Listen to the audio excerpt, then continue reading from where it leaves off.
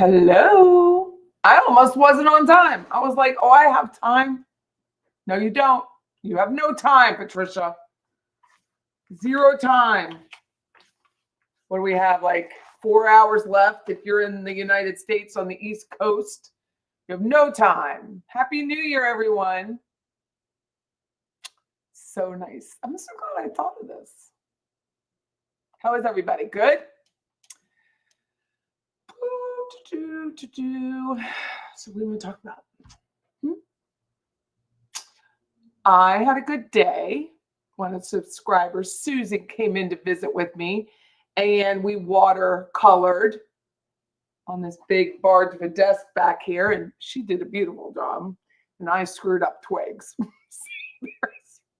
Sprigs of holly is not easy. I just want everyone to know. Brutal. It's very humbling when you think you're good at stuff, and then you try new things, and you're like, you're not. It's very humbling, which is why I like it. I like being challenged. I have a lot of mess of papers in front of me. I was going through, and I can't stand the mess in front of me, so I have to move it. Sorry. It's got to be moved out of the way. I don't like the distraction. I still have Christmas cards I'm doing. A mess. Got my new insurance cards. Gotta put those away so I actually know where they are. Pens. I should have a notepad.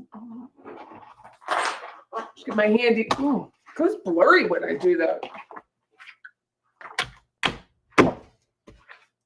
No, I was writing upside down.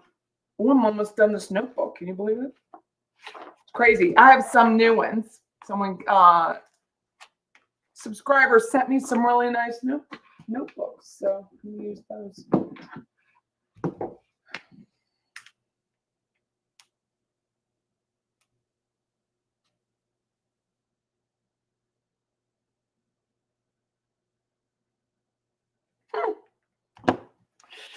Okay, I'm ready. I had to get all my shit together. What did everyone eat for dinner?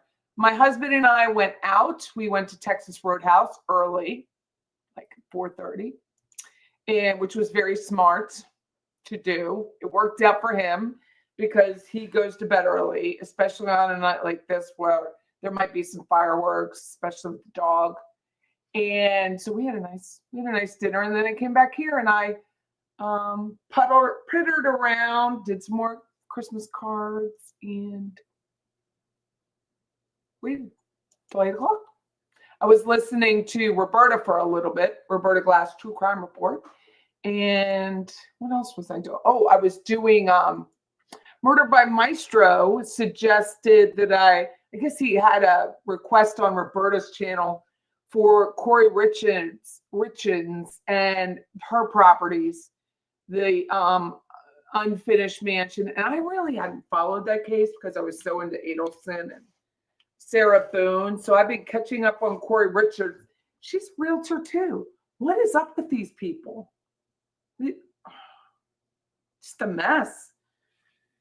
Just a mess. I don't see her license in Utah anymore, so she might have taken that down, but she had her own website.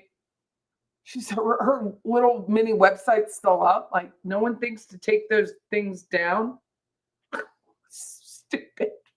Like, if I was that guy who was her broker, it shouldn't be gone. Like, her name would be nowhere on my site. Let's see. Oh, yeah, I was all into that real estate. It was a huge real estate little trail because I was telling Murder, I don't know Utah's public records. Like, I don't know. So I had to go in and find stuff. Oh, I found some stuff. All right. Let's see. Wybe, hello. How are you? Patty is just pouring her Diet. No, this isn't good, folks. I'm still drinking. How much is in here? Shatters right here. The same Diet Coke from 11 o'clock today. Yes, it's flat. Yes, it's gross, but I'm good with it. True Crime Channel, so I've learned a few things. Hey, Tater, how are you? Love to hear from subscribers, baby. All right. Here with all the party animals. May 2025 be the best year yet. Praise the Lord. I hope so. Praise the Lord. This year was hard in so many ways that I like odd years better, but I'll think about it till the end of the year. But I am hopeful. I'm hopeful. I have a new grandbaby coming. Real estate always changes. That doesn't really affect me anymore like it used to. I used to new president, new budgets, new all that. I don't even think about it. My husband retired. That's a growth experience. And my kids are all gone, basically. The one who's has a residence here in Florida, Tallahassee, is in Toledo for a year. So that's where the baby will be born. And then he'll come back here permanently, he says. Yeah, lots of growth, but every year is like that, right? I think every year is like that. So what did you all have for dinner? What y'all have? Hey, Eric. Who's your designated driver? I thought about that. I thought I have champagne in the refrigerator here. I don't even know how old it is. But I was like, no, I'm not going to do it online. Hey, Susan, it was good to see you today. Susan drew, she watercolored, that's the right term, of this beautiful cloud landscape and sunset. And I was like, whatever. I'm trying to paint in a circle. I'm trying to paint lines in a circle and struggling. And she's got these cloud things going on. It's hilarious. Patty's going to do a live where you can call in and talk to her. But if you do, you have to mute your volume on your TV because it can be heard. Yes. So once I throw the banner up, once I say hi to everyone, we talk, we decide, we're ready for call-ins, which I'm great with that. It is only my second time doing it. So you have to bear with me. And I have to bring up Google Voice, by the way. So I use Google Voice just because it was easy. I'm sure there's other ways to do it with what should I say? Like podcast equipment, which I have, but I haven't really done that. So I didn't really want to do it. I didn't want to have to learn new equipment at the same time I'm learning other stuff in my life. So we're just going to use Google Voice. When you do call in, I can only take obviously one call at a time. So what I'm going to figure out, hold on one second. Let me figure this out.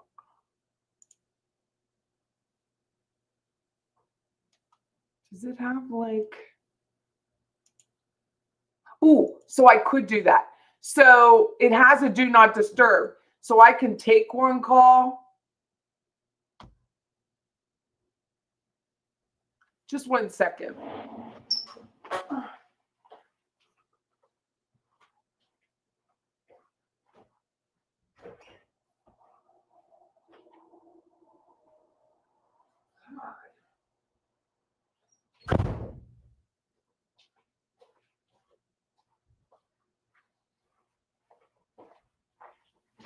Sounded like someone was in the parking lot, but it wasn't. It was out. They were just acting like children on the highway.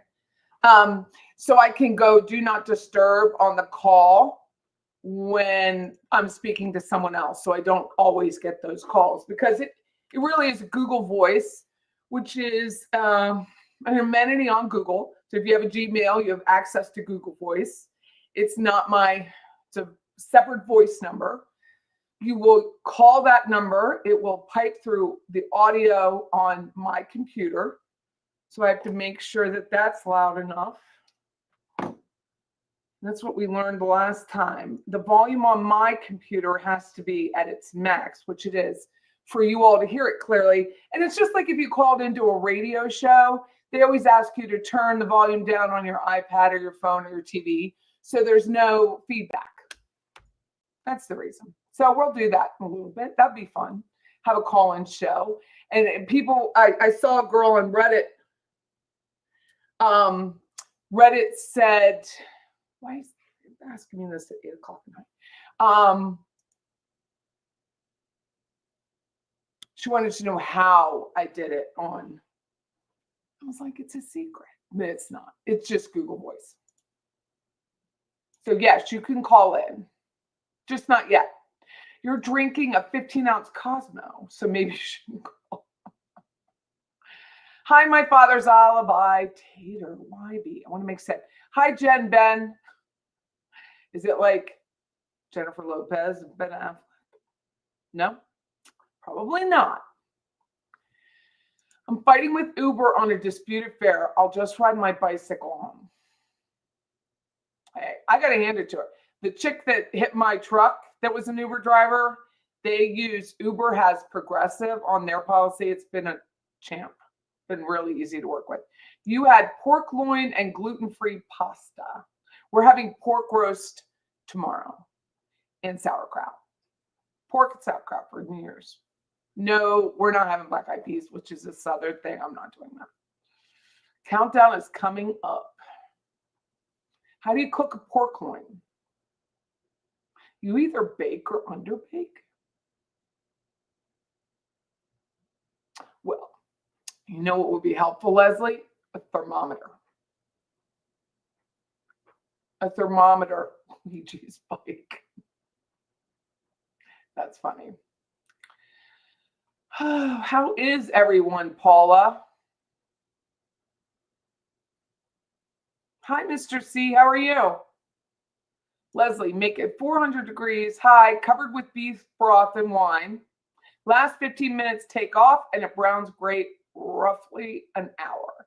So, not that you've asked, but I always sear my pork before I cook it, so it's brown on the outside. Nobody wants pale pork loin. I don't anyway. Paula, thank you so much. Happy New Year. That's really nice of you. Thank you so much. Hi, Kim. How are you? Thanks, Paula. You rock. She does. You have 2 daycare kids here. Good for you. Hopefully you all have a safe and fun New Year's. I hope everyone does. Really, really do. Happy New Year, Patty. Who are you going to call? Sade. Looking too good, Patty. You should be out of town. Clearly, you don't know me. I always think about it. I was like, well, that would be fun. So last year, what we do is I'm a member of the Elks Club here, but I only go like once a year. Don't ask. It's hard for me. And I went in to renew, and they were like, we're having a New Year's Eve party. I was like, okay. And the gentleman he was the new manager at the time. He was like, oh, it'll be so much fun, blah, blah, blah. I was like, okay. So then one of the guys that used to work for me as a realtor walked in. He's really big in the Elks here. And I was like, John. And so he's like, Patty, you have to come. You have to come. I was like, okay. So I bought 2 tickets. Then I really had to go because I didn't want to waste that. And we went, and it was really nice. It really was nice, but they're not doing it this year. So here I am. But it really was nice. Happy New Year, Joe. Donna, your hair looks great. Thank you. This is all day, too, except for that one lump I keep getting. All day hair, coiffed. Aussie freeze, by the way. Aussie freeze. It literally does nothing. Cole, Happy New Year. How are you? How are you doing? You still going to TSC? Do you still have classes, or are you done? To visit in watercolor, that's what she did. She didn't let me take a picture of it. Hey, Pepper, how are you? Doris, Happy New Year. Donna's banana bread. You're cleaning out your master closet. Nice. So I got some of those little cubes, that people put in their little shelving or whatever. Dollar Tree had them. So I got like 20 gray ones. And I've been putting them all over my house. I shoved all my ponchos in one, scarves in another. It's so nice and tidy now. I won't know where anything is because it's all gray, but it looks tidy. Susan, Creative Minds, Happy New Year. Kimber, Happy New Year. Happy New Year. Miss Puffles, Happy New Year. Hey, Rosemary, how are you? Tracy. Barbara, retired from Toronto. Patty, where's my hubby tonight? It is 8:16. You know what he's probably doing? What is it? I got to look at a score. Hold on. I'm with you. And oh, it's a good day. It's only just started, though. He's watching Penn State for me. Yep, he is. Penn State is 14-0. So that's what he said to me. He's like, Patty, you're not going to watch Penn State tonight? I'm like, I can't. I made a commitment. And I'm happy with it because James Franklin is the coach for the Penn State Nittany Lions. We are, by the way. We are. And he will lose if he can. If he can find a way to lose, he will lose. Drives me crazy. So I can't really watch him. Towards the end of the game, they'll have a lead and then they'll lose it and I'll be pissed. So it's just easier. I can smell crazy. Happy New Year from Vermont. I bet that is a beautiful state right now. Gorgeous. I think I told you, but my first ex-husband's aunt, Molly, who is my offspring's name, but we call her Ollie Mae here because she doesn't want her name mentioned very much, but I didn't mention her. I mentioned my first ex-husband's aunt, and she lived in Stowe. It was beautiful. We went up. He made me, I was pregnant too. He made me walk the, whatever, from the Hills Are Alive people. I forget what it's called. But yeah, I had to walk. It wasn't so bad. You know, you take the little gondola up, right? And then he's like, let's walk down. Sure. I had Keds on, okay? I was pregnant. He paid for it, I'm sure. You made crab legs. Nice for you. Great year to throw Wendy's button. Yeah, I believe it's coming, Patty. How you been, Patty? I really believe it's as long as what's her face lives and is convicted. It has to be in that order, right?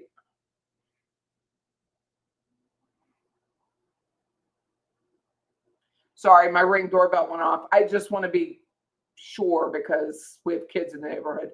Yeah, I think she'll be tried. Leftover Chinese food. Nice. Good choice. You're making salmon stir fry. Nice. You just got invited over to your ex-girlfriend's house. Nice, Joe. Sweet potatoes and green beans. That's good too. Glad I already ate. I would be so hungry. Hey, B Rabbit, how are you? Joe sounds spicy, right? Joe, tell us about it. You at McDonald's. Now I'm jealous, dude. I miss McDonald's. I bet my McDonald's misses me. Truly do. I'm not there as much. They always look forward to Roscoe coming through the drive-thru. Hi, Debbie. How are you? I bet they miss me. Hey, Beth. No, I didn't. Did you hear the latest news? The district assistant, Morris Maya, called Allison and are going to have a meeting on her mother's case, January 22nd. Very, very, very cool. Justice for Nancy. That is huge. Happy birthday, Becki. I'd sing for you, but I'm on YouTube. And people make clips and they make shorts. And so I'm not going to sing to you. But if you call me, I'll sing to you privately. You think she's more of a house flipper? No, she had listings. She did have listings. You just got back from Austin. I used to love going to Austin when I was with the other brokerage. Did you make the chili, Michelle? If you made the chili, you're not slacking. We had chili and Fritos. She says I was slack tonight. Hope you all have a happy new year. Please be safe. Hugs to my fellow subs. Be sure to like. Thank you. You had Pizza Depot in Marion, Arkansas. I'm going to have to look it up. Hold on. Because I have, let me see what it looks like. The Depot Pizzeria.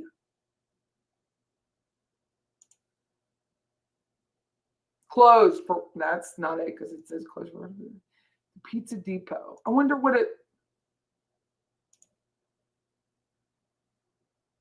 I was looking for pictures. That's fair. I'm like a thin crust. Like, do you ever watch Portnoy from Barstool Sports? He goes around, Dave Portnoy. He's a millionaire. A lot of it's on gambling. A lot of it was because of Barstool. He is actually one of the owners from the old, I'm not going to be able to remember what it is, but horse track and casino. It's now Hollywood something. It's not the same. It was Penn National in Harrisburg, Pennsylvania. So he is part owner there. And he goes around and has one slice at all of any town he's in for pizza. And he's like on a scale of 0 to 10, really. And people are happy with a 7. But Dave Portnoy's pizza is what I like. Thin, crispy crust, fold it in half, has good structure. Boil your tongue. Love it. Did you buy a gum? Did you buy a gum? A gum. Hey, April loves golf. How are you? Happy New Year's, Thumper. How are you? I know it's a big congrats to her. It's a big deal. Hi, Jay. Happy New Year. Hey, Jay, did you do the prompts on ChatGPT to help you with your logo? Did it help you? Hey, Cindy Church. How are you? Yep, she's at the Sarah Boone is, Mr. C says, is finally in the custody of Florida Department of Corrections. She left yesterday. She left Orange County, which was very difficult to deal with, by the way, if you're submitting a FOIA request. And now she's at the reception center in Ocala, which is really close to Lowell. But that doesn't mean she'll be in Lowell. We don't know where she'll be. Hi, Jill. How are you? But you know she's got to be pissed. You're going to fix Manhattan. Good for you. Dude, good for you. Hi, Madeline. Happy New Year, Patty and chat. Hi, Caroline A. Happy New Year, Patty. Happy New Year, chatters. All the best and health, happiness in 2025. We do need big justice this year. Happy New Year from England. Well, you already celebrated your New Year's. So congratulations on that. I heard in London they were having a massive firework. Abu Dhabi had 52 minutes straight of fireworks. 52 minutes. Criminals always think they're smarter than everyone else, so they won't get caught. She's a moron. Corey Richards is an absolute moron.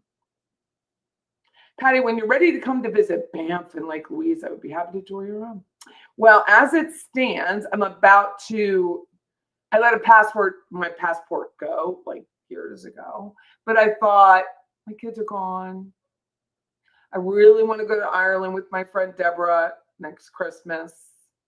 So I'm going to get a new passport and then I can go to Canada. But I would like to go to Banff. I agree, Patty. 2024 has been a terrible year for you. Bring 2025. Well, it's such a dichotomy. You know, I have this fabulous Scott. I have my dutiful, loving husband, kids that are healthy, just not here, which is like, it's a growth thing for sure. I have so many good things. It's just, I don't know what brings me down. I guess being an orphan. It's funny, right? I'm an orphan. You know, not having the parents is really an adjustment that I did not expect. I knew I would miss them terribly, but I thought I would just miss them. I didn't think there would be other adjustments that go along with that, if that makes sense. I may not be able to have the Sunday chat this Sunday. If I do, it'll be on my phone or my laptop because I'm going to drive to Nashville. My aunt, my mother's younger sister, her baby sister, is the last remaining sister. Peggy is her name. and she is in hospice care. She got like, she's 88. She could just, I talked to her a couple times around her birthday. Just got confused and then kind of went downhill. So there's really no rhyme or reason about it. It's not like an illness, it's just age. And she was on an NG tube for a quick minute, like just a couple days. And I think they decided that they weren't going to make that permanent. And it's, at 88, she was uncomfortable and she was still confused. So her only child, it appears, I have not spoken to him directly, but he said she's no longer on a feeding tube. So I'm going to drive up there Friday afternoon, I think, to Brentwood and see that sweet, sweet, sweet woman. She's just so sweet. She's like, even when she was younger, she was 4'11". So she's really short and just absolutely, she is my godmother and just absolutely adorable. Like the sweetest laugh you could ever imagine that she had. And she's the total opposite of my mother. She was overweight, lived on a farm, had horses, had cows, short, and my mother was like suburban housewife, tall, very long and lean, didn't want horses, one dog, no cats, just polar opposite, but they get along the best. Of the sisters, there were 6 of them, and those 2 got along the best. So for my mom and for my own like health, I'm going to go up and see her, and it's just like, damn, it's a lot. But that's what happens when you age. It's always a lot when you age. Let's hope 2025 brings justice for the Markells. Donna convicted and Wendy arrested. I have 3 grapes, 2 that arrived December 12th, 1, grants, a boy and another dude, 1 March, a boy. I don't think I understand. You'll have to maybe explain. Having your husband retire is traumatic. It really is. I mean, I love him to death. And he's always worked from home, really. He not since we first married did he have an office, like a rented office. But still, what are you doing today? Do something. Do something. Holy Toledo, I know. He's got a big job, though. You're having Publix popcorn chicken. Good for you, Cole. You haven't eaten. You got to eat, dude. It's like 2 o'clock in the morning there. Look at Debbie. Sauteed scallops over linguine. Nice. You're a pessimist? Fortunately, all your friends are optimists. Scott's a pessimist for the most part. He's a realist. He wouldn't say he's a pessimist, but he's definitely he's like a fatalist. If it's going to happen, it's going to happen, Patty. Don't worry about it. But my husband's definitely an optimist. You had homemade spaghetti lush. I made that this week. Italian sausage and cheese on Italian garlic bread. Nice. Celebrating with coffee ice cream. You had crab, roasted carrots, beets, and parsnips. Well, I'd stop at the carrots and thank you very much for dinner. Drink some champagne. I would never, as much as I mock that woman for being a total drunk online, I would never drink on camera, ever. You haven't eaten yet? Gonna pick up Chinese. Chips and salsa. I like chips and salsa. Hey, Lauren, I'm ready for this chat. I have a crazy neighbor that looks like Shrek, and he never got past age 14 in his head and terrorizes me with explosives. My husband went around to the neighbors and asked if they were going to put out fireworks. I know neighbors down the street will, because they do it on the regular. I mean, it has nothing to do with January 1. They do it a lot. But he's not. Cooking right now, roast chicken, roasted red bell pepper pasta, and a blackberry Gillette. Making me look up these words.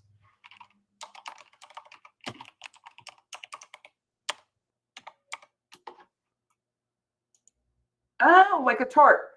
Fair play. Like a tart. Hi, me entrance. Debbie Gibby, how you doing? We had couscous with Konica sausage and peas. It was easy to make. You're crashing. Good for you. Everyone has a talent, just not the same as the next person. But it's finding it. Like, you got to find it. And it's not always easy. That's the benefit of having a little girl at the age of 16. You get to see your grandkids grow up and have kids of their own. I was 21 when I had Molly, which is close to 16. It feels it. You're going to use a fake British accent. Fair. Good for you. Oh, did you? Me entrance. She finally went to check out the detention center on Reddit. It's quite humorous. I think it's funny. I think it's very funny. Hey, Bling is the new black. How are you? Have Roberta Glass call in. That would be fun. I've spoken to her on the phone before, and her voice on YouTube is exactly the same as it is on the phone. You always think Italian when someone says pasta or broccoli. I guess that's it.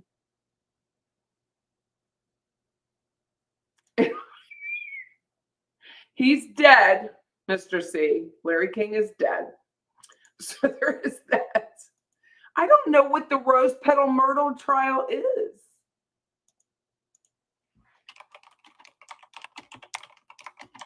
Is it a husband and wife thing? Chances are. Oh, there's a gag order in place. Well, it makes life very difficult.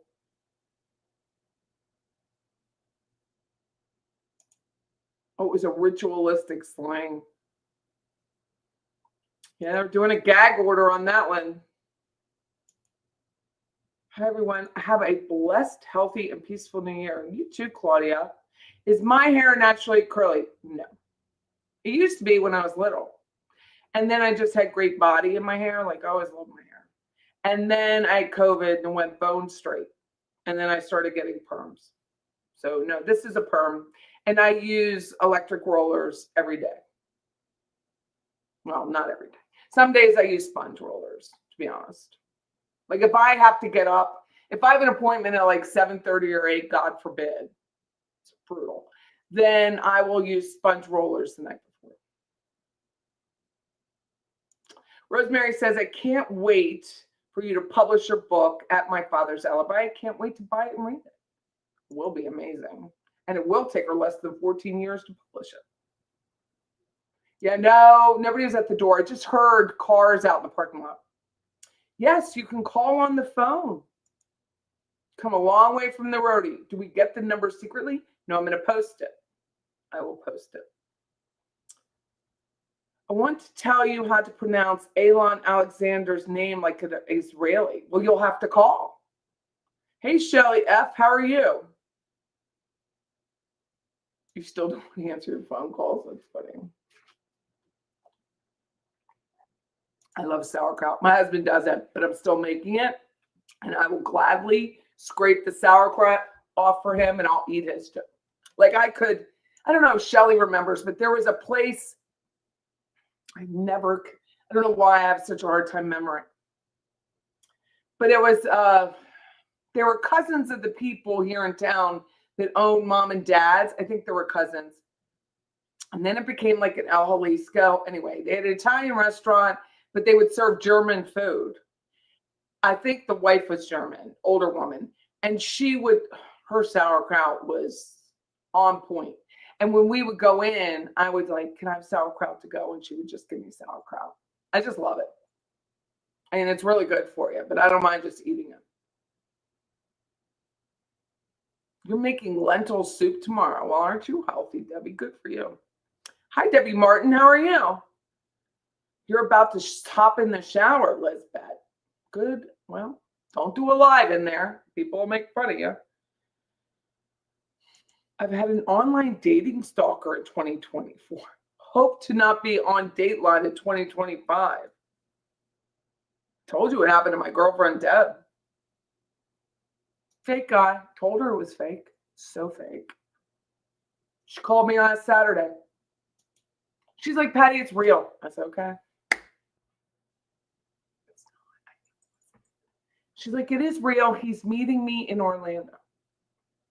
Benito was his name. Benito then had to go to Jamaica for some reason. I said, Deborah is not real. She's like, I really think he is. I'm like, okay. A few hours later, he was somewhere, like, people forget their lives. I said, it's probably a chick you're talking to. I bet it's not even a guy named Benito.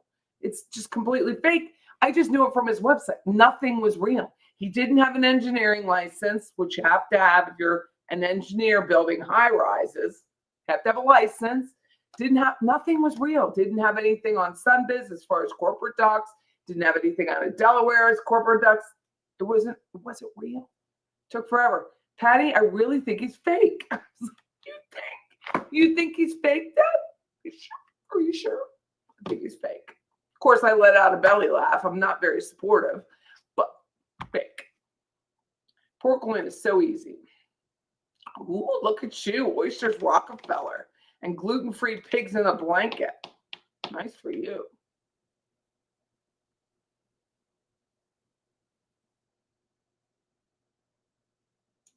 Leslie says, thermometer, you sound like Mom. She always tells me that. I sear it too, but haven't perfected the oven time temp.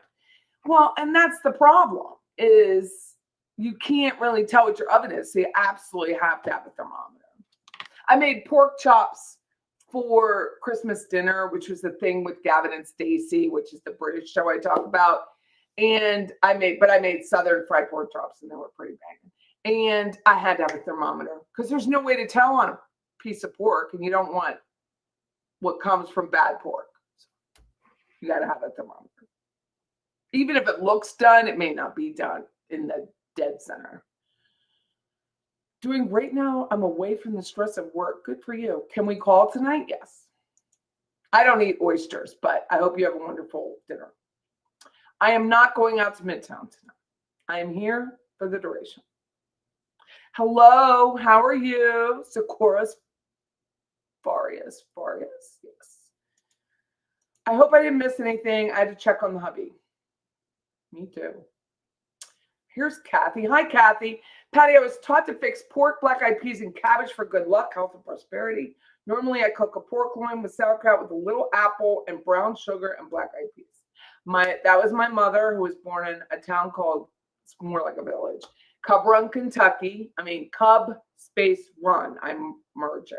Cub Run, Kentucky. And that is what that woman would give us for dinner with greens, which I do like the greens, but I've never made my own greens. I usually get them out, but we will have a pork roast. So I have leftovers and mashed potatoes, gravy, corn, and salad. Like so starchy, so beige, so pale. And I love every bit of it. Yeah, no Elks party, Susan. My husband probably wouldn't want to go because, could I tell you? Oh, see what I'm saying? Boise came back 14-7. I shouldn't even look. I shouldn't even look at that game. Pork roast sounds nice. And I got it at, we'll see if it's okay, Aldi. We'll see. Hey, Murder, how are you? I was researching that Chicky Poo, Corey Richens, like for the last 2 hours. There is so much, like property, lawsuits between the sister-in-law, when her dad died. Like there are so many little rivets in that crime that I had no idea. Jill Jane, how are you? Just in, my cousin is sick, so sitting next to my tuxedo cat, who has not ever been in detention since rescue. Happy New Year's, everyone. You too. Paula says, my younger brother and I went to Penn State. Good for you. Do you follow football?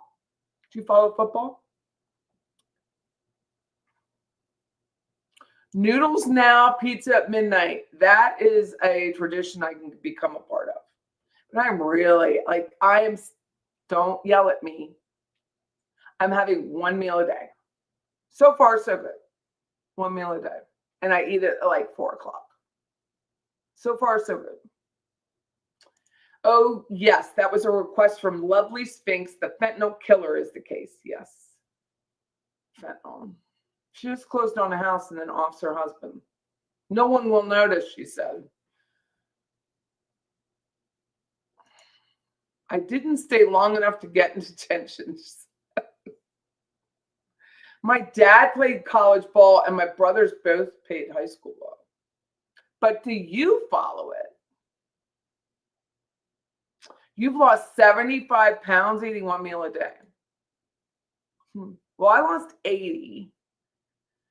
But I have another 30 I'd really like to kick without having to learn how to do like exercise.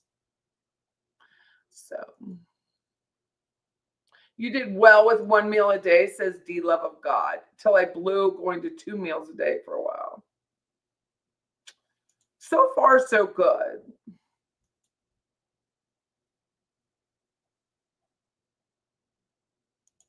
I love me some breakfast, Yala.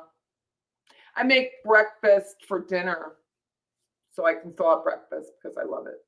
I grew up in college football. My dad went to Wisconsin, and so did my older brother. Good for you. My dad didn't get the opportunity to go to college to play football. He was recruited by Bear Bryant for Kentucky. So this is a long time ago, in the mid-50s.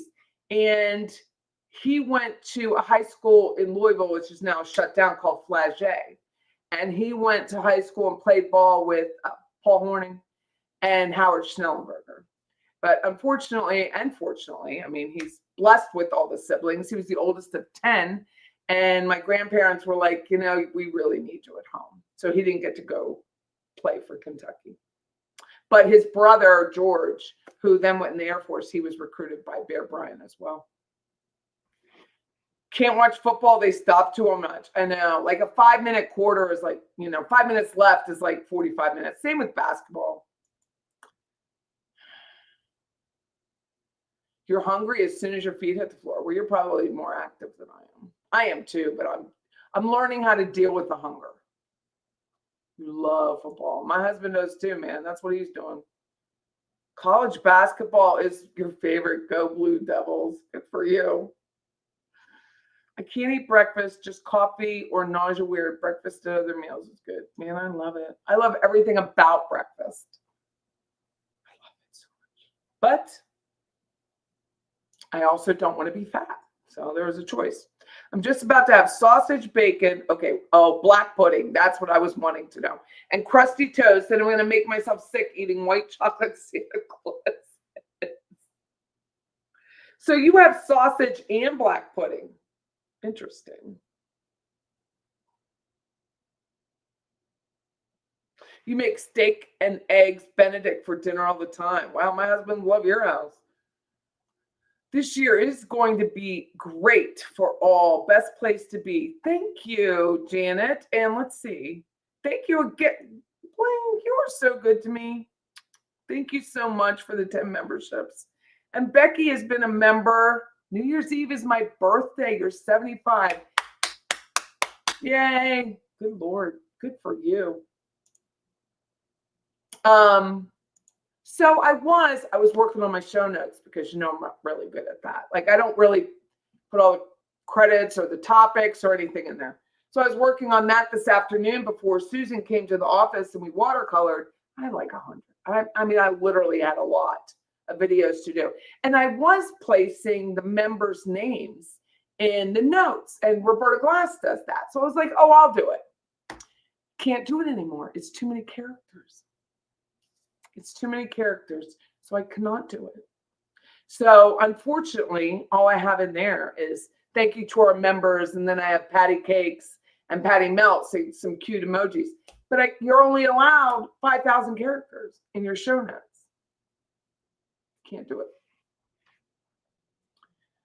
So I wanted to let you all know that if you're looking for your name, I can't put it on there. So I may have to do some sort of like, I don't even know how long it would be, but like some sort of outro where it has the members' names and I can run that post. No, black pudding is not like Scrapple.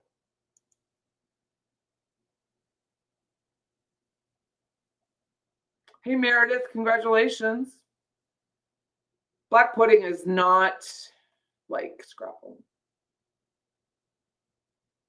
You'll pass on the black pudding. The fact that they call it black pudding is enough. Shelly says, what is black pudding? Let me show you.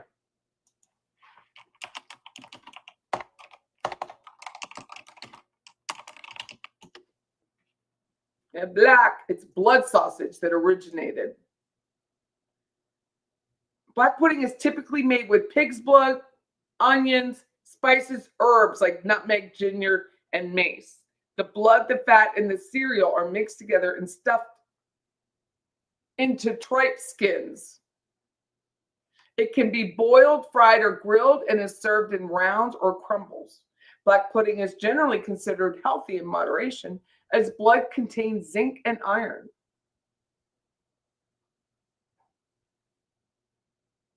They have vegan options where they're made with lots of oats or barley.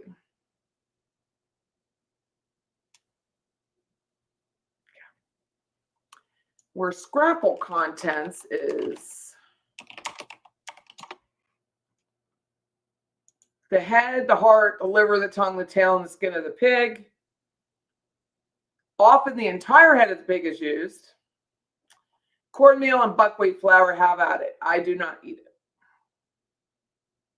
It is similar to blood pudding, but without the cornmeal and buckwheat. Scrapple's grainier, if that makes sense. Like it's got a grainy composition. I don't like scrapple. Yeah, I have to say no to it too. Yeah, it's blood. Blood, like really blood. Black pudding and blood sausage, the first time I had it was in Ireland, didn't care for it. It's a full English. It's a full English. Don't the eggs run when you cut into the yolks? I love that. What's the two saying? There's a right way and a wrong way. I too have an issue swallowing. What?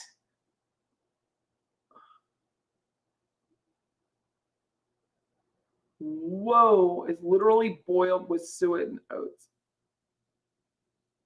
I can't do runny eggs, has to be scrambled. I make scrambled eggs. But my eggs are called, I'm Pennsylvania, so they're called dippy eggs.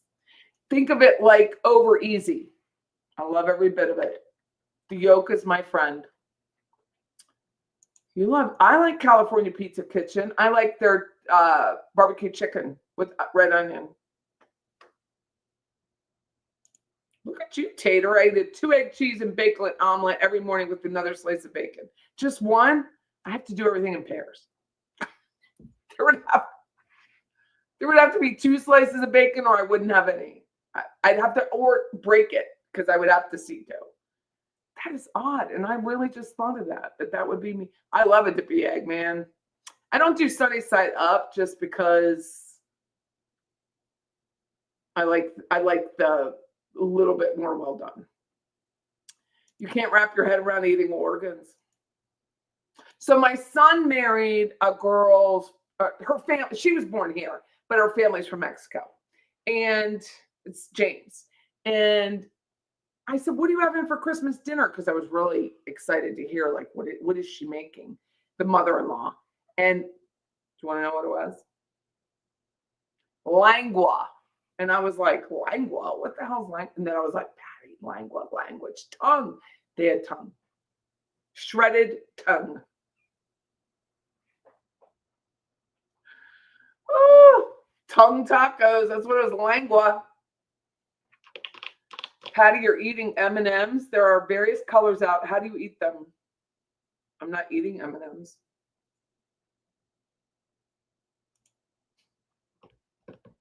That would be funny. You like turkey bacon? I have turkey bacon for my dog, but that's about it. My stuff is pork. Fireworks already started, and I thought I was going to fall asleep. Oh, my God. Dippy eggs is just over easy. That's what a dippy egg is. But we cut, it's a thing. So you cut the top, and you stick the toast in, and you dip it into the yolk, and you eat it. I love everything about breakfast. I really do. You like over easy? I do. My dad was the best freaking breakfast maker. And I try to do that. Tater likes character that always makes the omelets. Yep. Gwen, she always makes omelets. Toast is a food group in this house. You're already hungry for breakfast. I love a bagel, man. That's what we have. We don't have toast often. If I'm eating M&Ms, there are various colors out. How do you eat them? Oh, you're wondering if I pick out a color of M&Ms. I do not. I just eat them. I get it now. No, I just eat the M&Ms. Not like that. And I don't mind if my food touches.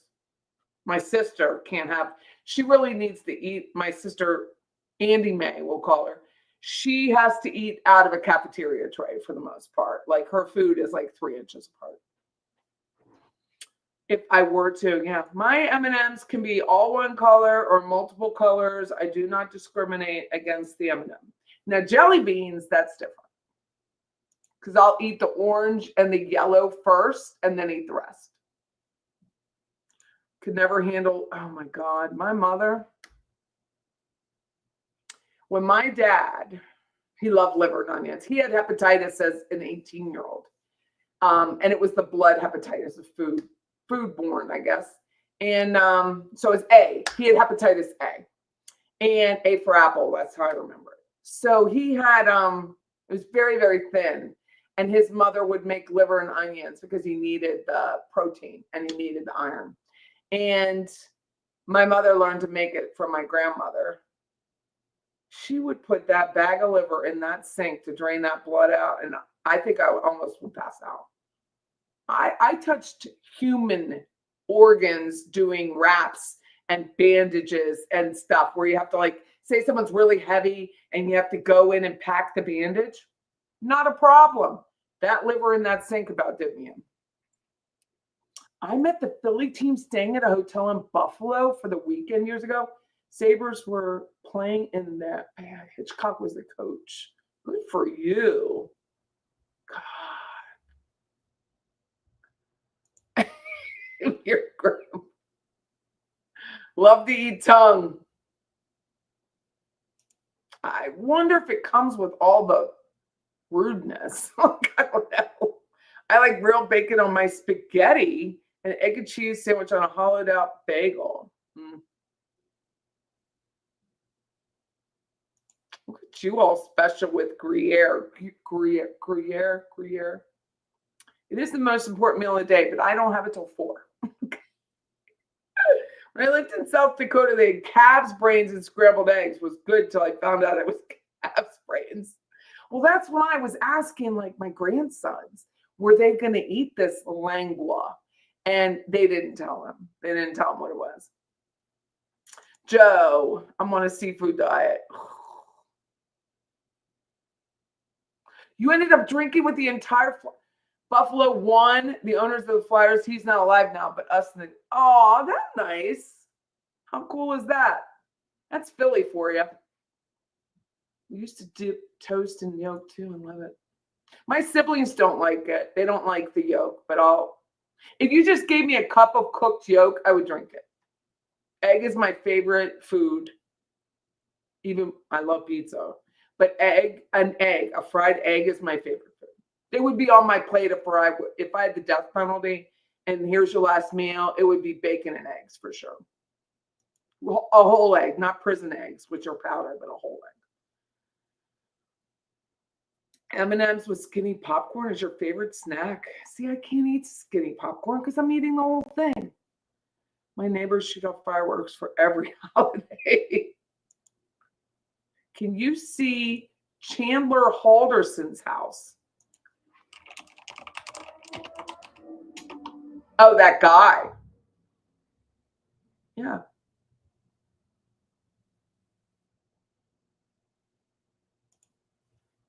I think I killed his parents. Bart and Krista Halderson. Yeah, let me look it up.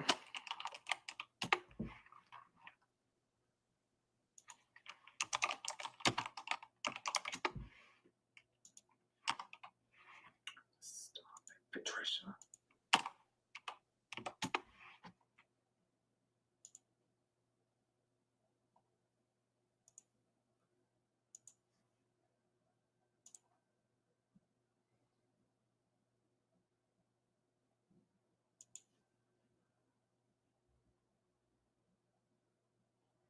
Let me make sure it's the right house. Windsor, Wisconsin.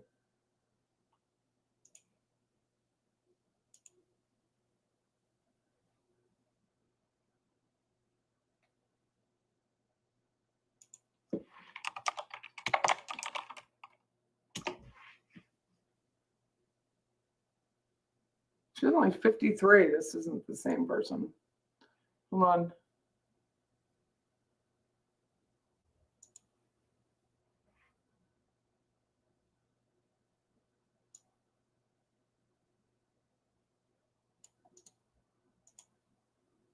Here I am pining for my parents, and this guy killed them.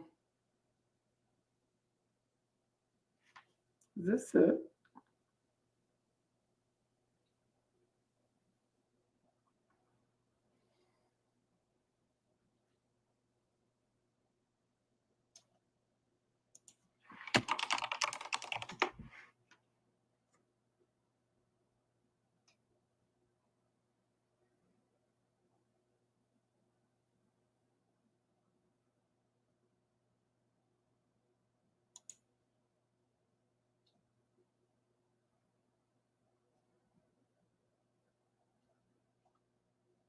I'm looking it up. Hold on.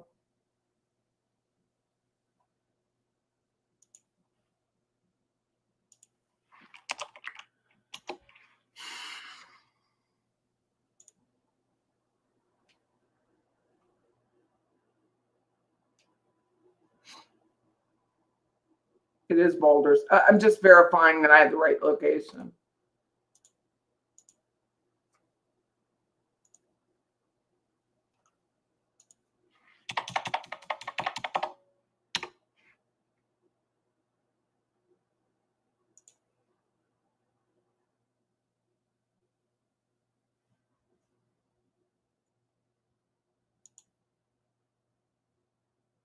$20 acres.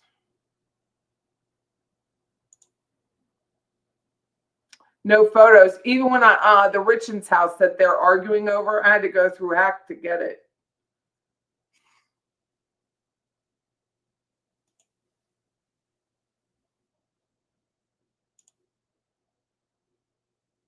Is that it? No. I'll have to look for it. I'll have to look. It's only showing vacant land, and that's not the case.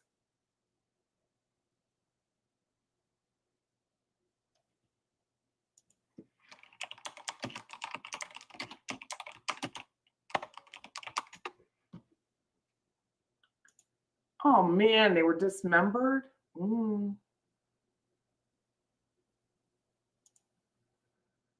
Jesus, Mary and Joseph, people.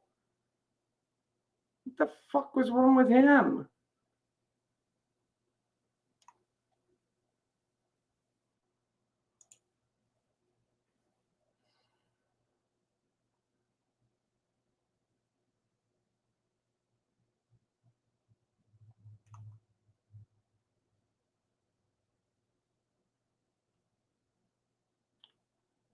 What the fuck?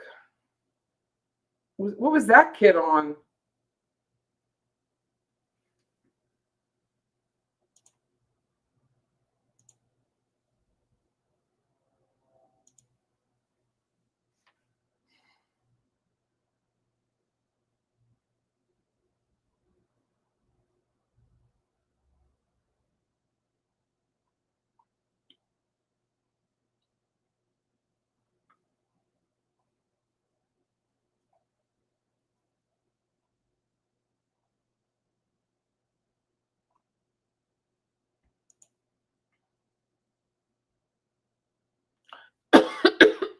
Village of Windsor.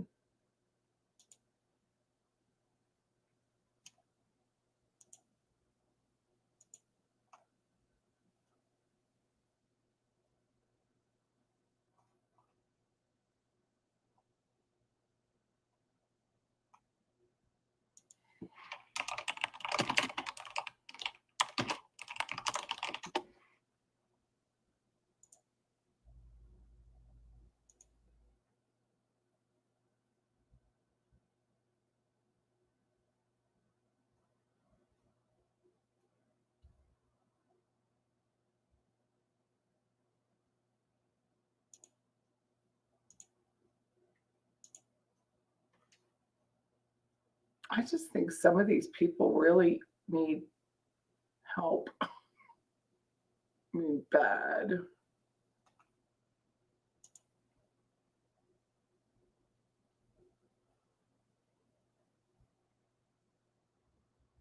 I'm trying to find the full address because I want to make sure the right one. So he's going to stand and say, unless you guys have the address, it's the Cottage Grove, a town 10 miles north of Windsor. Okay, no, does it have a location though? Hold on, they have a family cabin on White Lake.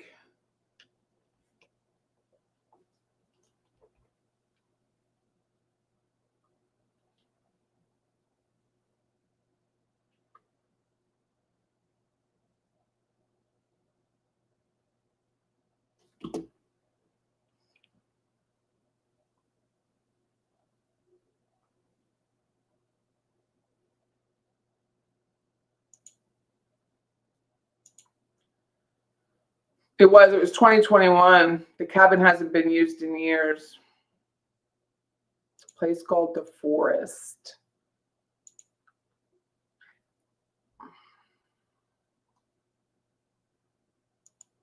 The cabin must have been what was on Karstens Lake Road. And it just shows vacant land.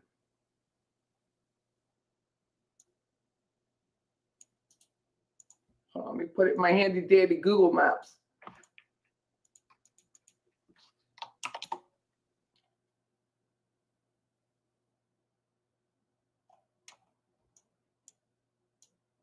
Nice.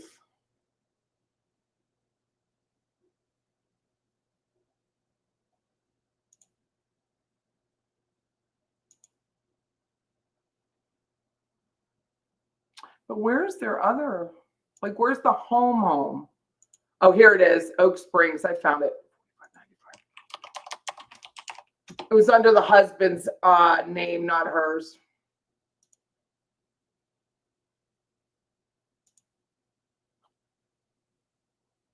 I love the stacked stone. I'm very sorry for the family, but I do love the stacked stone. Here we go.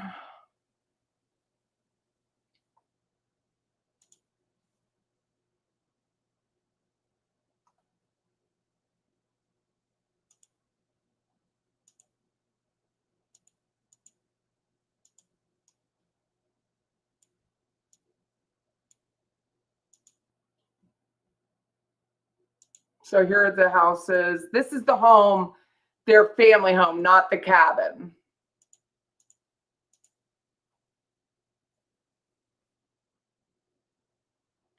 I love this stacked stone. Very mid-century. Love the roof. Love all about it.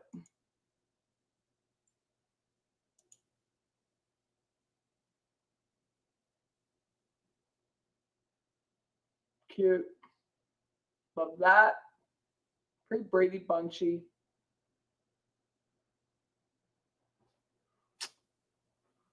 This is smart to put that floating thing above the TV. Love the barrel chairs. See, they're smart. They lifted up the blinds. Top notch. Nice grass. We don't have nice grass here. Nice grass. I love that fireplace.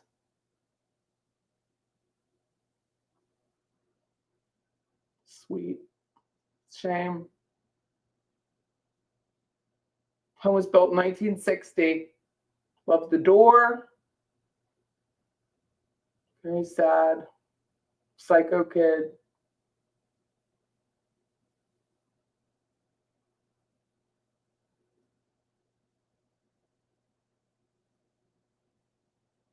It's a nicely designed kitchen.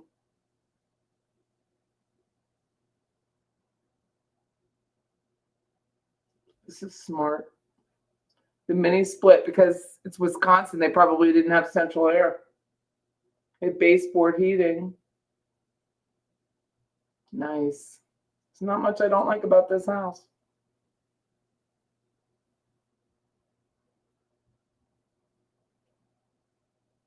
This is nicer than that Karen Reed's house, for sure. It's nice. They have a floating bath. Those are hard to install, those floating vanities. Especially in a home that age, you have to completely redo the pipes and break them out. It's pretty. Nicely done. Get some money somewhere.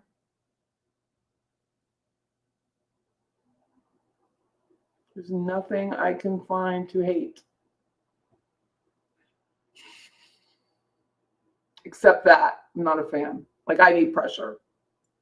It's really cute. What a shame. They're my age, too. Very sad. I've not watched the video yet. Just getting online in the last hour. But she shared the great news with me. Aw. He burned them in that fireplace? The one I love?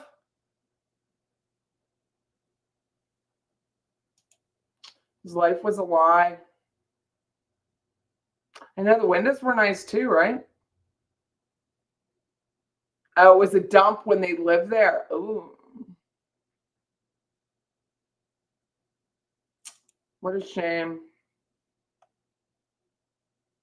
You went to the Texas Roadhouse. That's where we went, Jeanette. Oh my God. What'd they sell it for? Hold on.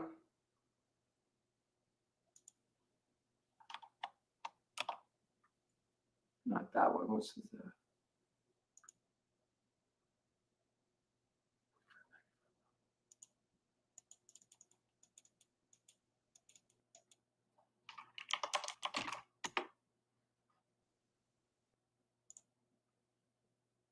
Sold for $450 in 2022. Well, someone put some money into it. I couldn't live there.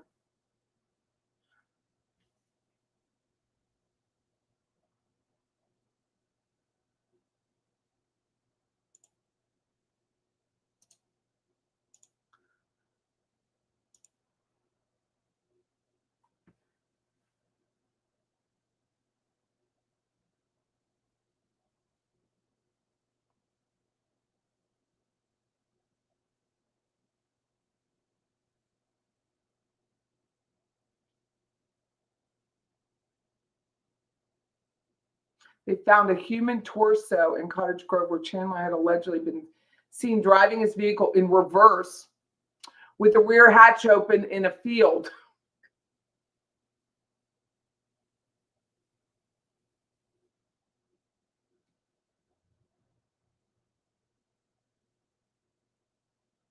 He was only detained on a $10,000 bond.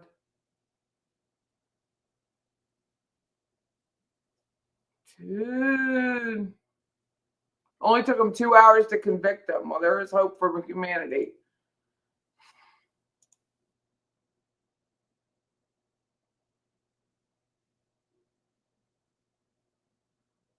Yeah, most dogs aren't going to like this tonight. My ex-wife's grandma would make barbecue in our living room fireplace. She was crazy, but not enough to be committed. Oh, you hear coyotes. We have coyotes here. He got COVID during the trial and it had to be delayed. The brother Mitch may have used it. Maybe. I mean, that's what I would have done. I would have fixed it up, but.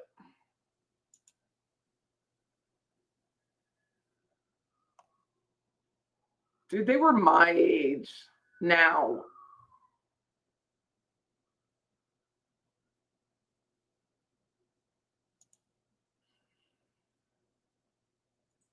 It's a lot to think about. It's a lot to ponder. Enough people, I mean, you don't have to kill your parents just because you didn't go to school. Hey, Harley. Fireworks are starting here. I don't hear it. Not here. It's 9 o'clock. Happy New Year's to you too, Harley. Hey, Donna. Oh, that's right, because you're in Wisconsin. Wait, My grandson said today we can go back and see the house. Cottage Grove was where his girlfriend's mother's girlfriend lived.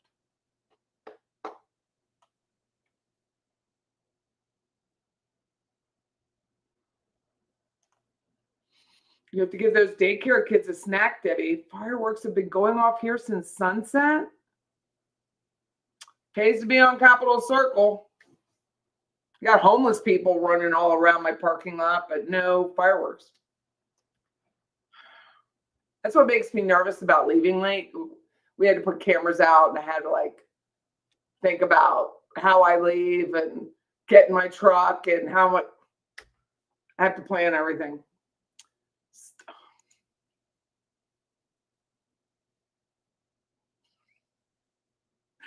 He's like, I had an aunt who threw a mannequin. Nowadays, that would be applauded and nobody would be committed. He had an aunt who had to throw a mannequin through a store window because the cashier was mean to her. Nobody's getting committed for that.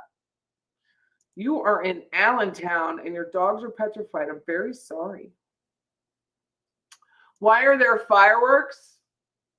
Because it's allowed here. I don't know why. Because they made it through a year. I don't have a clue. It's 14-7 still. All right.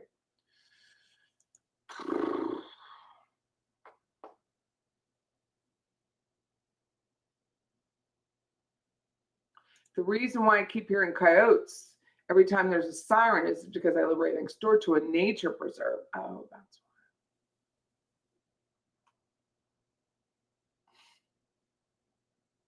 Hi, Lulu. How are you?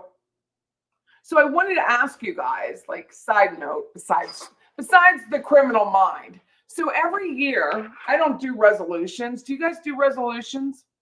Do you guys do resolutions? Because Americans are awesome. I do like Barney Miller. Mm-hmm.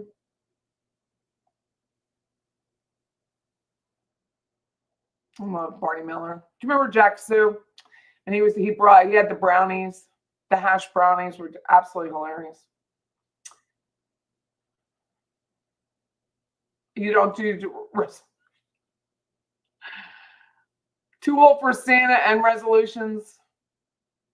Too much pressure. You never kept a resolution. Nope. So I do this thing. I don't know where I heard it, but there's a book about it, but I haven't read the book, but I have the book. I have it online. I basically got it out of the archive. But instead of having, is this plan? Hold on one second. Instead of having a resolution, I do this whole thing where I'm going to find a word and a word I'm going to focus on. And I failed completely at it, but I had the word and I still remember the word and I wrote the word everywhere and I have none. To this day, I still have none. It was compassion. I can't even say it. I have so little in my life. Compassion. It was my word. What was I thinking? It would be like, I'm going to be a vegan. It's the same idea. Like, no, you're never going to make it. So but it really was. I was sincere. And I thought, well, if I focus on compassion, I will see compassion and maybe I'll feel compassion. I still have very little compassion. Very little. It's so funny. You want everyone to ring in the ears together. Oh, you resolute to be more tolerant. I know, right? Compassion. I still giggle about it. Like, I was so sincere. I talked about it on the radio. I said it out loud. I shared it with people. Do I look compassionate? Not a clue. Not an ounce of it. It didn't. I don't have lip liner to put on, but I am going to put my lip gloss on. You resolve to get your 2 feet on the ground in the morning. Figure that has me in the game.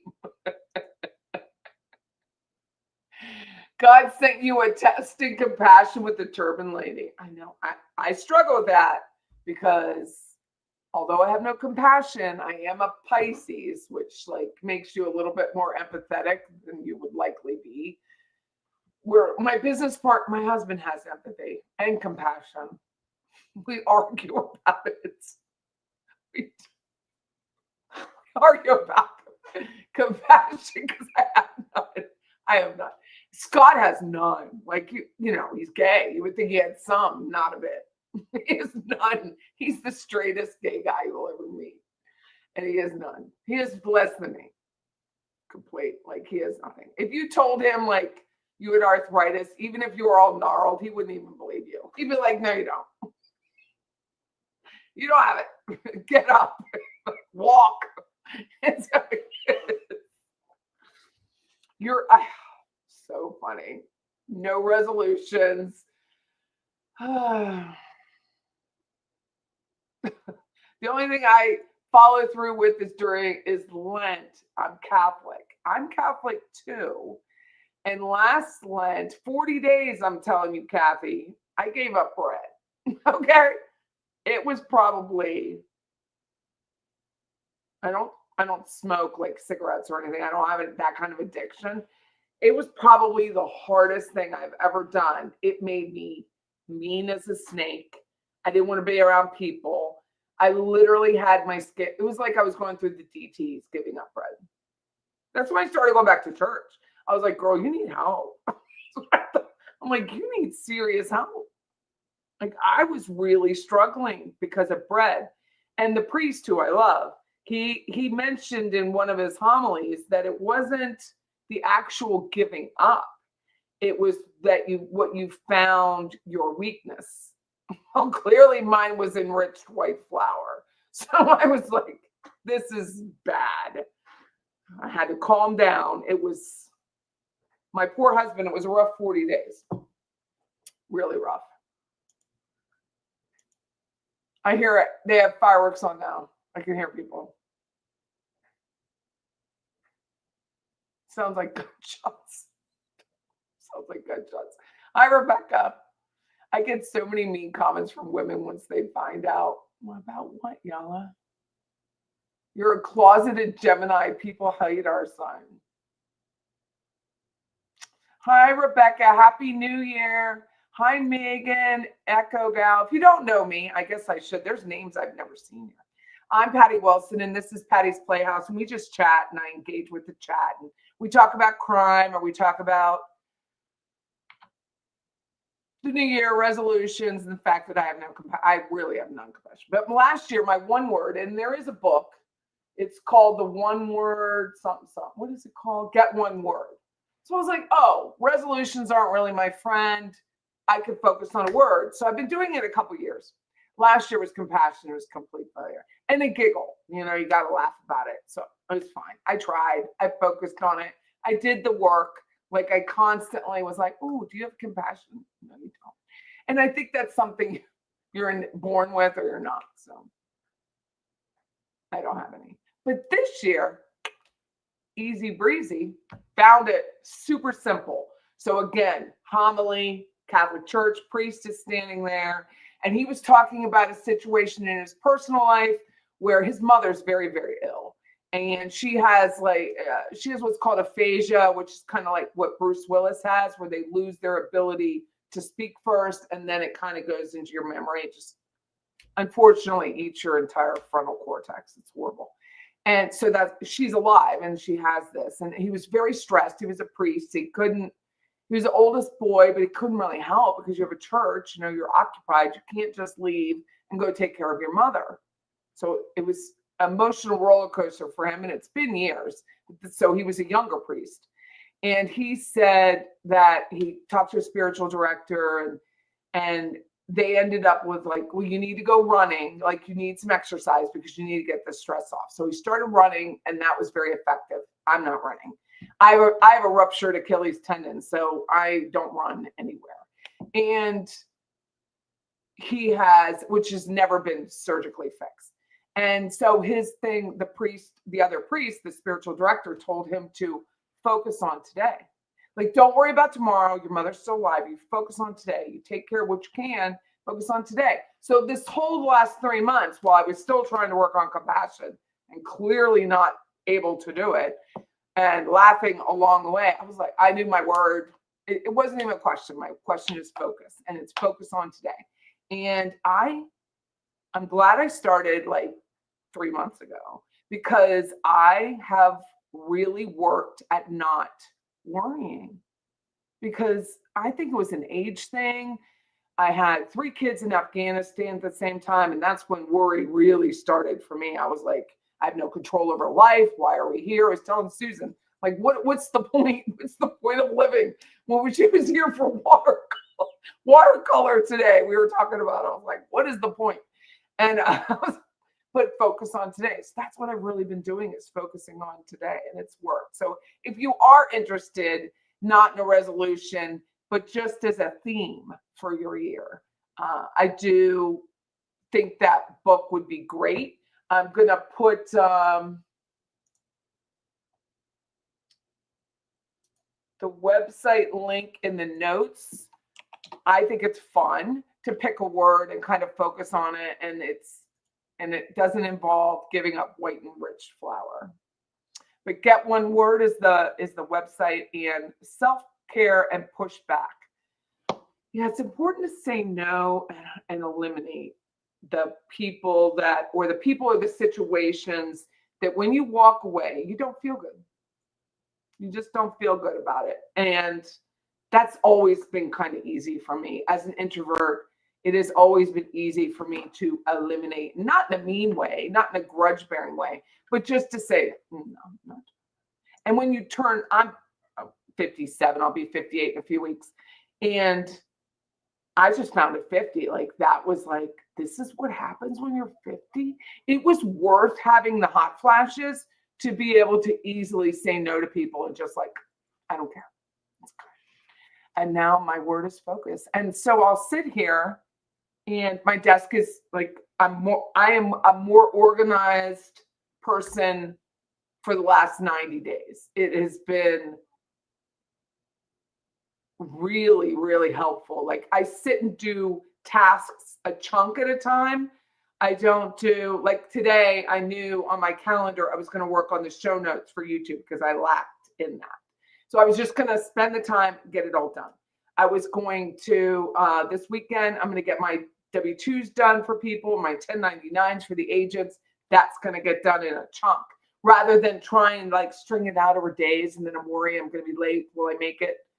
I just chunk it out and I'm doing it. It's kind of like if you've ever swallowed the frog, you just do the worst part first and you get it done and you feel better. And I've been doing that. I used to, well, for the past 21 years, check my email as it came in.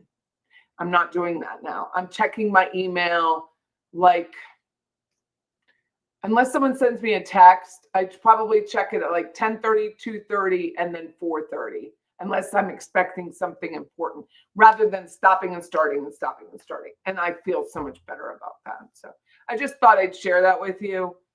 Most people don't want resolutions. It's just kind of a humor thing anymore. The gyms will be packed, the diet centers will be packed, and it'll kind of fade off in about 6 weeks. But I don't think I'll be giving up bread cold turkey ever again, because that was brutal. You are the same, Harley. After my career, I isolated myself. You live in the woods and love my solitude with my dog. When I need to socialize, I go downtown and visit some of my friends. Good for you. Am I still taking classes? Yes. I am finished with the cybersecurity. So I have that little degree. It's not a little degree. It's a big deal. I don't mean to minimize it.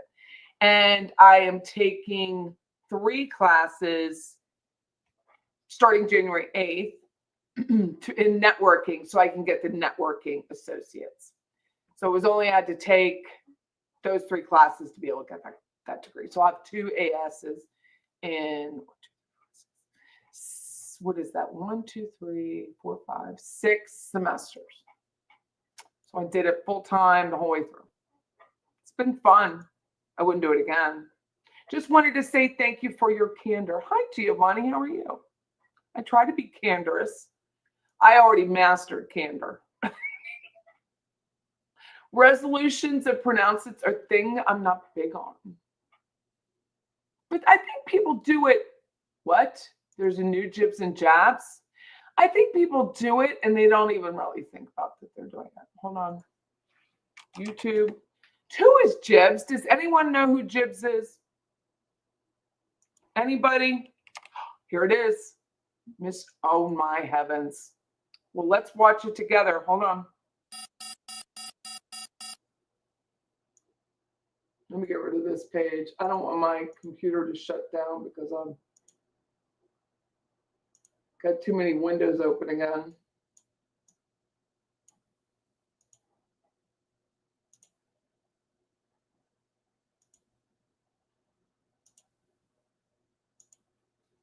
And I do. I have Photoshop. I have so much open.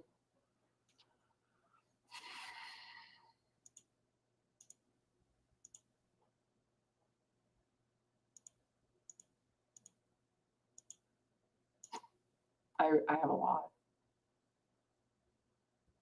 Let me get to it.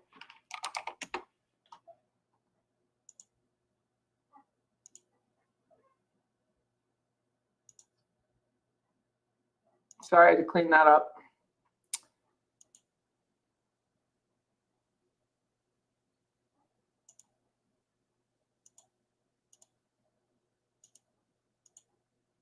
I've not seen this. See what I'm saying? I got locked out.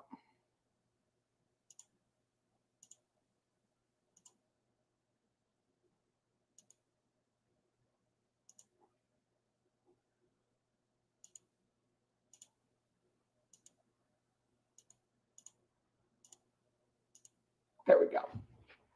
In January.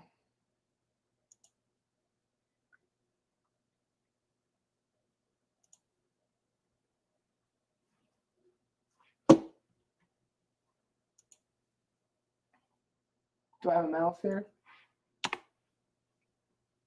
I'm frozen.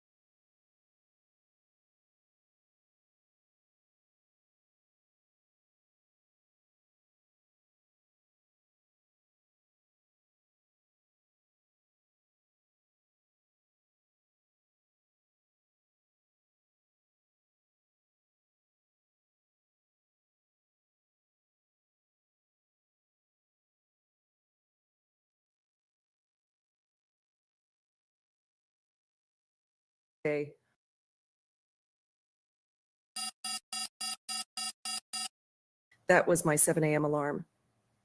You won't believe this.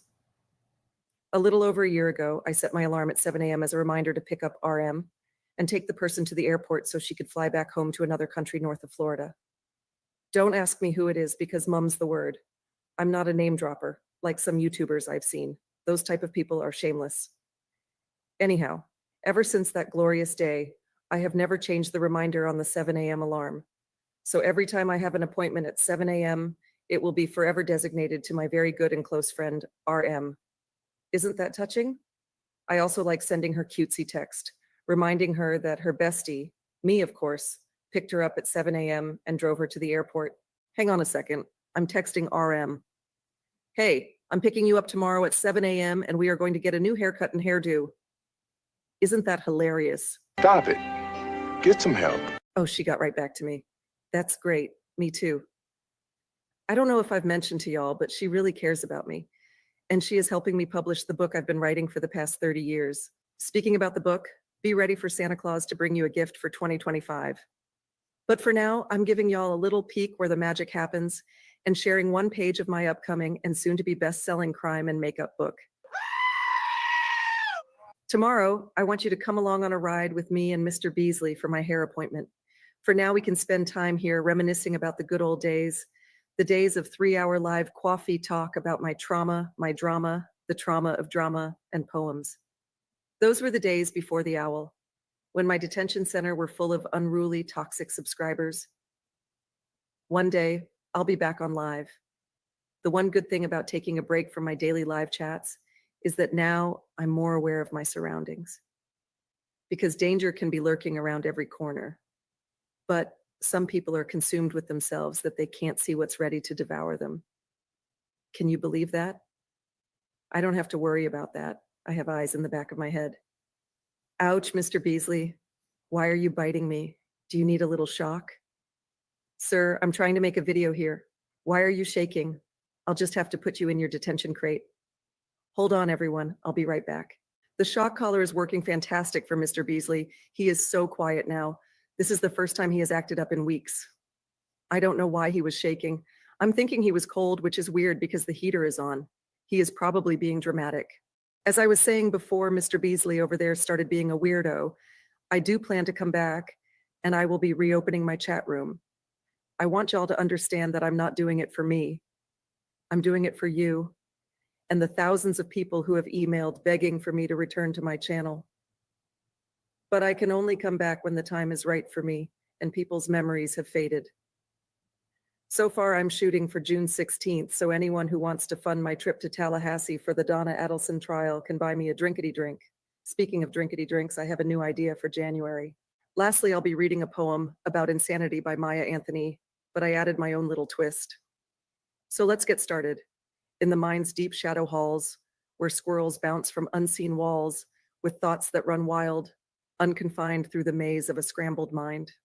Words whisper, shout, and intertwine, a symphony of words that will end in infamy, an endless chase in the head of an empty space, for the mind of the twisted. I wonder why that poem was recommended to me. Any ideas?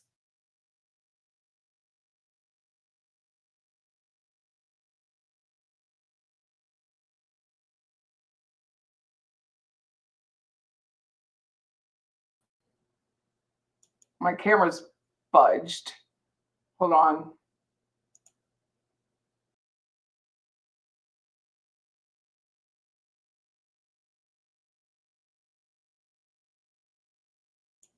Whew. I want to play it again. I could have that on a loop. Hold on.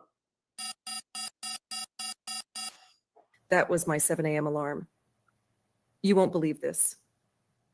A little over a year ago, I set my alarm at 7 a.m. as a reminder to pick up RM and take the person to the airport so she could fly back home to another country north of Florida.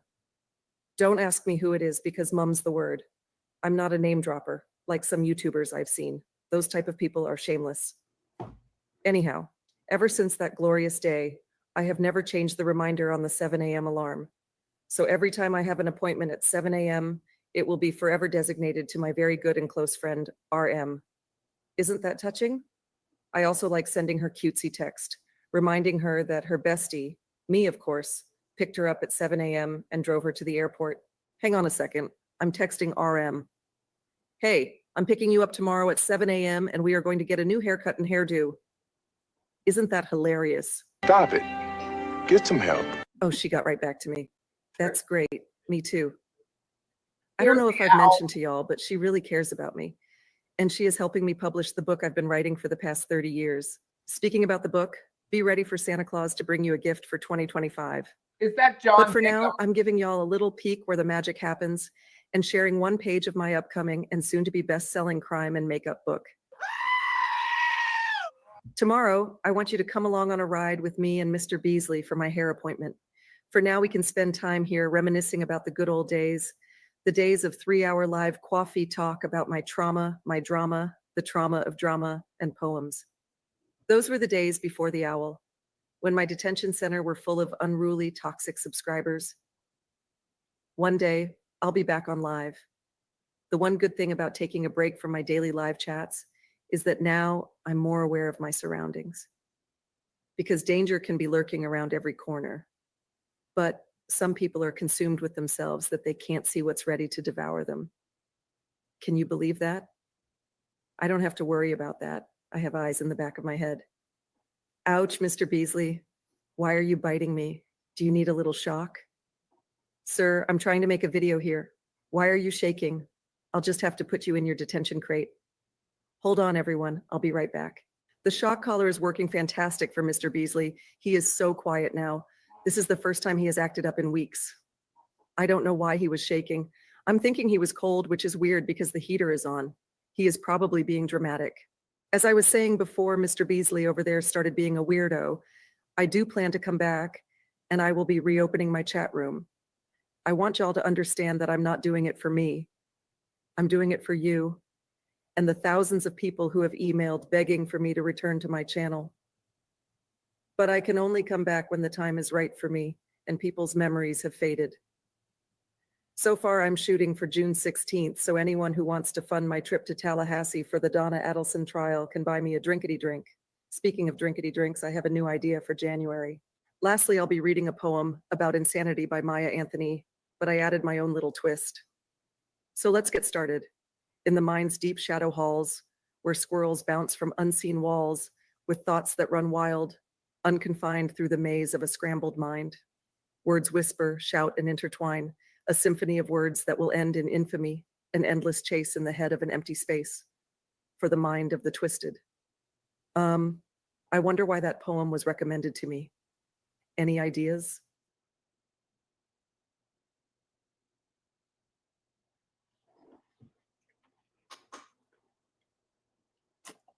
Ooh, girl.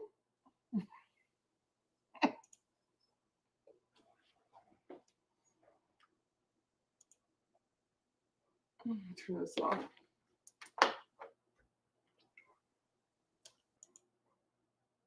I don't know who it is, but it is brilliant.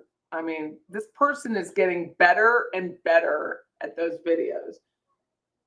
The way they have her laying down and then the camera screen is really getting better and better. It is pretty funny. I don't know who it is. You think it's I do not think it's TSP, first of all. I think it's Society Page. I don't know this. It's just in my own imagination. Has a thing for KCL, and I would not be parroting her. Like, what's the word? Like making fun of her. Wouldn't happen. Absolutely not. And they wouldn't be highlighting me and making me look good after he did the whole, I'm going to chop her head off and put it on a buffet. Just wouldn't happen. You like seeing your name on the tree. I know, it's really nice. I don't know who did it. I kill you. How do I find who? It's Jibs and Jab. Jibs and Jab. Very, very well done. I'm sure the person watches me. I just don't know who it is. One more time, please. Maybe January I'll include AA and the 12 steps.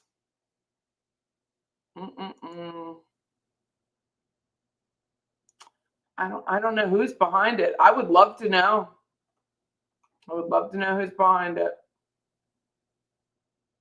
What size neck does KCL have? I bet Amazon has, right? Everyone go over to Jib and Jab channel and give them some views, likes, and follows. Yeah, let me get it for you. Let me post it. Why is that on my feed? Like, I have a screensaver. That was my relaxing blue dot screensaver showing up.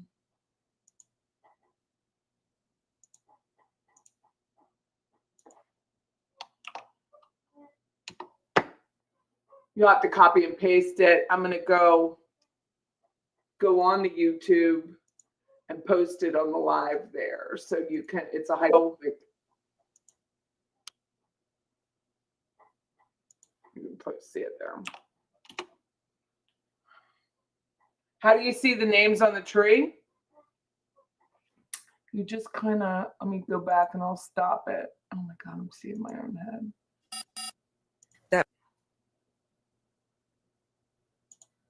Sorry, my head was really big on there. Hold on.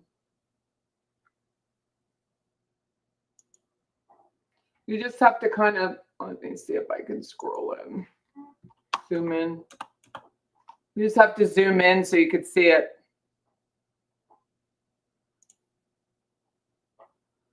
So there's Tracy, observation station. Orange is the old grift.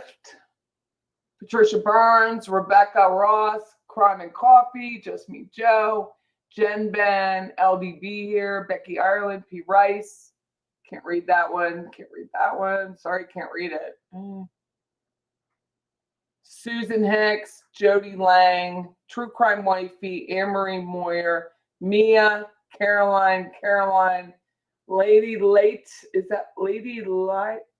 Lady Lex, Mrs. Skytroop, Bare Necessities, Francine. I'm sorry, I gotta like turn my head 3 ways to get it. Michelle De Alpos. I don't know who that is. WH. It's not easy to say. Not for me anyway. Send it to me. Any ideas? Very funny. I mean, that must take forever, right? Let me turn this on. I'm sorry, you're just gonna turn these lights off. They're getting on my nerves. No, I have to. It's blue.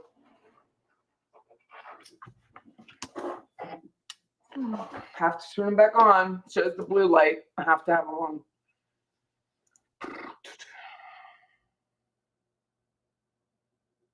Casey, I was wearing a red headband. Maybe is it you? He said, no, I do it on my own channel. Hi, Just Me Joe. How are you? You made the trade. You did make the trade. I thought it was you, Susan. I'm not going to lie. I thought it was you for a while. And then someone said, no, you're going to be name dropping. Harley says, I'm really French. I don't know what it means. It's like eating melly mellows. It has to be, yeah, it's someone who's good at making videos. I just don't know what it is. She wishes she could put a shot color on all of this. Did I like the Jeopardy one? Of course I did. It was lush.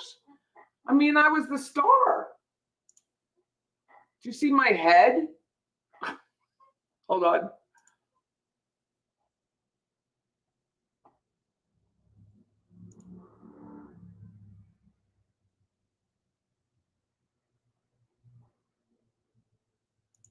For letting you know who I know. Tell us a little about yourself. I'm Catty Kook Lady. When I started my channel, it was for the purpose of sipping wine and for letting you know who I know. By the way, I'm friends with Ruth Markel, just in case I haven't said that on my channel. If you say anything that is contradicting to my view, I will get triggered and send you to detention. But first, please contribute to my coffee.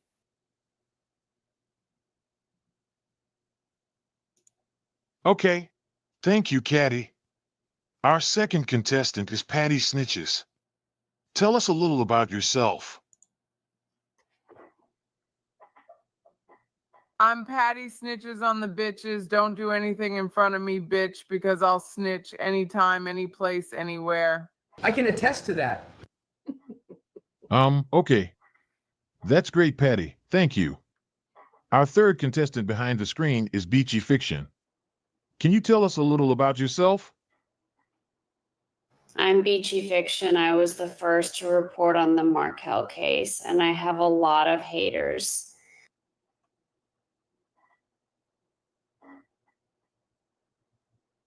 Okay. Right, lots of haters. Ain't that something? Thank you for that, Beachy. Oh, wow. Okay, I didn't see your $40 friend of Ruth Markel t-shirt. Thank you, Catty Cook Lady. This is the thing that gets me Anyway, the best right these are here. the 3 YouTuber contestants on tonight's game. You got to watch the t-shirt and the wine glasses. Categories are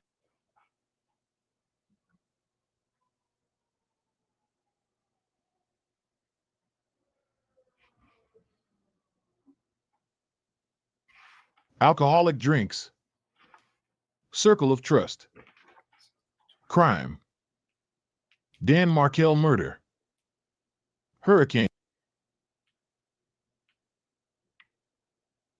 beachy fiction. We will start with your choice of category. Dan Markel murder for 400.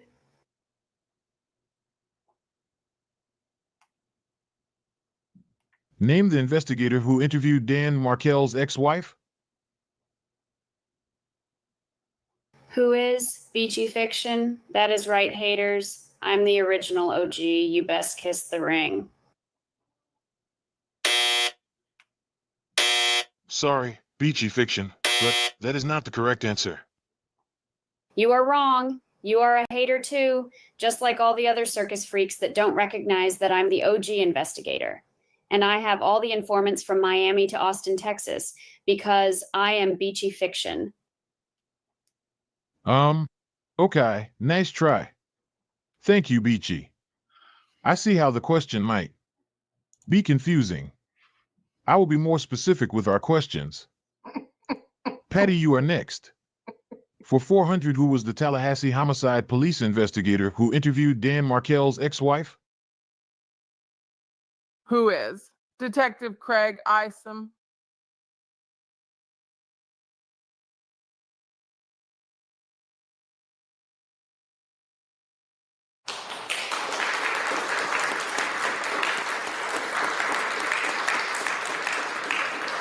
Brown noser. Beachy is my friend, and she is always right. Why don't you kiss my ass?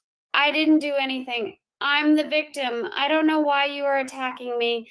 The OG investigator of the Dan Markel case. Bitch, are you crazy? Ladies! Patty, stop!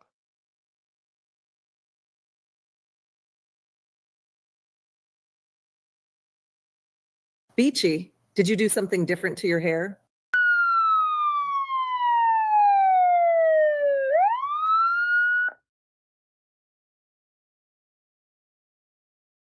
Hello, welcome to Catholic in America, the show that engages people at the intersection of faith and culture. I'm Father Michael Nixon, and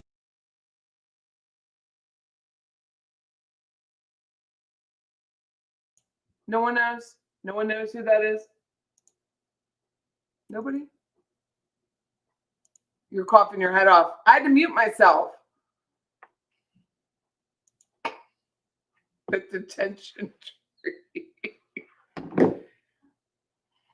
Oh, oh, it's definitely not mentor lawyer. He has to use a student for everything. I'm seeing if Jibbs is going to join us tonight. That would be pretty cool. I just don't know who it is. And I mean, is there a way, MBM, to find out like on OSINT? Like,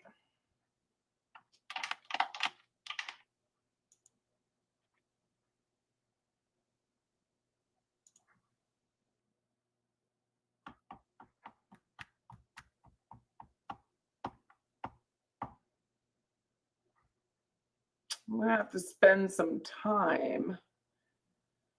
It is hilarious every time, no way. You only wish you knew. True crime. Do you know Jibbs?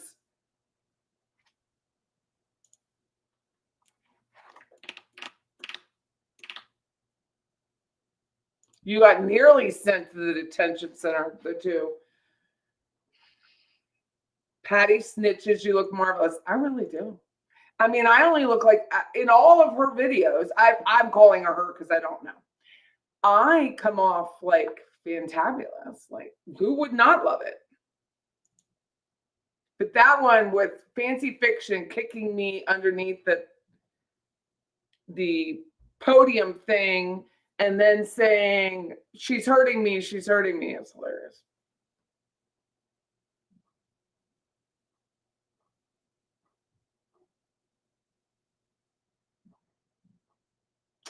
Jibs and Jab doesn't want to be discovered. That's okay. I don't mind the anonymity. I don't either, but I would like to thank them, like personally.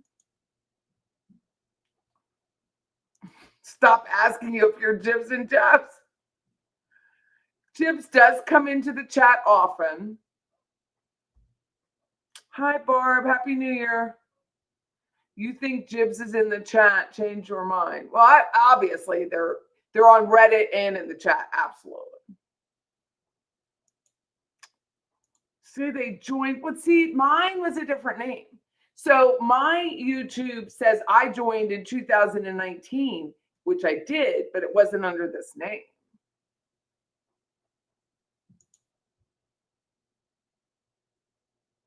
Happy and healthy 2025.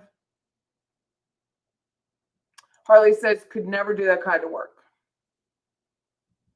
Marianne's laughing her ass off at me. Oh, girl, I was such a brown noser growing up. My siblings would easily call me a snitch. Easily. Oh, yeah, I'm turning you in. There isn't even a question.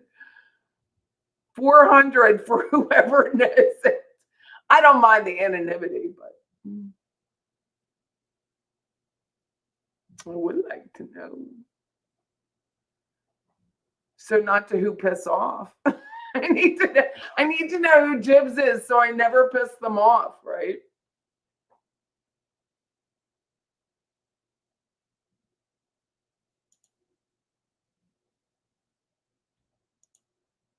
I immediately unsubscribed but watched. I was honestly traumatized. It was my pleasure, but I left a glass workshop at Corning a day early to give Ruth a ride back to Toronto.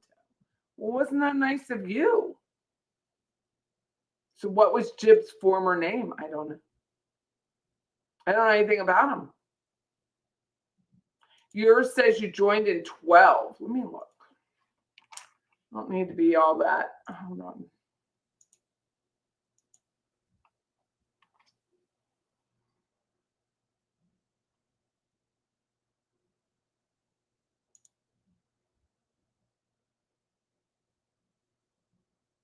Joined 2019. Let's see what mine is. Let's see what that one is.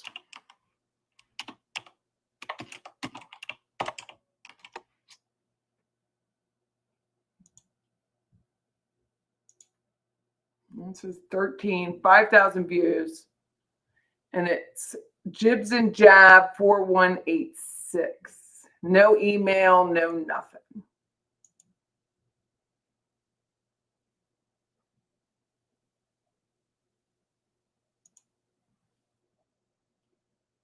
No playlist, just a few videos and nothing.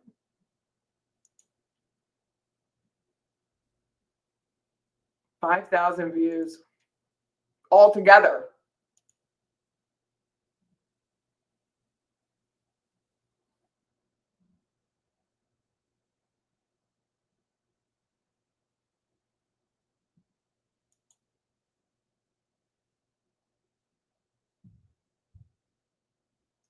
She has some shorts, but that's it.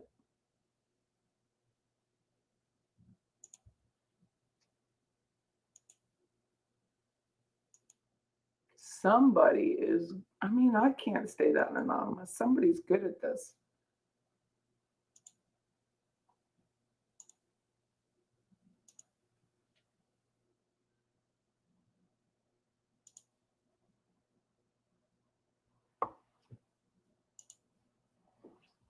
Patty, it's not. Oh, thank you, Harley. That's very kind of you. It is something. Thank you very, very much. That's very nice of you. Such a mystery. They just saw the drama and thought, shit.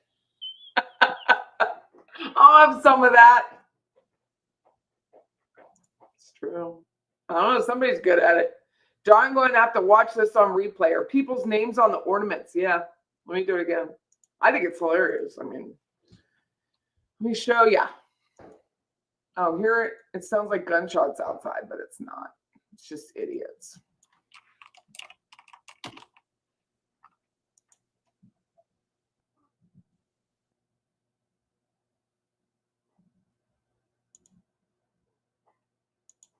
Did you guys see Turban Time too? It's absolutely brilliant. Here is the tree. 4 minutes. It doesn't feel like it's 4 minutes long, does it? Doesn't feel 4 minutes. very fast.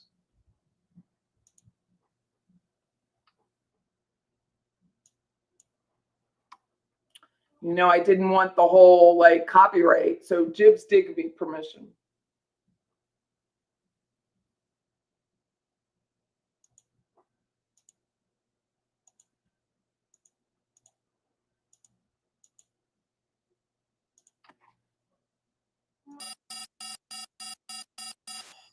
That was my 7 a.m. alarm. You won't believe this. A little over a year ago, I set my alarm at 7 a.m. as a reminder to pick up RM and take the person to the airport so she could fly back home to another country north of Florida. Don't ask me who it is because mum's the word. I'm not a name dropper, like some YouTubers I've seen. Those type of people are shameless. Anyhow, ever since that glorious day, I have never changed the reminder on the 7 a.m. alarm. So every time I have an appointment at 7 a.m., it will be forever designated to my very good and close friend, RM. Isn't that touching? I also like sending her cutesy text, reminding her that her bestie, me of course, picked her up at 7 a.m. and drove her to the airport. Hang on a second, I'm texting RM. Hey, I'm picking you up tomorrow at 7 a.m. and we are going to get a new haircut and hairdo. Isn't that hilarious? Stop it. Get some help. Oh, she got right back to me. That's great. Me too. I don't know if I've mentioned to y'all, but she really cares about me. And she is helping me publish the book I've been writing for the past 30 years. Speaking about the book, be ready for Santa Claus to bring you a gift for 2025. But for now, I'm giving y'all a little peek where the magic happens and sharing one page of my upcoming and soon-to-be best-selling crime and makeup book. Tomorrow, I want you to come along on a ride with me and Mr. Beasley for my hair appointment. For now, we can spend time here reminiscing about the good old days, the days of 3-hour live coffee talk about my trauma, my drama, the trauma of drama, and poems. Those were the days before the owl, when my detention center were full of unruly, toxic subscribers. One day, I'll be back on live. The one good thing about taking a break from my daily live chats is that now I'm more aware of my surroundings. Because danger can be lurking around every corner. But some people are consumed with themselves that they can't see what's ready to devour them. Can you believe that? I don't have to worry about that. I have eyes in the back of my head.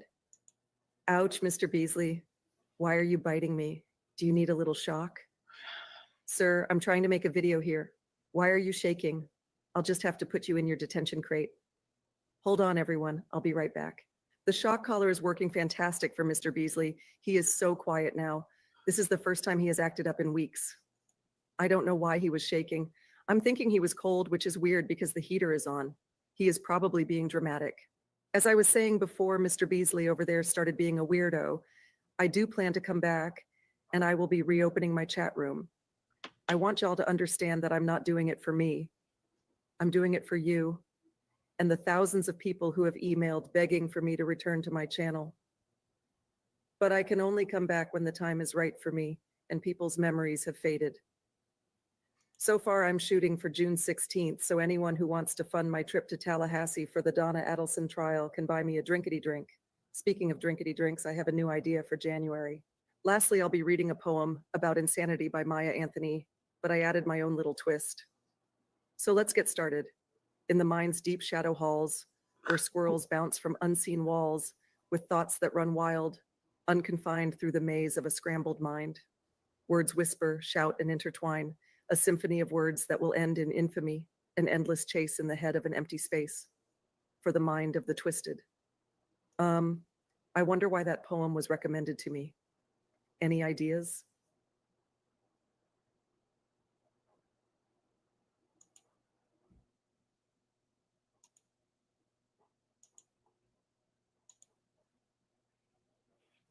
Do you guys see the owl? So the owl is, I'm gonna turn this way.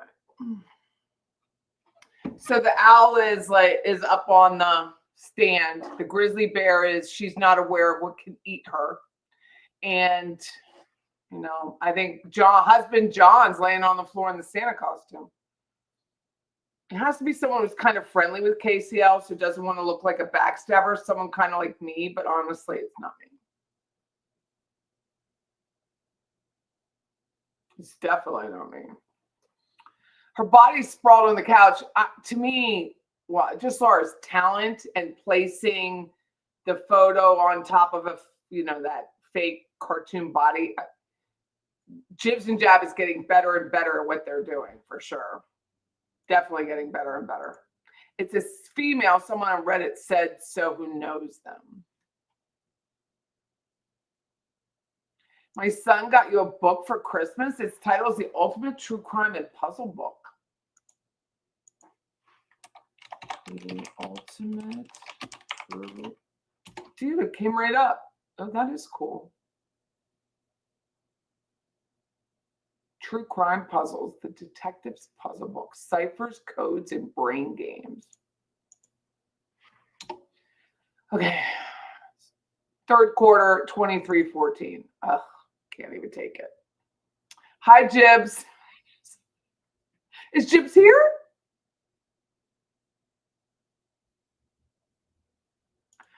Mia says she's not Jibs and Jabs. It's not her. Have a great night, everyone. Hi, Jibs. Who are you? You can feel free to email me. You will be anonymous forever. Great video. Really well done. We fully enjoyed it. We watched it, 4 times? Love your work. I always come out like a star. I mean, what's not to love? I just don't want to piss you off. You were a moderator for her. This is definitely someone that has been burned by her. Well, so many have. I mean, so many have. Oh, you're very welcome, Jibs. I wish I knew who you are. Very, very talented. But I don't know a lot of people's real names on here, so it's really not. And my favorite still is the Jeopardy, by far. I think it was such a surprise. The Jeopardy version was a huge surprise to me. And my voice is really similar to the Jeopardy answer. I feel like I sound most like that version. And just Fancy kicking me in the shins. I think it's brilliant. And then I get to take Fancy out. So I think it's funny. And the shadow of my head, really well done. And you like that they're anonymous? Oh, you have not been burned by her. She gets on your nerves. Good for you. Many of us feel burned. We all spend a lot of time with her. I didn't. I used to go by my real name so people do know it, but changing it, you're going to poke trouble is a good idea.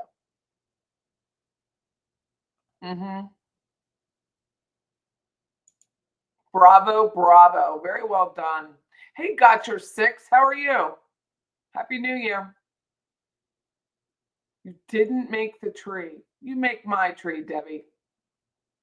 I think I know who it is, but would honor the anonymity unless they come out.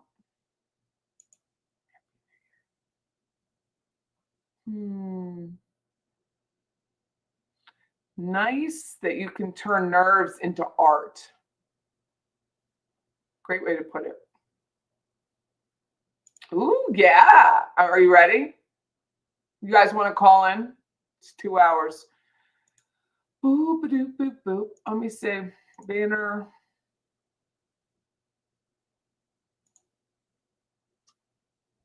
Mute your sound if you call me. I gotta get my phone.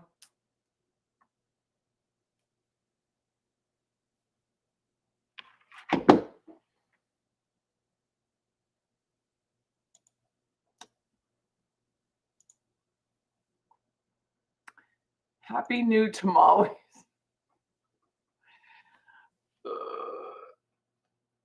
You didn't make the tree either, creative. There was another channel that used AI voice. I forget which one.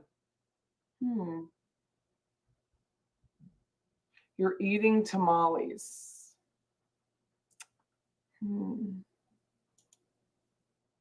Oh, sorry. It says Merry Christmas. Let me change that banner. Can't have that. I'd say Happy New Year.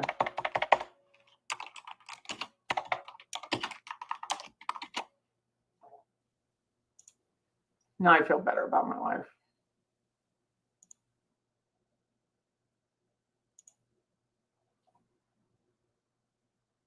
You had a hard time uploading all those names. Yeah, it's hard. Takes time. Jibs, are you Roberta Glass?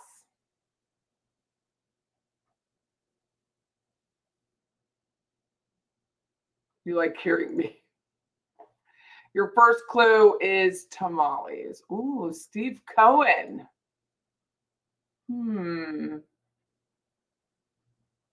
That's a good one.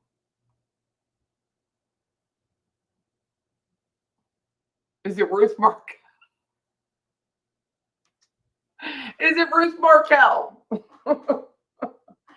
Patricia believes you're male. It's like the dating game in here. Oh no, remember, oh, what was it called?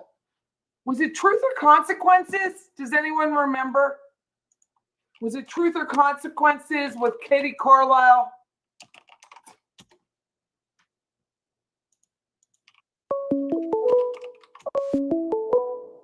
It was Truth or Consequences.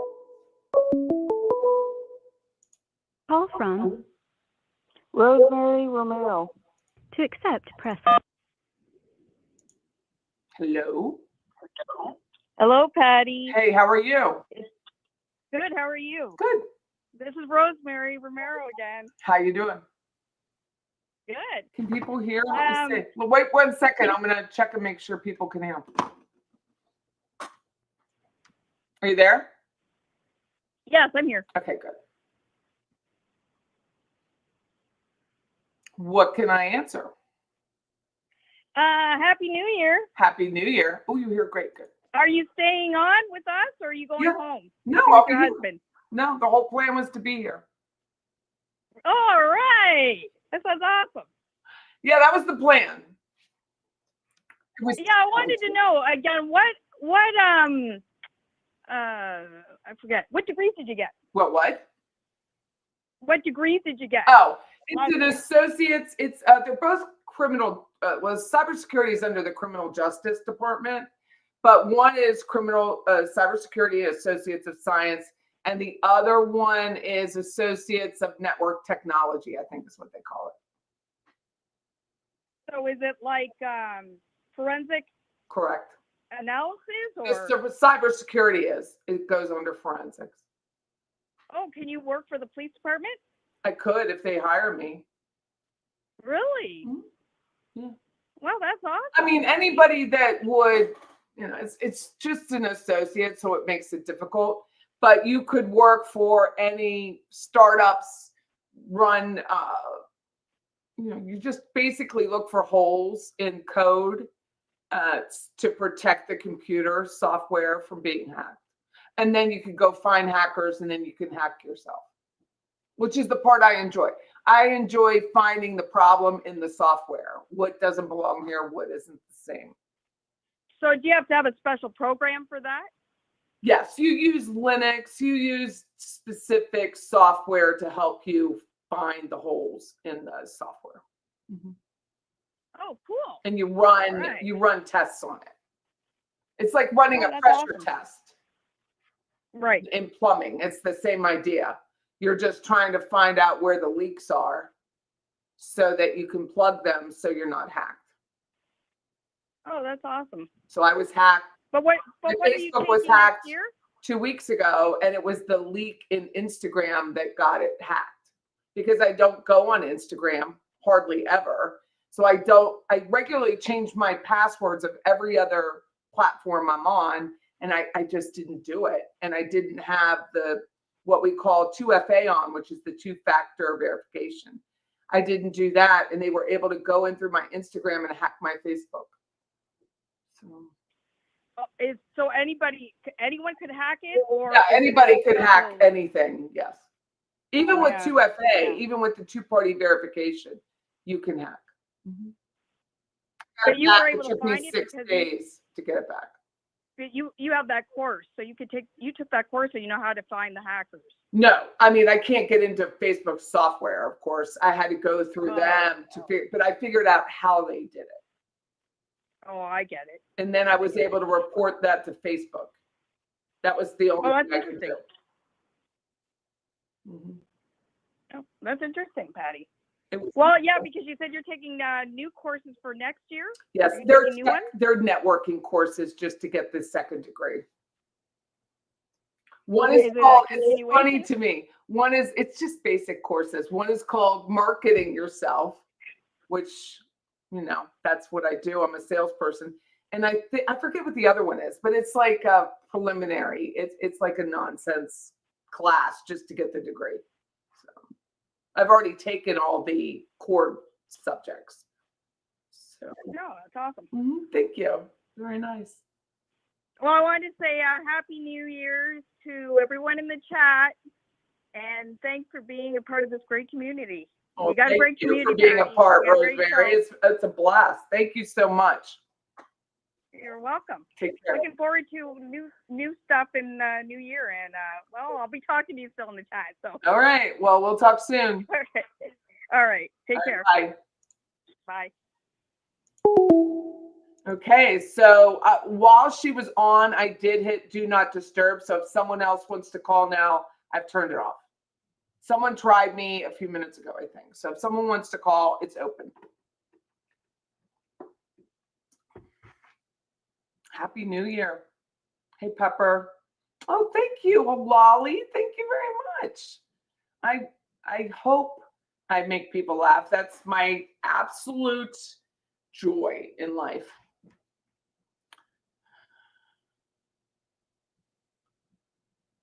Happy New Year, Rosemary. Am I right? My hacker is very nice and polite. He calls me Mr. Uses my last name and never deletes anything. He just posts crypto spam. Dude, my name was Gaddan, Gaddan, and like 8 digits afterwards. It was easy. The only I found on Reddit, the only Q was to pay the $14.99 to be verified on Instagram. And that's the only reason I got it back.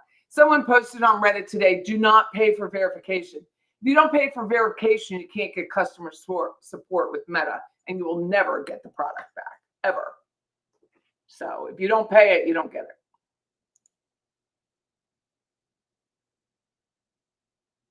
it. You want to start the new year as a failure. You're going to stop the voices in your head criticizing others. That's like me trying to be compassionate. That's a really hard thing to do. No offense, Rebecca. Kiss, hug, Lolly. Kiss, hug. Every time I think she's hit rock. Wait, lady, I don't think that lady's ever going to hit rock bottom. I don't think she's ever going to. You're leaving to go over to your ex-girlfriend's house for dinner. Joe. Have fun. The love of God. Love it. Let us all write a book this year to showcase how it's done. Salvadorian tacos.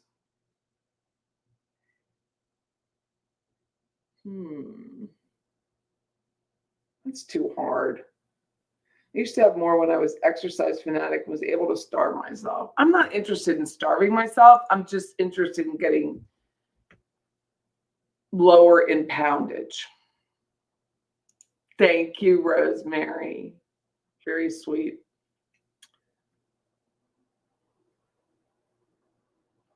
Salvadorian tamales at Puposos. Patty N loves the video too. It's Yala or Tater. Well, I think Gibbers is fancy fiction. So before y'all like, hey, that's Gibbers. I think Gibbers is fancy fiction. Happy New Year's to you, Rebecca. And thank you for being a fabulous admin. I really appreciate it. Not admin, moderator. Wrong platform. Allison is writing her memoir and she's getting it published, and she will. You were on the Scarsdale diet 2 weeks out of the month. It was a great way to stay a size 4. Jesus, how many calories was that? You can barely watch YouTube and talk. I don't know why this is easy for me, but someone posted a screenshot and there were 6 sentences starting with I. That's a pronoun usage enjoyed by inmates.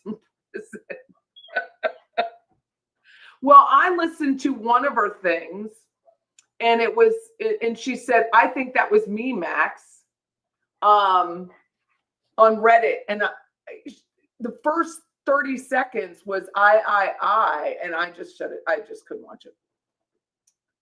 I don't think it's fancy either, but I do believe fancy fiction is Jeopardy. 100%. Hi, Call from Becki Ireland.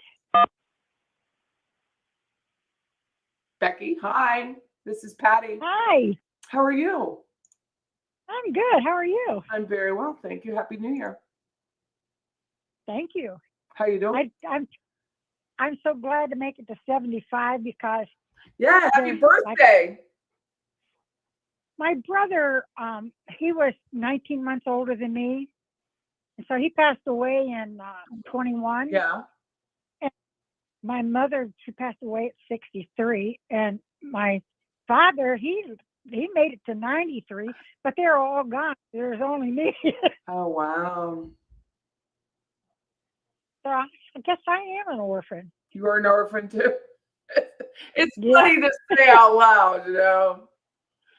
But It is, I had really. such an attachment disorder with my parents. Like, that's why I moved to Florida. I was like, I can't be without them for the rest of their life. Like, that wasn't happening. But my I'll tell you kids what, are healthier than me. They do not have an attachment disorder towards me. They absolutely do not. They're like completely healthy and don't need me that much. So That's good. it is good. It is good. My Boring, mom but passed good.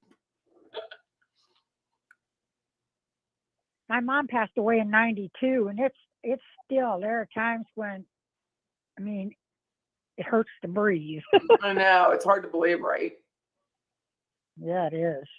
Hmm. I'm so glad to talk to you. You too. How sweet are you? It's very nice. Do you have any questions for me?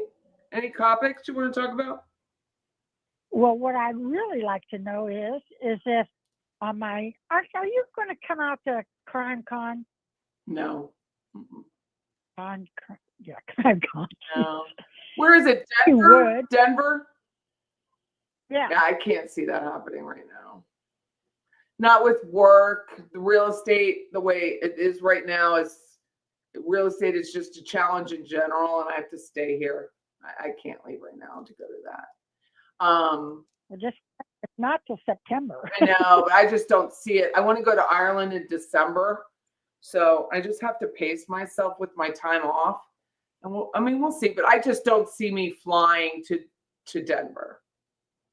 I don't really fly commercial. I don't fly. I'll drive. So I don't want to drive to Denver. Well, you can't drive to Ireland. No, I can't. I will fly, but that's international. It's a direct route out of Orlando. I don't have any hops and skips.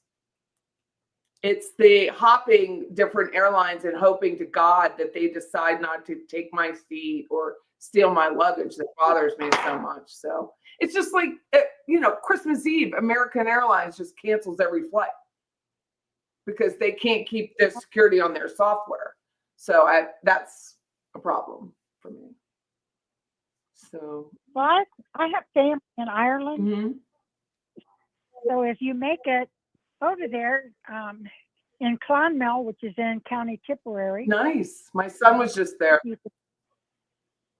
You can stop in and see my relatives. Actually, have you heard of Kerry Castle? Yes. Yeah. Well, that's my family. My people are from Ireland and Wales, so yeah, it'd be fun. I've never been. Yeah, I really want to go. And my best friend is from Ireland. She's from Donegal. Yeah, we're going back next year, 26. Well, good for you. You don't find jet lag an issue? No. Oh, I do.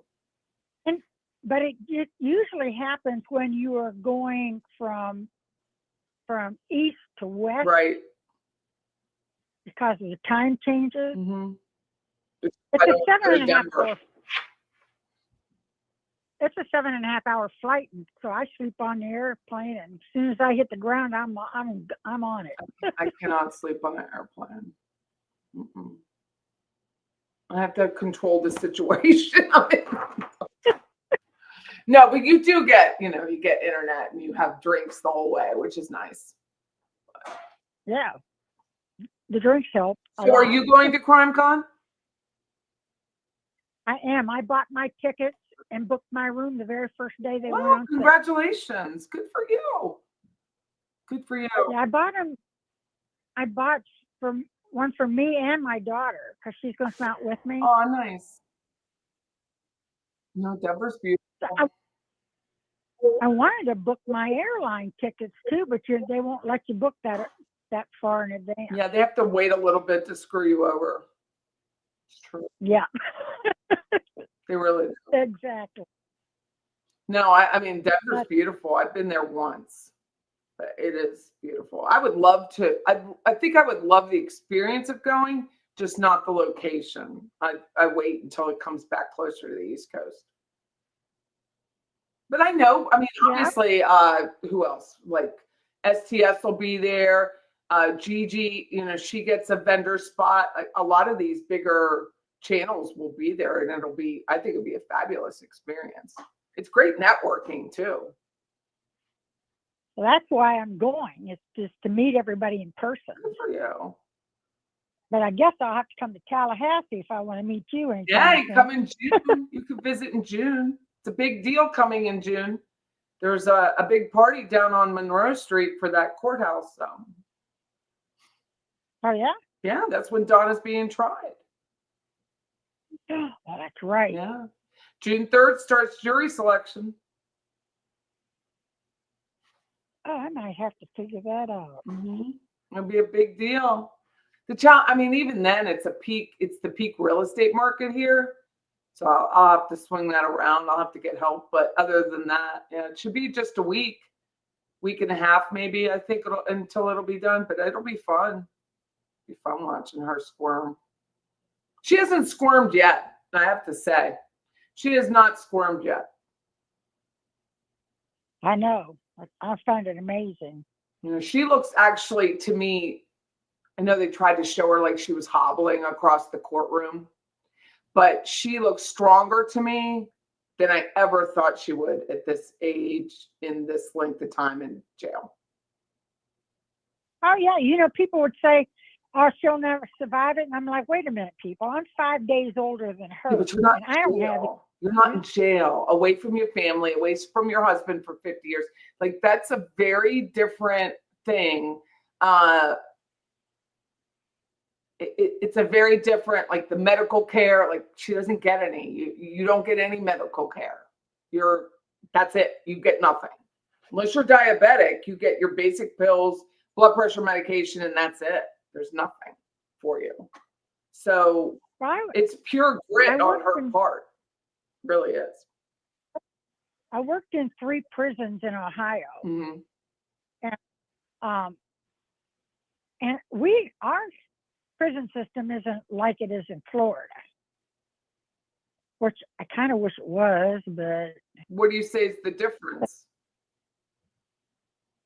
Well, they do give you medical care, and they take you out to actual hospitals and stuff. Oh, they do here. Like if you had a broken arm, you're going to the hospital. Or if you had the flu, you're not. But if you had, like, say you had a kidney infection or something like that, you're going to the hospital.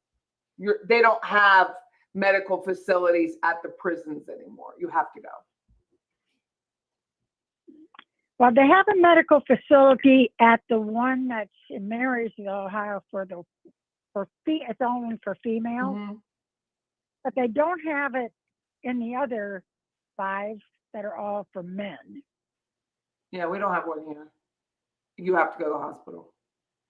They have one, I forget which, I think it's Wakulla, where Charlie first went. They have an aged population. But let's pretend Donna's convicted, because we all believe she will be. At 75, she will be one of the oldest inmates in the Department of Corrections in Florida. We had an older one who actually killed her husband. It was a shooting in Daytona Beach. She had her husband killed. She was actually in the doctor's office. Her husband was a dentist. and she's been in prison since the 80s. And they just moved her to South Dakota, and we don't know why. And she's about Donna's age. She's been in prison for a long time. She looks it. She looks rough. But like her skin is all sallow and but she's I think the oldest inmate we had until they moved her to South Dakota. And she had the death penalty and it got commuted. I think I think Donna looks healthier than she did. That's what I mean. I think she does too. She's fuller faced, and she didn't really engage with her attorneys the way she did Rashbaum until the end. And when Judge Everett told her that it was time to go back downstairs, which is where the holding cells are in the courthouse, then she like woke up. She was like, I have to go back. And like, yeah, you do. And I think that bothered her, but that was really the only emotion that she presented. She's a strong woman. Yeah, right. It's going to take a lot to take her down. Yeah, but for one thing, it's for certain. I just know that if she gets into court, that she'll be guilty. Oh, I think so too. I don't think there's a question. I think she doesn't believe it. Oh, I know. Like what I heard about Wendy was the reason why she felt like she could go to Austin was because, and this is someone in South Florida who told me this, is because she was like, well, Mom will be home in November. So she was like, I don't have to take care of Dad. The delusion that runs in this family is so severe mentally that I personally have never seen anything like it. Like, me neither. Your brother's like for life. Dave Ehrenberg was on Court TV talking about the possible arrest of Wendy and said that, of course, just like Jack Campbell, our state attorney, said that they will not be arresting her, of course, until Donna's convicted. You know, she has to survive for conviction. So until that happens, but he also said that he didn't think there was a chance in HE double hockey stick that Charlie was his appeal. He could possibly get a new trial, but no one really believes that here. But he's not getting out. He's just not getting out. And they're just so emotional about it. I mean, they sold, I believe that they put Whale Harbor up to pay for his appellate attorney. Is what this person. Yeah, but it hasn't sold, right? It hasn't sold yet, right? No, it's still, I just looked it up right now as we're talking, 1125. Still nothing. And the number of views and the number of saves is exactly the same. So when people go on Zillow, if you're logged in, you have the opportunity to save the listing.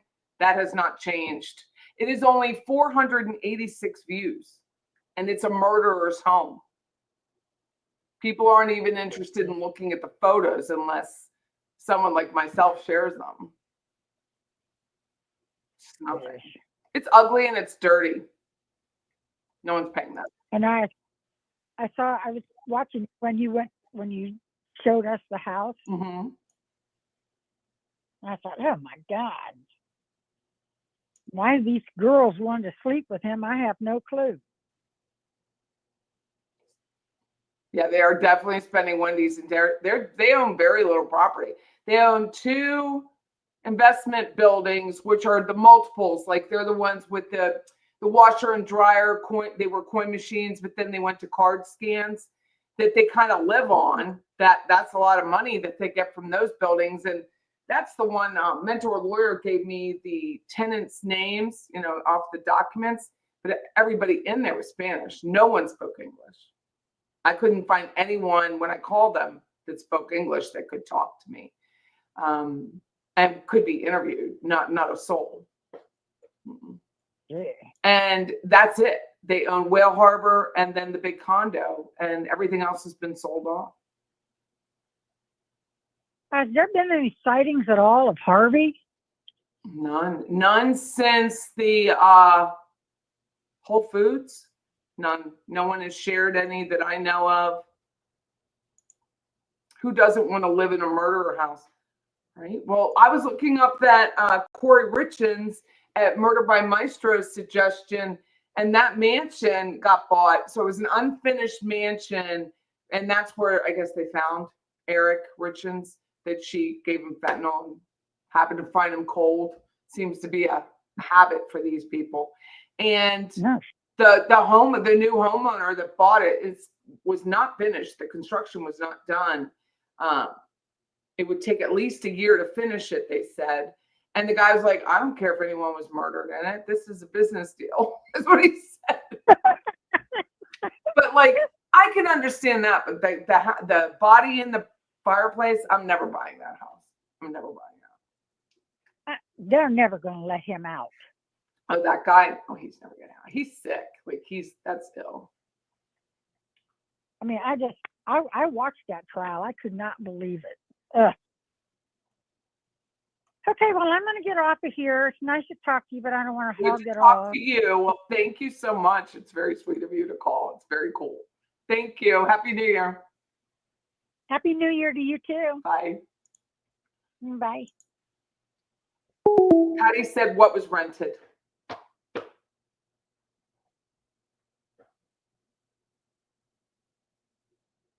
Is Harvey's contact info still on the outside of those rentals? I haven't been down there. I don't know. Oh yeah, Fancy's well-placed spies. Well, she was good about the one in the Whole Foods. She was good with that. She is living in Austin, and she is renting. Her condo is rented out for $4,900, and she is renting a house in Austin.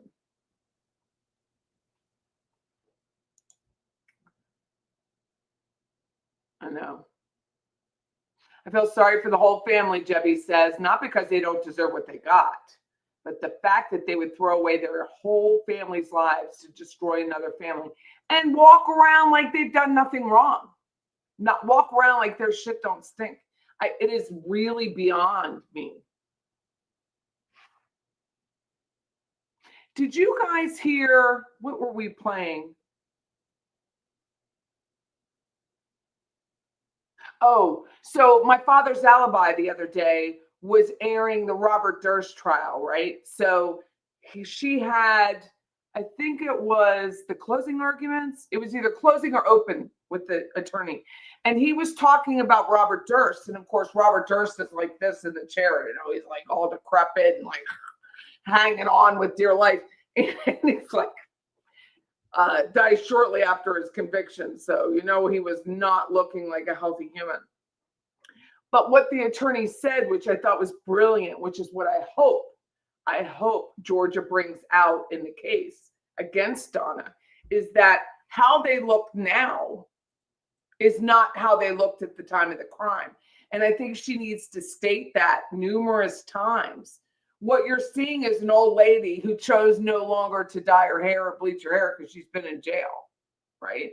But what she is in this, whatever dress she's on, where they try to make her look as frumpy as possible. They need to show every family photo they can of Donna walking across that parking area, that sidewalk, when that bump occurs. They should just have that on a loop.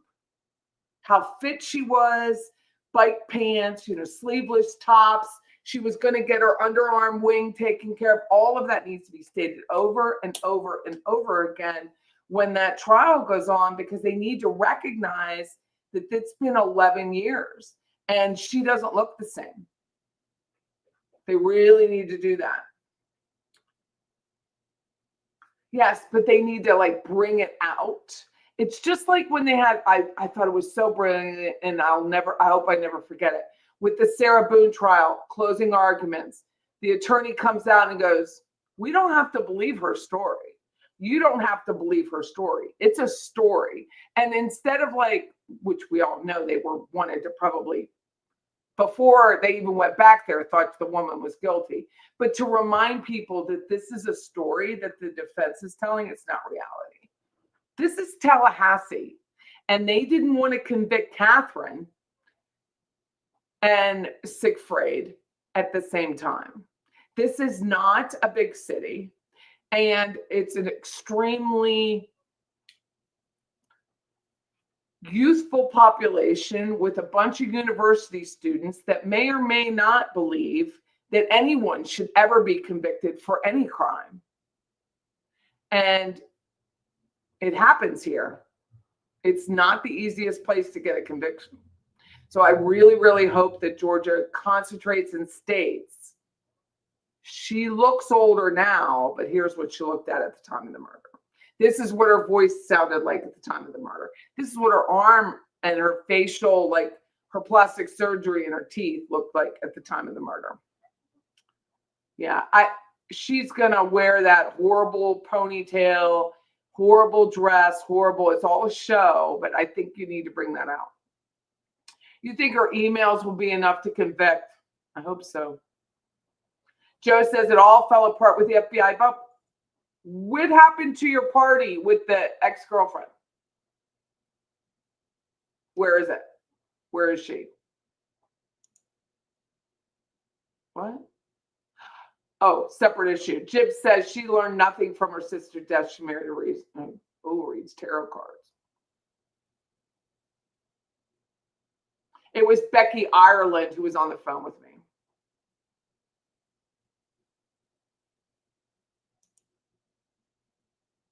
And now, how after she was approached by a thug, she still continued on foot to pick up the boys and walk them back.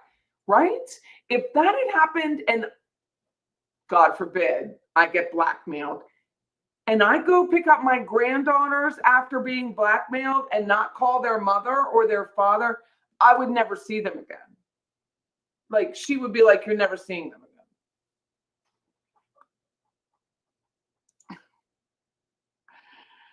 Whenever I hear some sort of crazy story out of Florida, I don't associate that as the same place Patty is from. There's two different Floridas, the crazy one and the Patty one, except our people are like, you know, you have to remember, university students, 21, 22, you just have to be over 18, may or may not believe in convictions. Recently, my Facebook group, Living Tallahassee, I shared sheriff's office, Leon County, wanted to know where these two people were located because they allegedly shoplift. And so I always share that on Living Tallahassee because I don't like criminals or crooks, even alleged ones. And the world, you would have thought that I ran over a dog or put a bark collar on a baby puppy. You would have thought I had done that. Who the hell did they think I was that I would share a sheriff's? I should be sued for sharing the images and the purported. These people, they're just buying diapers. They weren't buying anything. They were stealing diapers. They needed the diapers for their baby. And I was the horrible person because I shared it. So I think people will listen to those stories and go, oh, well, maybe she was trying to protect her daughter. Well, maybe she was doing this, or she couldn't be there. She's a grandmother. She could not have done it. And I think people really need to be aware of who our audience is in Tallahassee. And that is our audience. Stealing, okay. Who's it hurting? Nobody. They have insurance. And that's what they really believe here. And I fight it on that Facebook group every day because I will post every crime. You run out on your restaurant check, the restaurant sends me the video, I'm posting it. You can sue me? They're like, what did they tell me? That's libel. Well, it's not libel, first of all. It's a photo from the sheriff's office. So it's not libel. It's not slander. It's not anything. I don't even know your name. But if I did know your name, I'd tune you in to get the $5,000 in a flat minute. Flat minute. Don't. One lady was like bitching about it. And I was like, oh, is this you? Should I turn you in? And she's like, but yeah, I think people really need to learn. You're in a university town. It is not the same.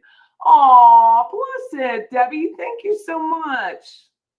2025, here we go. We got an hour and 20. So I really think Patty has gators. We do have gators. Nobody is swimming in our ponds. Every body of water, including the brackish, bays have gators. Yeah, I'm making friends everywhere, but I will turn you in. I will. Yeah, not very mature, Rebecca says. Am I wrong, Rebecca? I am not wrong. I am not wrong about it. I have watched it. They do not want to convict here. Oh, well, thank you, Murder. That was very nice of you to say. Patty Studies. Yeah, I have 2 classes. I think one is like, can you believe it? Marketing myself. I hope they judge me on how I market myself. And then running a team in networking. That's what it is. It's like some team effort thing. But I'll be fine. It's all online. I'll get through it. And then I'm done. People have lost their ever-loving minds. You've never seen one except in an aquarium. Dude, go to McClay Gardens here, you're going to see a gator laying on the side in the sun. I'm waiting on my ex to give me a call after she gets back from buying alcohol. Ooh, Joe, it gets better and better. I have an eagle friend. She has a gator living in her pond where she lives. She posts this pic every week. She's got a big shepherd dog, and I'm scared for them. It really is only bad from what I'm told, because I would never do it. I would never go near it, which is why I don't let my dog out to just roam my yard. We don't have a fence anymore. I took it down, and my dog would just not be free to roam because we have coyotes, we have eagles, we have owls, and we have gators. It's just never happening. So mating season is when they, I think, get their biggest problem. The best drink I ever had to get shit-faced was a TGI Orange Dream. When is, like, let's talk about that. What is the most, okay, so there's a couple. Gin and tonics, Top Flight here in town, over by Florida A&M University. I had no idea. That's my problem, is that if I don't feel it, I don't know when to stop drinking. I think that would be, like, if I don't feel it. I didn't feel the gin and tonic. Oh, I was still married to the first ex-husband. That's how long ago this was. I walked out of that bar, which is a black bar. It's super fun. They have fried catfish, melt your mouth. It's great. You walk out, and I was like, landed right in the ground. I was like, air hit me, and that was it. I didn't feel a thing until I landed on my ass. And then Manhattans. Somebody said they were making a Manhattan. I went to my friend Deborah's. We had so much fun. I was like, I'm drinking Manhattans. Not thinking, like, there's, 4 shots in a Manhattan. I like 3. I don't drink much.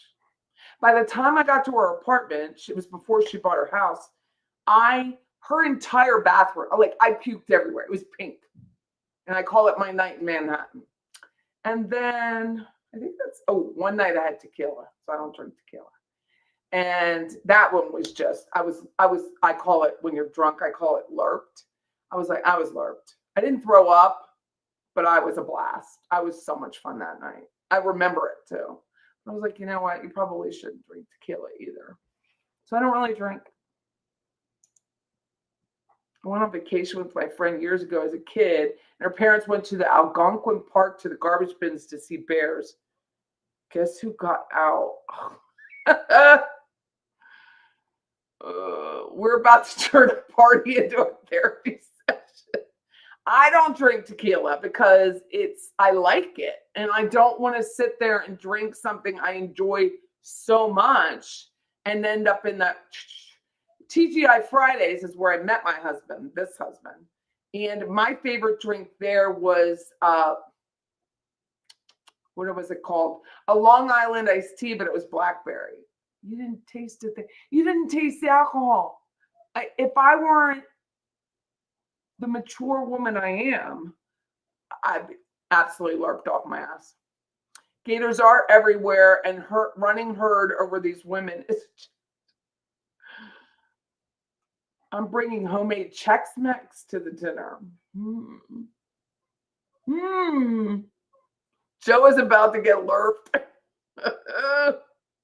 She requested homemade Chex Mix. Well, what do you put in your Chex Mix, Joe?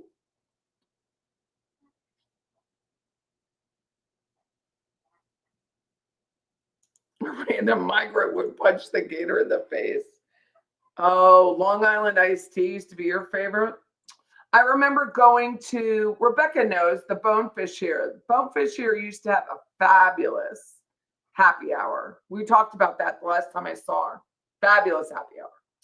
And I was at Keller Williams, and it's right behind, Keller Williams' office was right behind the Red Lobster. And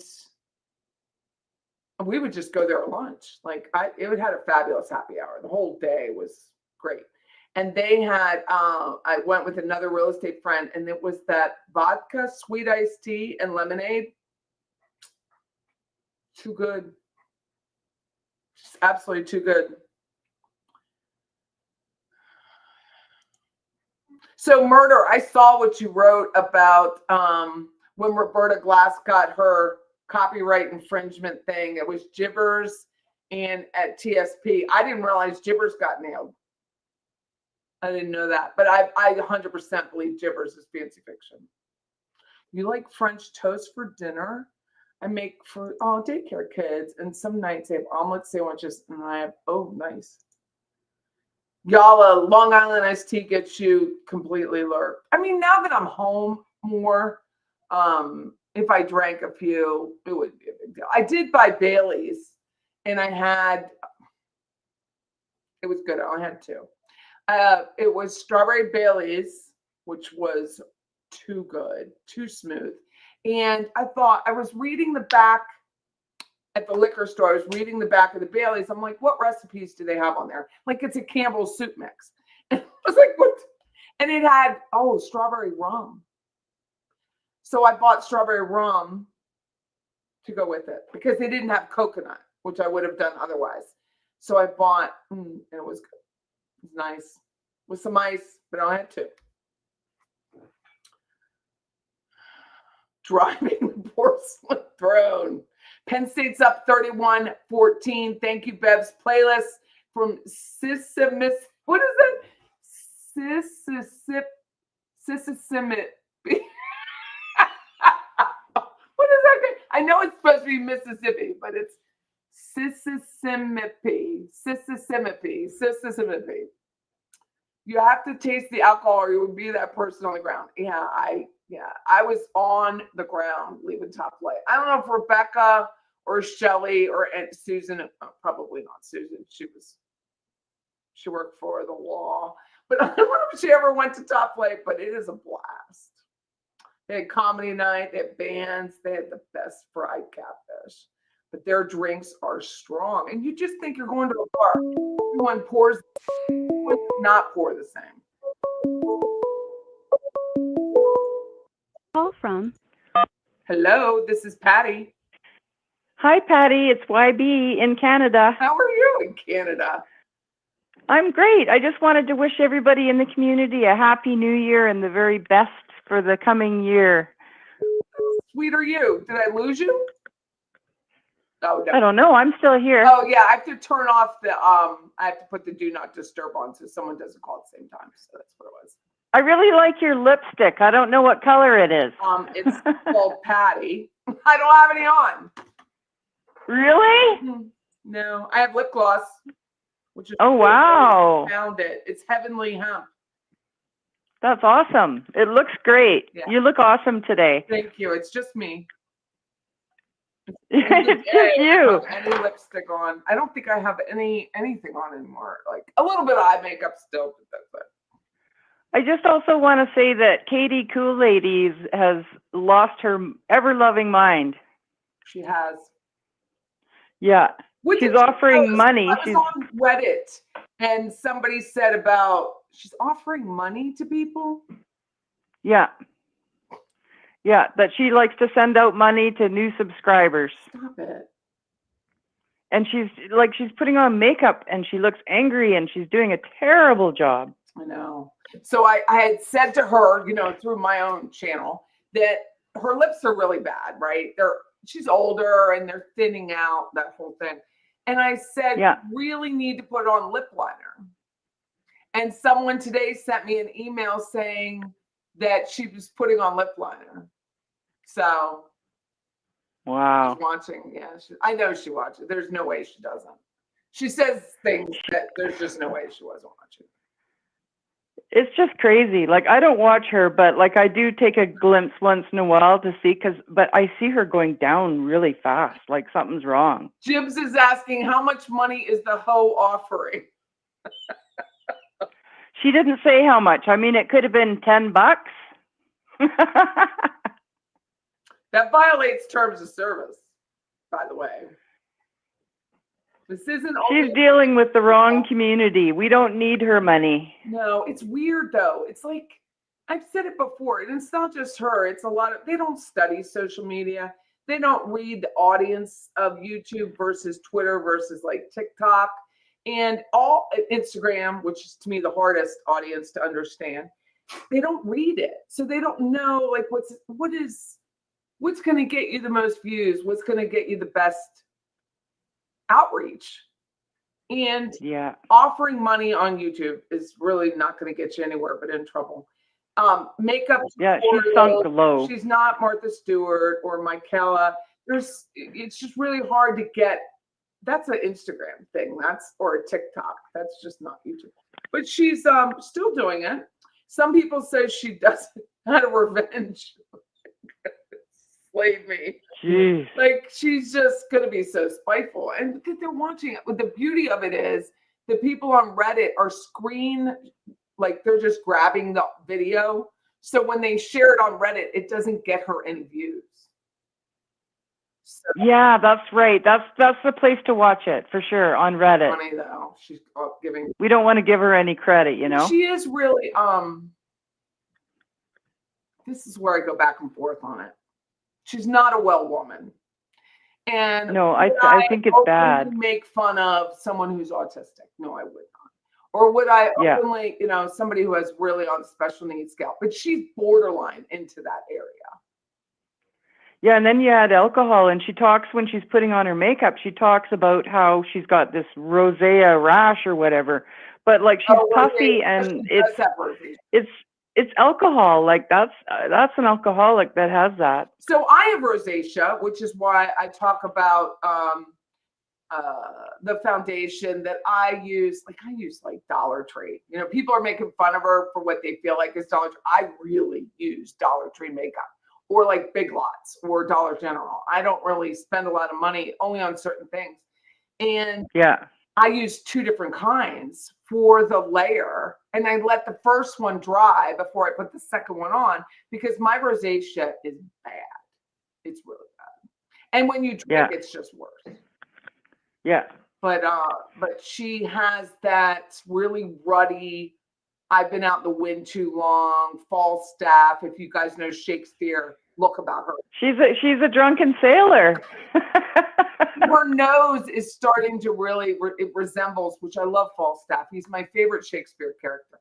That whole Falstaff ball, really purplish red nose on the end. And I'm like, lady, you're really hurting. You're really hurting your body when you drink that much. And then pretend that you're not.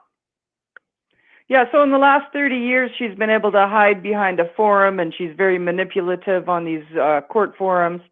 30 years I've been watching her, and I saw her implode on YouTube, and this is not the right platform for her. No. But it really was,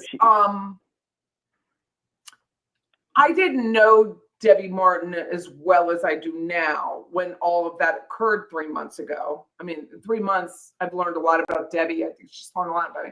But that owl thing really pissed me off. I'm like, I handed this off. And it's not about the Dan Rashbaum thing or any of that. I handed this off to you as a gift. And you turn it around and make it dirty and bad. Yeah. And it's not, and you're doing it to get views, and you think you're cute, and you're not. And it pissed me off. I saw her late night videos that she took down by morning, but like I saw them already, and I'm done. I'm out of there. I saw her implode. She ruined her channel that day. That day that she was screaming and screeching? I didn't see it. Yeah, that day in Tallahassee. Attention whore is not a mental illness. she's used to getting sympathy because of her sister. And that's the other thing. I mean, like, we all, like, I think, like, Allison, my father's Alabama, the situation is completely different than Kathy's. Kathy had justice, right? She had justice for her sister. The guy's in prison. She goes to parole. That's what happens when they get, parole board comes up or probation. You have to go. You have to speak your mind. It's the way it is. Look at Susan Smith. I mean, that man's children were thrown into a lake basically to drown in a car. Yeah. So, I mean, it is torture for the family. And I have heard a couple judges now say, like with Laken Riley, that Laken Riley's sister will inherit this crime. Like, she is the one who's going to have to take care of the parents by herself. Like, there's a process now for the rest of your life. But that doesn't mean that you put it on a billboard and use it to get close to other people. Yeah. So I know Allison was never asked for, I mean, I offered, like, I have questions for her just about her dad. And I don't even know if she wants to answer my questions, because it really would be about her dad, because I just want to understand. But she never asked for anything. Like, we send people to her channel, but she's never. Yeah, it's shameful. It's shameful, and it's not respecting her sister or Dan Markel or Ruth Markel. Like, it's not respecting any of the victims. And also, Katie Kool-Aid's got this. Her stance is that she's a victim. She's a victim of us, and we haven't done anything. Like, she doesn't even look at her own behavior, and that's the problem.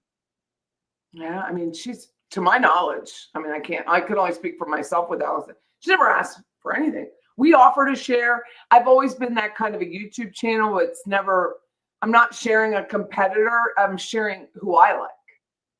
And some channels don't like that. They don't want you to share. Oh my God, you're one of 64 million. Get over yourself. But it's not, I'm sharing who I enjoy, because I want people who enjoy me to enjoy them. It's a gift. It's a gift for me. But I just don't understand it. I just, your channel is a good example of how to manage a channel and how to gain subscriptions and have a nice community. And her channel is not. It's the opposite, and it's very destructive and mean. It's very mean girl, high school stuff. And the whole hurricane thing, like, she didn't have power and she went to Jacksonville. I almost went to Jacksonville. I'm so glad I didn't. I went to Flagler Beach. My house is cracked. Like, to this minute, it is cracked. I'm literally fighting with the insurance company since May 10th about a tornado. So it's not a joke. None of this is a joke.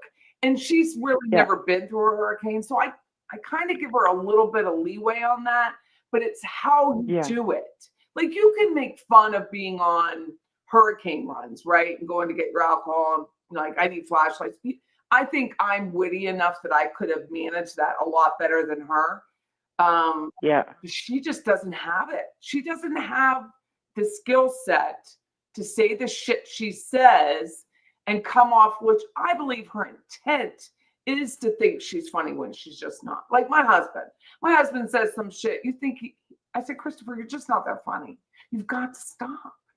Like, if you carried like a little snicker at the end or a smirk on your mouth, whatever, you could say what you say to me, but you're just not funny. He's like, Patty, you never laugh. I'm like, because you're not funny. Well, she drives to high-profile trials with a trunk full of liquor, and she's fine while she's driving, and you can actually enjoy her commentary.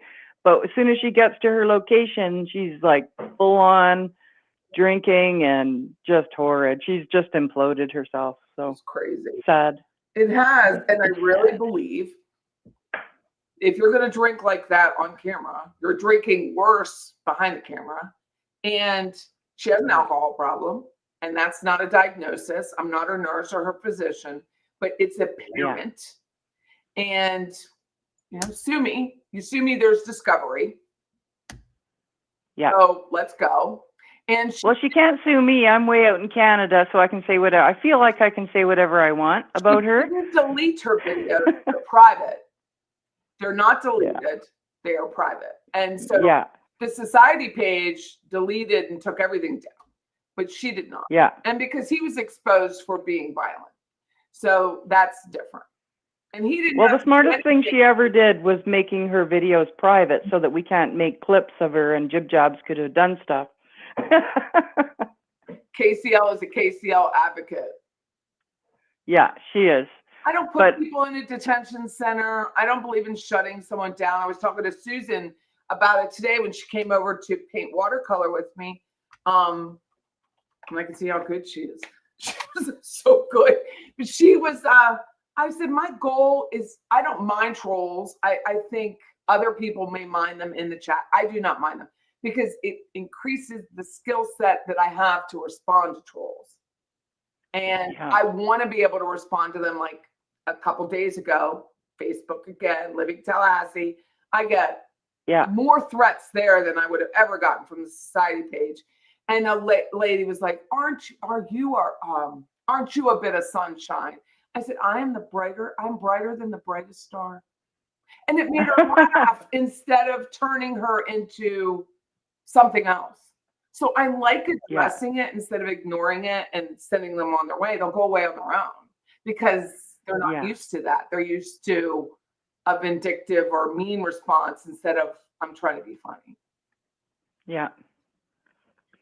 So true. Well, we'll just continue and watch and see how she implodes further until she realizes she needs.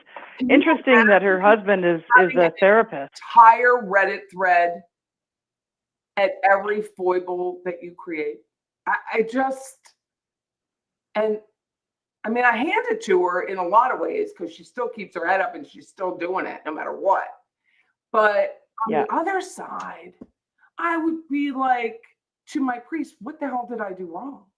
Like I would be questioning myself. She doesn't question herself. She's pushing on and on and on. And I'll go back to it again. My father's alibi. That woman is it's delusional. So it's mental illness combined with alcoholism, and she's just out there. She's Dr. Allison, okay? She's not just an Allison. And what are you talking to people like that? Saying they can't say hello to someone. She's a mean girl. I would love, I don't know if anyone knows anyone from Jordy Arias's family or like the murdered victim's family. I can't remember his name.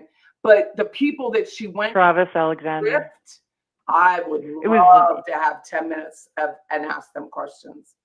Did you ever get the money? Why didn't you get the money? Did you know there was money? You had to know there was money. She was on local TV asking for money. Yeah. You had to know there was she's money. A con. Right? She's very sly. There's no doubt about it. 30 years I've watched her from CourtTV back in the old CourtTV days.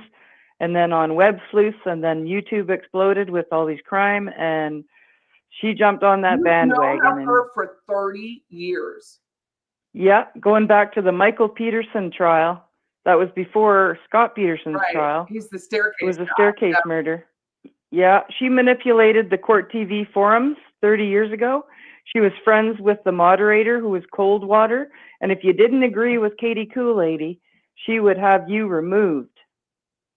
She would have the moderator, Coldwater, take you out. Do you know who Coldwater is in real life? No, some fat woman. I have no idea. That is fascinating. Yeah, I think she's long gone. This was years ago. She was old then, so I think that, Well, her dad didn't die too long ago. I mean, it was just several years ago. So, I mean, when she bought the house, was that 18 or 19? So that's Thanks, Eric. I'm the real OG of CourtTV.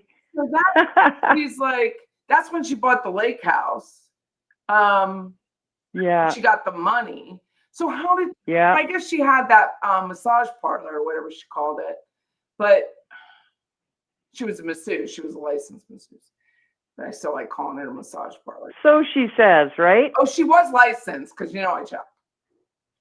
Yeah, she was licensed. It was her nursing license that she let lapse, and then she got what she tried to lie about, and then she let it lapse, and then she kept calling herself, which she did even at our meet and greet. She called herself a psych nurse. She's not a psych nurse. You haven't been licensed in years. Stop calling yourself that. I'm licensed. She's not. I kept my Yeah. distance. So, Right. I mean, And her husband's a lot younger than her, isn't he? He looks a lot younger. husband? Yeah. Oh yeah. Let me look it up. John Hagum. He is. Because his kid is like what, 13 or 14 or Yeah, but something? you know, men can produce, and it's not. Yeah, that's true.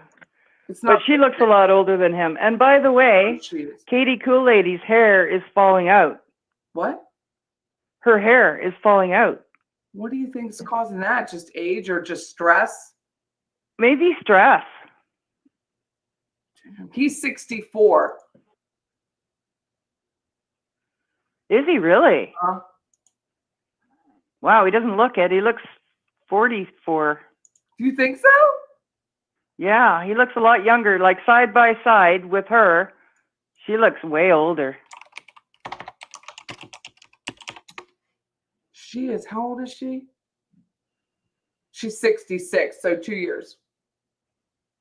Oh yeah, she looks pretty rough. Road rough. Well, I don't think he drinks like her, does he?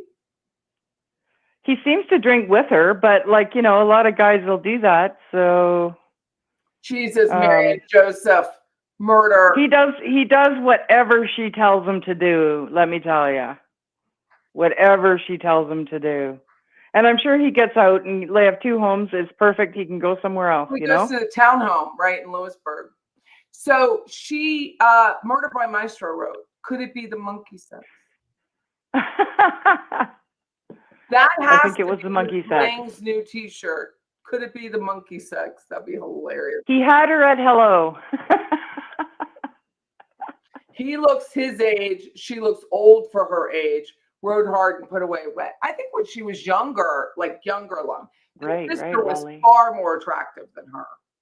Her sister Yeah. was very pretty. But she has, Yeah. she is good at, I hate complimenting her, but I'm going to. She's good at the flowers, but she's good at, because she does have that large nose, which she loves. She has told us that she is good at angles and how she holds her face when she's not enraged or drunk. Right. But in her photos, she is really good at turning her face so that the nose doesn't look so bulbous. Right. I think Well, she's not good at makeup, and you can work that a little bit with makeup, but the camera angle is her way to go for sure. Indy Nana says he polishes his toenails. I think he's gay. Like, that's just me, but Oh yeah, Murder by Maestro says that his gay meter went off, and he said, "Come to me, sailor." yeah, I think he's gay. I think anyone who sits there and does yoga. Like, I showed Scott, my business partner. I was like, Scott, do you think this guy's gay? He's like, Patty, he's really gay. I was like, yes. Doing that whole, oh, my head is just doing that yoga thing that he was doing and screaming into the camera. I'm like, Murder's hilarious. Love that guy. Yeah, he's very hilarious, but I think he's gay. What's Murder say? Yeah, that dude sits down to take a wee. Yeah, no, exactly. it's Patty very Ann is talking about the makeup job that she really should go see a cosmetologist or whatever. Like, that would probably be a good investment for her. Say that again? Katie Kool-Lady could, invest in like a cosmetologist or a wig. Maybe a wig would work. Maybe we wouldn't recognize her. I think it's really, I lost my hair during COVID, which is why I shave it.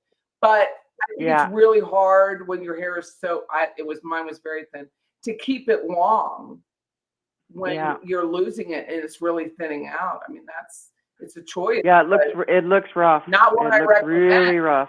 Because my hair, when it's down, I mean, you guys would be mortified with my hair. When it's so it makes sense. That's why she wears the turbans, and the towels and the turbans and hats, and she's got a huge bald spot right in the side, and she's losing it. Like, it's thin to begin with, and it's white, but it's falling out. Like, she talked about it in one YouTube a month or two ago, how her hair's falling out in the shower. It's just falling right out, and it's just like, wow. To me with COVID. But I think it's her eyebrows and her eyelashes, everything. Let me look. Oh, she's got the alopecia. Hold on. I have a big screen TV. Trust me, I can see it. Oh my God. Funny. I just don't, there's a lot of, that I don't like YouTube that you can't really block someone. You can block. Oh yeah, she has nothing going on, does she? Oh, I didn't look at her that closely. Yeah. Oh yeah. Yeah. Well, she Well, covers it up, a year but ago to a month ago, that it is a huge difference. yeah, she should probably go see a doctor about that. Like, it's more than a little bit.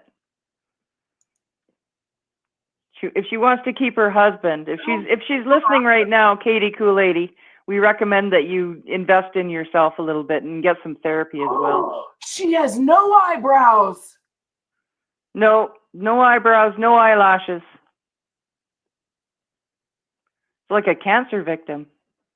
Sad. Oh my God, I'm just seeing it. That's what drinking and stress is a killer, you know? Is she using mascara on her eyebrows? Yes, she has special stuff to put on her eyebrows, which we all do, but hers is to a different level. I get mine tattooed on, so I can't. But she should. She has the money. She should go get it tattooed on. Yeah, why not invest in herself and maybe improve herself? Like $200. Improve herself. And get some therapy. Eyebrow care. I overplucked when I was younger, so that was my issue. But yeah, damn, she doesn't have any. Yeah, and she doesn't blend her foundation. You can see the line around her face and stuff. It's pretty bad. Dude, I'm so glad I take care of mine. You have no idea. Because the audience can turn any day. I'm so aware of it. Well, she's got dreams of grandeur, and she's not. You can be beautiful on the outside and really evil on the inside, and she really needs to improve her heart. Her heart space needs to have some improvement. You know why he looks younger than he is? He wears the turtleneck. Oh. I just thought of that. Yeah. So when I used to read her years ago, for the years of CourtTV and everything, she was single. She was single and always with another girl. So I figured she was gay. YB, hold on. Someone's asking, who is this? It's YB, WHYBE. And YB has known of Katie Cool Lady, KCL, Katie Heart Space, whatever she wants to be called today, for 30 years, since the Michael Peterson staircase, poor Kathy running down the steps. Yeah. Woo. That's right. Yeah, so I've been on to her. I when I saw her come on YouTube, I was just, oh boy, just wait for it. Just wait for it. And sure enough, I just knew she was going to implode. And she did. YB makes cookies. Yeah, I like to bake. For you. I live up a very remote area of the Caribou of northern British Columbia of Canada, so I have to entertain myself. I don't like Botox. Debbie Martin said her husband doesn't like Botox, so she isn't getting it. I would never get Botox. I'm not getting. No, me either. I watch people pass away with, as a nurse, like working as a nurse, with fillers and Botox, and I'm like, this isn't really how I want to go out. This isn't it. I was wondering if any of your other subscribers are longtime CourtTV forum people. That's a good question. Is anyone else longtime forum CourtTV people? Anybody from back in the day when CourtTV had the wonderful forums? Oh, wait a second. Hold on. Megan Echo Gal says she made mine and so many others' lives miserable on CourtTV all those years ago. Yes. Megan Echo Gal. Wow. That's amazing. And she did. She was terrible. Kristen. She was a mean girl even back then. 30 years ago, she was mean then. Was it very manipulative? Was it just because she wanted to be the star? Yeah, she was like kiss the ring, Kiss the ring. That's what she was with me. I've only ever had one conversation with her ever. And it was in, which I've shared on here before, but it was in the Jansen office. And I went to go get my book signed by Rosemary Romero. And I didn't have it was like days before I even thought about having a YouTube channel. The next day I ended up on STS, which was another story altogether. But and John Steinbeck's so kind. He is so kind. And he's like, Patty, he's from Pennsylvania. He's called me by my first name. He just met me. And he's like, Patty, she's from Pennsylvania. I was like, oh, where are you from? Lewisburg. And she turned around and did an about face walk away and put chips out. She's so rude to people. And I was like, oh, she doesn't want to meet me. I mean, everything I had to walk in the building. Everything I had. I was so unbelievably, horribly shy. And Monica, who works, the private detective, was there, and she was so kind to me too. So they're kind of outweighed the rudeness, but it was like somebody. This is what she doesn't get, and if we all don't know each other, but if I'm super rude to one subscriber, and social media, you really have to be careful, and people take it so personally that if I were a different confidence level, even then being introverted, not shy, but introverted, that could really turn somebody. I just think you really need to, if you're going to be here and you're going to have a voice and you're going to pretend to have a channel and be not a spokesperson, because you're not, but a speaker, you really have to be kind to people that even then you wouldn't normally be kind to. She didn't know me. She didn't know that I had 100,000 followers on Facebook. She didn't know. And I think that was really stupid.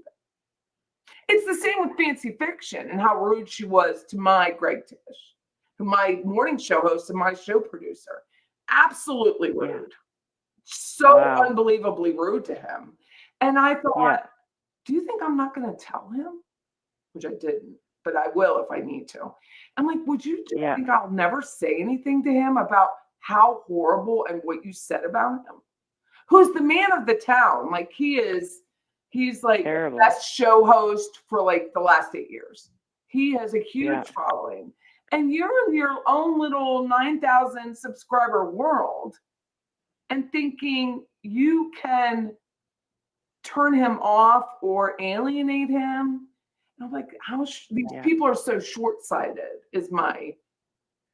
Well, it's like a psychopath. They will not have anything to do with you unless they want something from you. So basically with Katie Kool-Lady, if she doesn't want something from you, she'll turn her back, be rude, all that. I did not know her friend Jordy. I didn't hang with Katie Kool-Lady ever. I was just aware of her. I had a nice group, just like this group. We had a nice group. And it looks like we have some people that are from the CourtTV forums, Max444 as well. And some people on your community here are talking about Coldwater, who Katie Kool-Lady had in her pocket.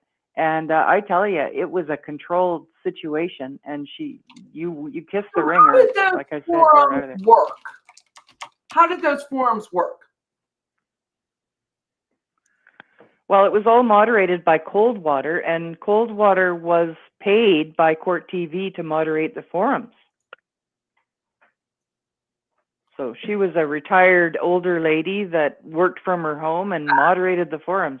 So you're saying if you didn't, it was CourtTV forums, and did that become Web Sleuth? No, Web Sleuth was there, and then everybody kind of moved over to Web Sleuth further because CourtTV ended. Some kind of contract ended and they closed the CourtTV forums. But it was a time in history, where we were just a lot of court people in there and stuff. And just Katie Kool-Lady, she was manipulative and she was smart, and but she could hide behind the forum. You're not showing your face, you're not drinking in front of people, and it's just a different platform. And she really should stay at Web Sleuth. So I just put in Coldwater and CourtTV forum as a search. And I got, hold on, let me find it. And it just says 06. So you're right. It's a long time ago. It says Coldwater moved some of the merged threads and started a new section at CourtTV in the current crimes, old cold cases, with the title of the thread being Janet Marie Christensen. So yeah, I mean, that's interesting. So I always am like in the Reddit threads. I think Reddit to me is a lot like that Web Sleuth, where some of these threads are so old that the people do have a lot of power, I would say. Yeah. Oh yeah. Yeah. So like a group of us, just like your group here, we would take a spin-off group and we'd leave CourtTV and go elsewhere and build our own website just to get away from her. That's how bad she is. Follow you? We didn't want to. Well, there was probably about 30 of us that really became close friends following courts. And we still have a website on the side. Oh, do you? Good for you. That's just a private site just for the people, you know, here we are how many years later. And you know, you make friends on these forums. So someone's saying, was she a moderator or was she just had them in her pocket? Probably both. Coldwater was the official moderator, but she had this little thing in her ear called Katie Kool-Lady. Mm-hmm. So on a forum like that, the CourtTV forums, were you blocked from posting or responding? Could you even read the forums? Did they remove you altogether? Oh, you'd be put in detention. Is that where she got that? Maybe. Kind of time out, like you'd be like not really fully banned, but like temporarily not able to post, like so you could still read. It's sort of like YouTube. You can put somebody, suspend their membership, but they can still read you. I honestly don't even know how to do that. That's how. Yeah. I've just never done it.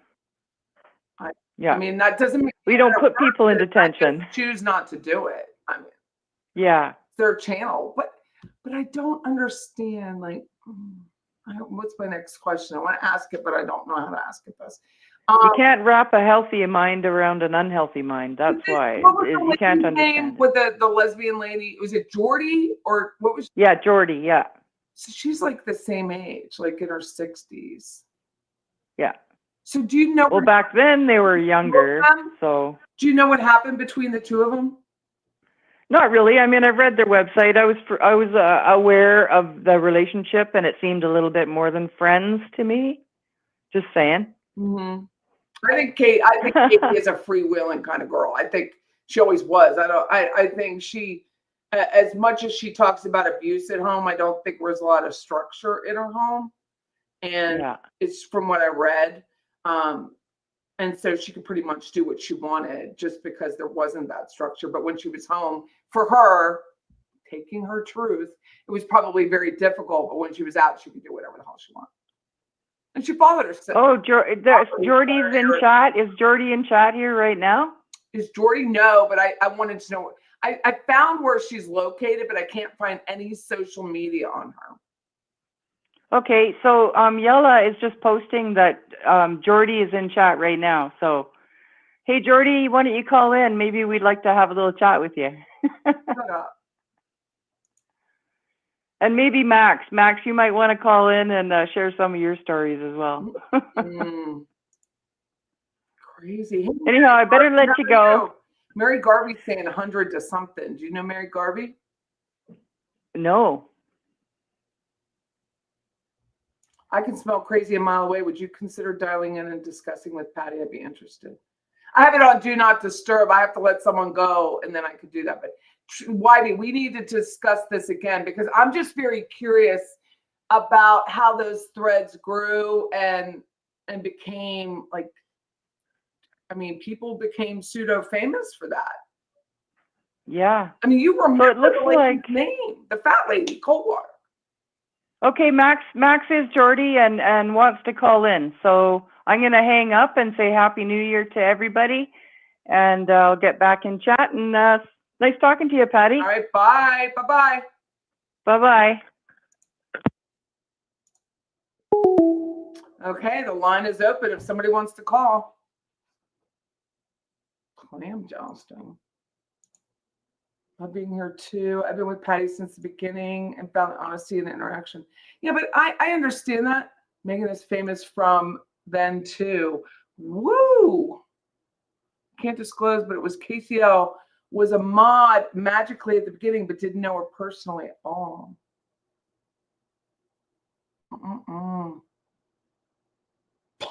Oh my God, this is great. It's what makes it funny. It's not all funny, but what makes funny is Murder by Maestro constantly throwing in, and he knows I read the comments, monkey sex. Okay, so dude, you're constantly sex. Call from Hi, this is Patty. Patty, there you are. Yeah, who's this? This is Max, Hi. aka Jordy. You're Jordy? I have to turn you up. Hold on. Let me see how I do that. No, this. Got it. Okay. So you're Jordy. You're Jordy Peterson. Jordy. Yes. Shut the Yes. fuck up. I have so many questions. I've been looking for you. That's so funny. Not in a You know, there negative was way, almost but I've always wanted to talk to about you. Well, not anyway. always. Since the last 3 months, when I didn't know Katie Cooley, I told the little story when I met her at the beginning of Charlie's trial, and she was rude. But I just really took it with a grain of salt because I didn't know anything. I was just working my way through YouTube. I didn't know anything. I've only had this channel for 13 months. That's it.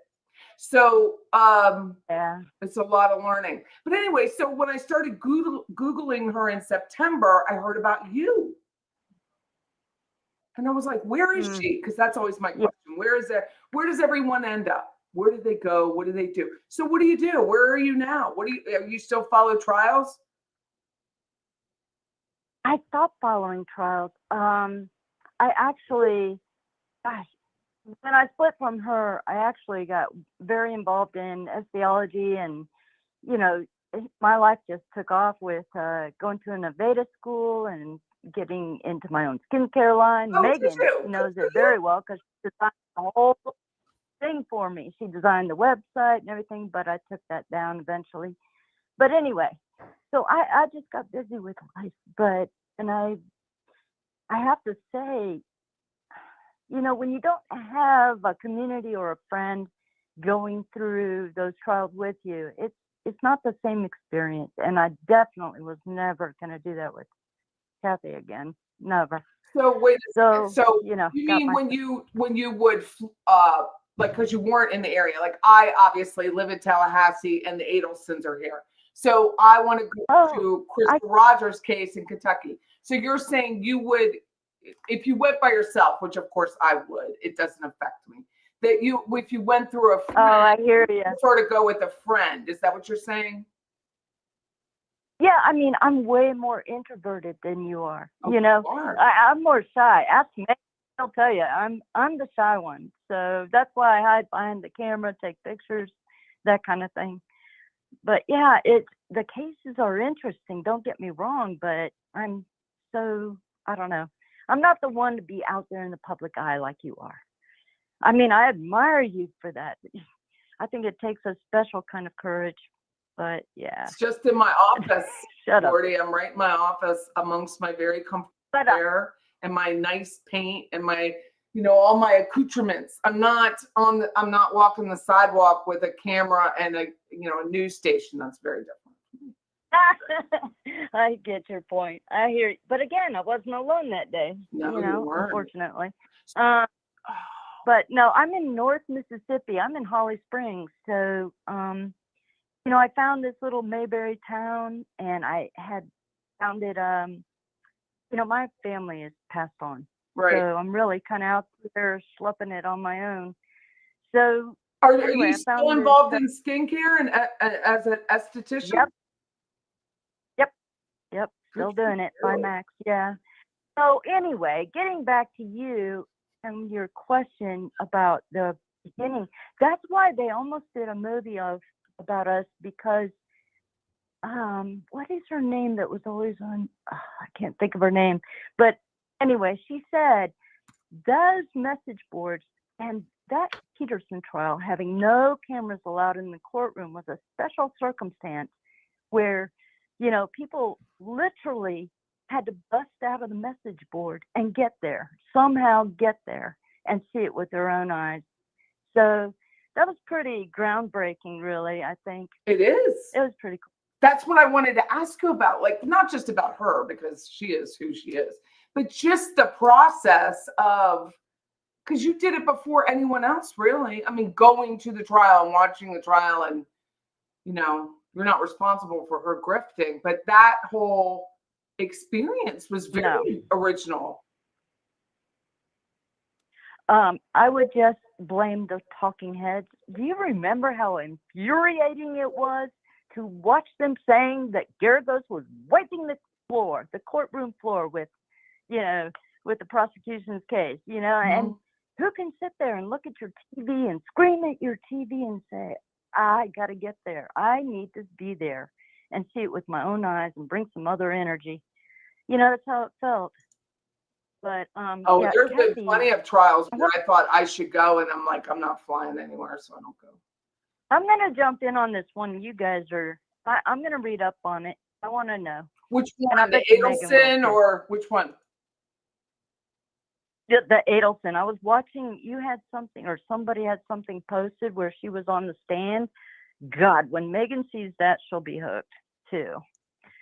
Yeah, it looks interesting. So, and I've heard you talk. So you some just of- decided, watched your video. was it the experience with her specifically that said you just don't want to do any more trial stuff? Or was it the outcome of the trials or the families? Like, what was it? I would say that at that time, remember, it has to be a circumstantial case or it doesn't get our interest. That puzzle, you know, that puzzle that we have to ferret out all the pieces. Oh, yeah, I think I agree. And most people want those that. cases come along. She was front and center. She was jumping on it already. So I just backed off because in order to get away from her, I had to let go of that and get focused on something I could do something about, my own life. You know, it just, yeah, I would say she was a deterrent. Absolutely. Because weren't you, when I read about the cement picks with the Scott Peterson thing, you were the one who saw it, right, and took the photos. It wasn't her. You were the one that was going to be subpoenaed or have to testify, and then you didn't have to testify? Did I have that right? Or I would tell it to you. Say? Patty, here's how it goes. That second trip, we got there on a Sunday. Monday, court was dark because it was Amber Friday. Nobody knew when she was coming in. But by the way, I sure was in that carport or in that car parking area taking pictures of her as that car went by.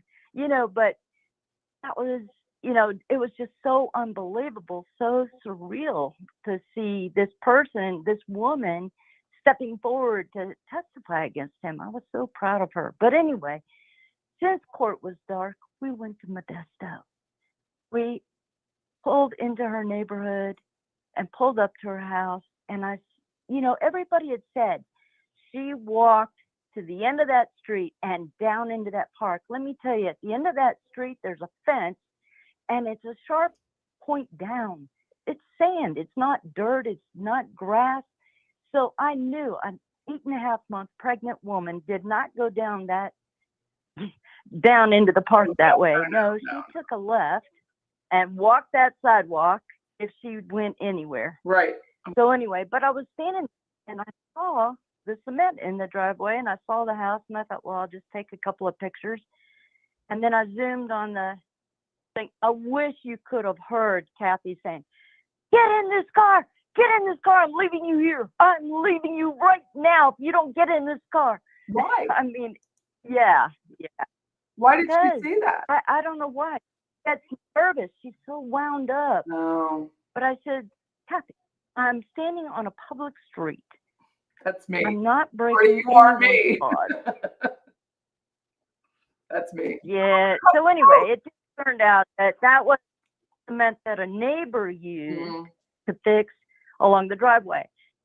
Garagos waited 1.5 years to test that drive, or almost a year, actually, almost a year to test that driveway. And he was going to try to say that was God's cement, that he hadn't made anchors. He had, here's his cement. We've been looking all over for it. It's right here with us. No. So, yeah, People's A through F, 295 A through F were my pictures. I would say that the minute I got home and posted those pictures online, it wasn't long. Lieutenant Mark Smith called me, and I wish you could have been in the room. The very next person I called was Megan, but when he called, he said, "We're gonna. Did you take those pictures?" And I said, "Yes, sir." "Why are you asking?" And he said, "My name is Lieutenant Mark Smith, and I need to give you a subpoena. I'm going to email it to you." And, he just lined it all out and how it was going to proceed. And I was nervous. I mean, really nervous. And I didn't want to mess anything up in this case. Right. So the next day, I called Gloria Allred, her office. And I said, "I think I just need, to ask a little advice, whatever." And the girl said, "I have the authority to be your attorney, right, for you to have Gloria as your attorney right now over the phone." And I was like, and she said, "And she's going to be on the Nancy Grace show, but as soon as the show ends, she will be calling you." And so then I go over to Kathy's, we're watching the TV, and Kathy's laughing at me. She's like, "Oh, hell no, that woman is not calling you." And guess what? My phone rang. And I went out to the carport, took the call, and Gloria, I filled her in on everything. And I even mentioned Kathy's craziness. And she said, "Yeah, I am going to be your attorney, So anyway, sorry, it's just been. So That's did you been a guys long go time to ago. lunch with Gloria Allred afterwards, like the blog says or something I read? Okay, yeah.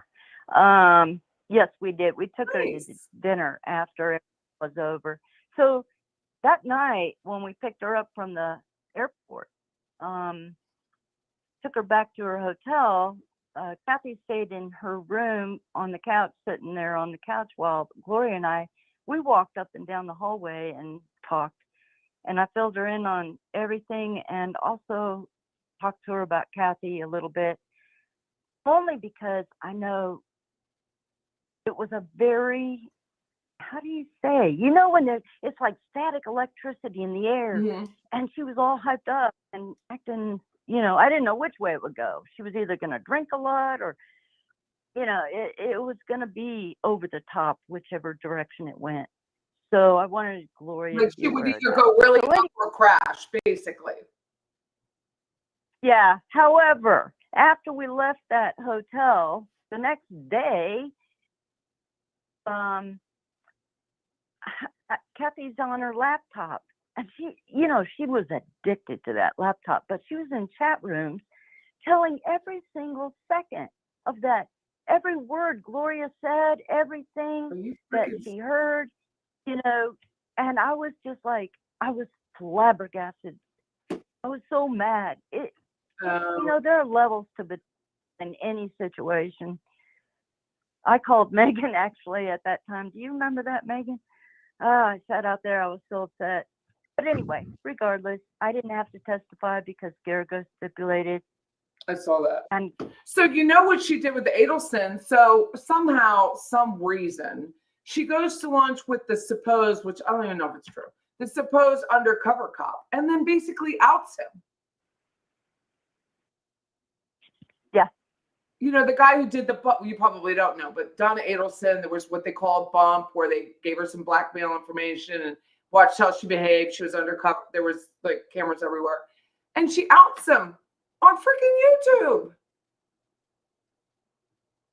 Oh my God. She cannot. Yeah. She knows a secret, which is supposed to be a secret, or something that you just keep private just because it's timing. It's not appropriate. Her guts are falling out. She can't wait. So, Patty, let's segue to something else that might explain this a little bit. okay. Do you mind?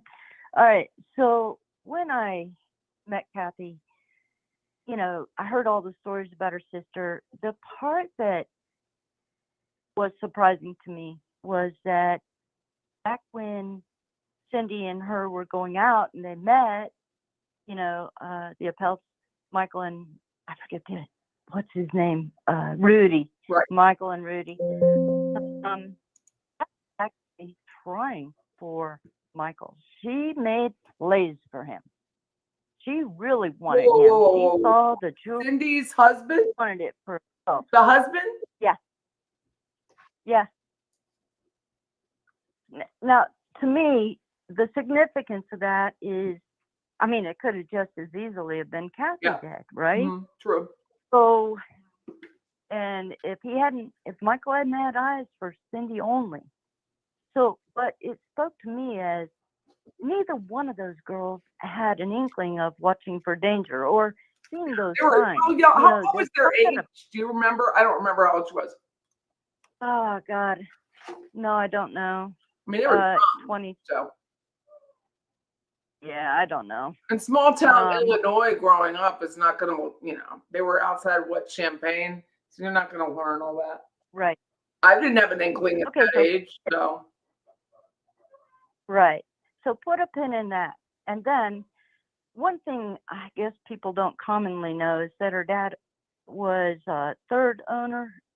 There were three of them that owned a house in Wells Beach, Maine. Where was it? And so that's part Wells Beach, Maine. Oh, yes, I do know they had part ownership. Okay. No, she couldn't. The family. That there was a family spot. Yeah. Yeah, there were three members. Okay, so that's where I met her dad's boyfriend. And that's where not only she, but he confirmed about their sex on the beach episode. So now here's number two, where first there's the brush with Michael Appelt. Now there's the dad's boyfriend. Now we go to the third. There's five in all. Then you go to the third, and there is a situation where there's a guy that she was dating during the time she knew me. She knew he was a player.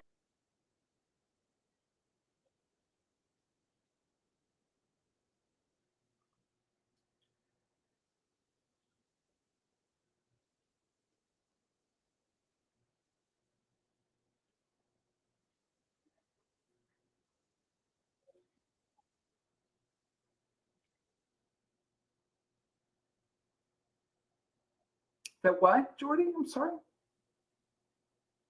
Hello? Did I lose you? Did your phone die?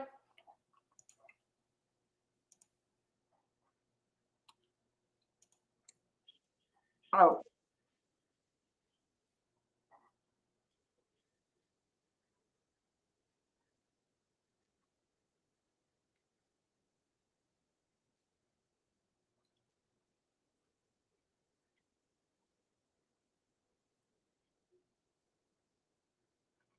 The Venom.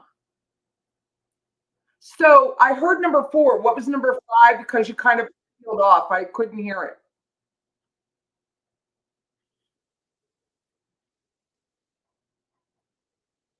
Oh, okay. It just kind of went silent. I wasn't sure if you were still on. I do hear you now. No, I hear you. Can you hear me? I hear you. Okay, good.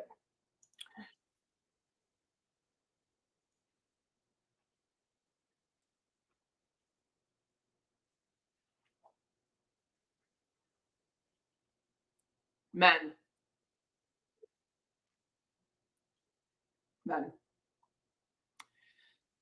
Yes, I did. So I have a question. Did you guys live together or were you just friends and you just hung out? And so if you didn't live together and she was bothering you so much, why didn't you just not be with her? Or was it hard because you're so shy to make friends? I don't know, I had that problem.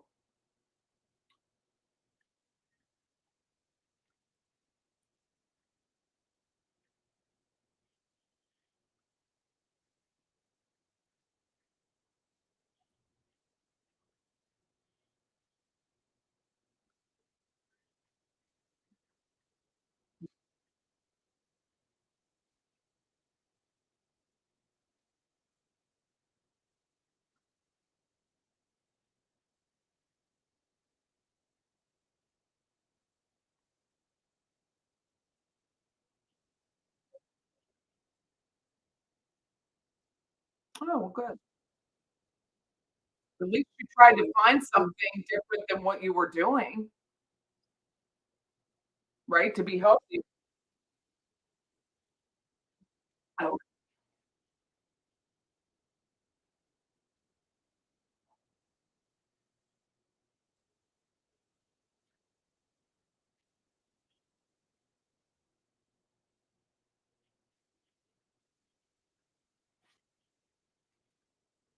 I hear you. Do you want to hang up and call back in? Hold on. I have a question for you then, but if you want to call, I turned off the do not disturb. You can, I'll hang up with you and you can call right back. Okay?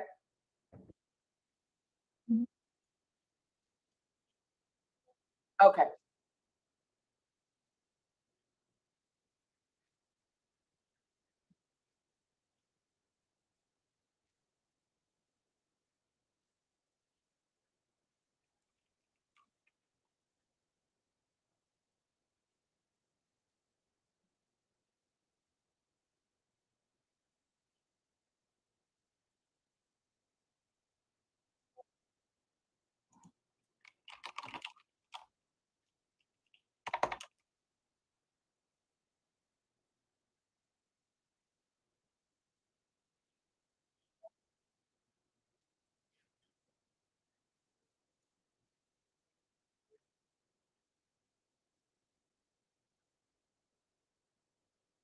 No, none of us are. We're not saying that. But do you mind hanging up and I'll call you right back, or you can call me? Call me right back. Okay?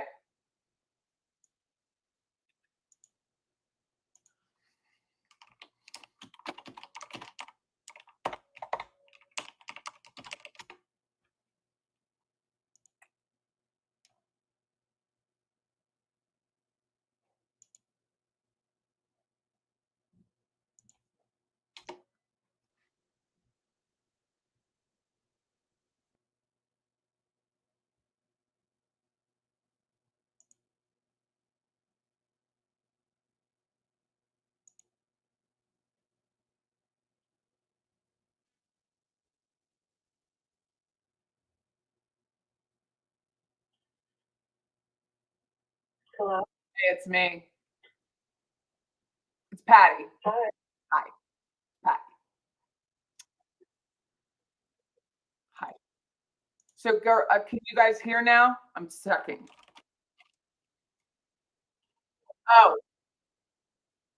Oh, okay. Well, hold on. Let me call. I have Jordy. Let me call you back. Okay.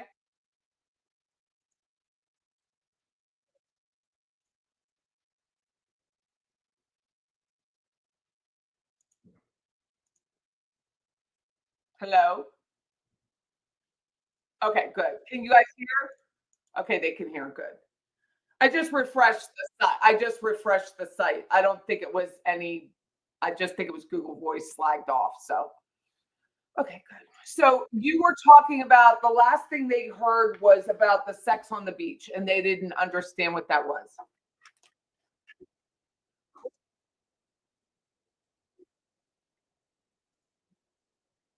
Who did? Ted is a guy.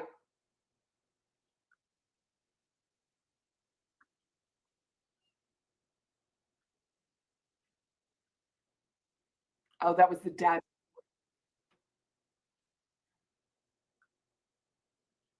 Wow. They can't hear. Still can't hear, Max. I think you might have her muted. I don't have her muted. I promise. Um.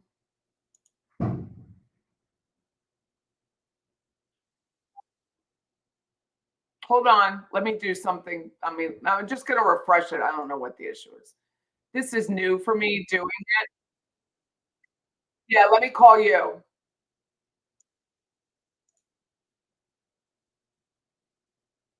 I'm checking my sound. I mean, my sound's fine, so let me call her back.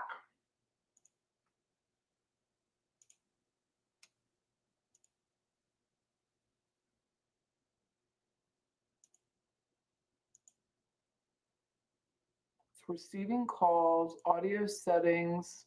Everything's on, so it might be just a Google Voice thing.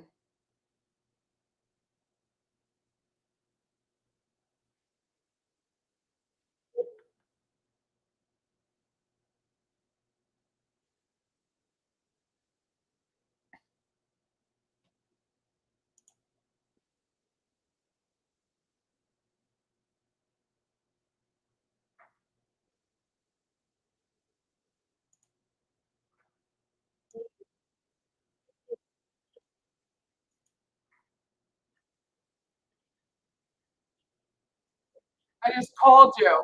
I'll call again. I just called. I'll call again.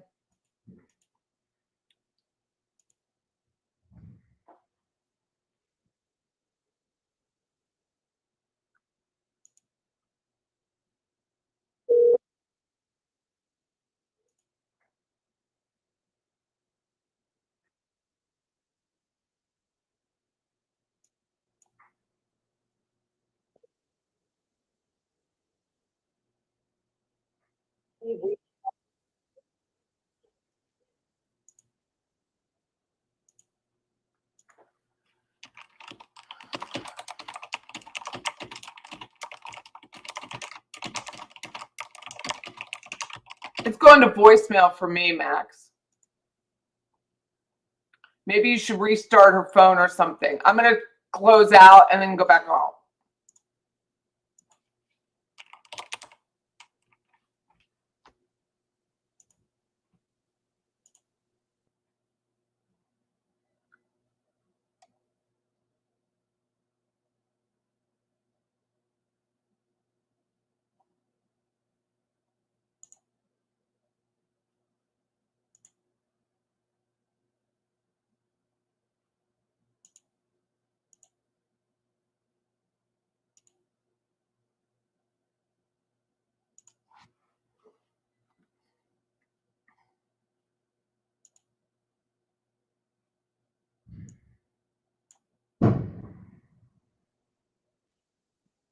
All right, voicemail.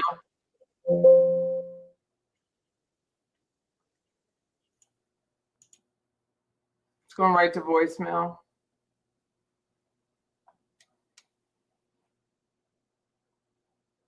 Oh, she still sees me. You're at the edge of your seat. Me too, because the phone's not working. My whole system is in play. You just heard a bang. That's the fireworks outside, little fuckers. Okay, hold on.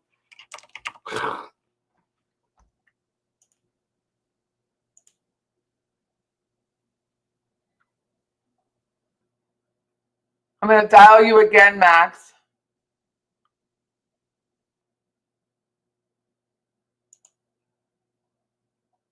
I mean, that part's working great, so I don't know if she's just not hearing it.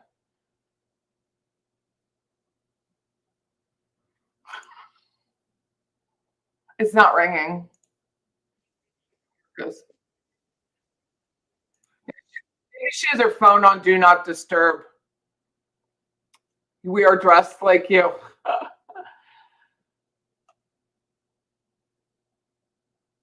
Oh, with the Sex on the Beach, it kind of faded off for me, but damn, hold on one second.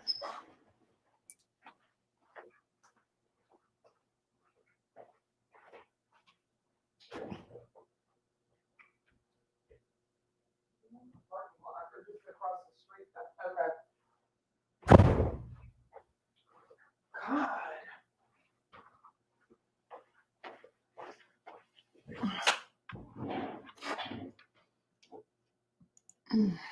They sound like they're in my parking lot, but they're not. It's across the street. Hold on. I'm going to remove myself.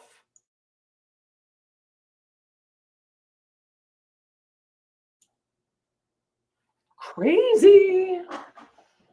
Is Jordy still on here? Oh, it's not going through for some reason. Hold on. Hold on. How was the quality? It was shit, Google. Shit.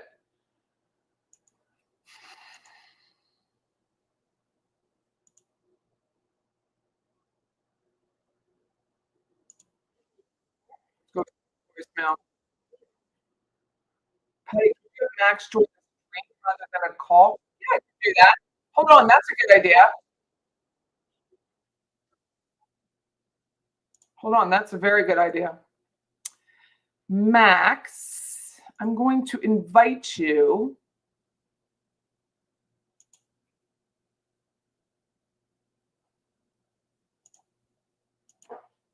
I can't hear her either.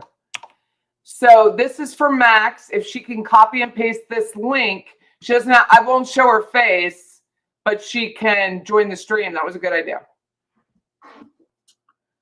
We all need the patience of a good puppy owner.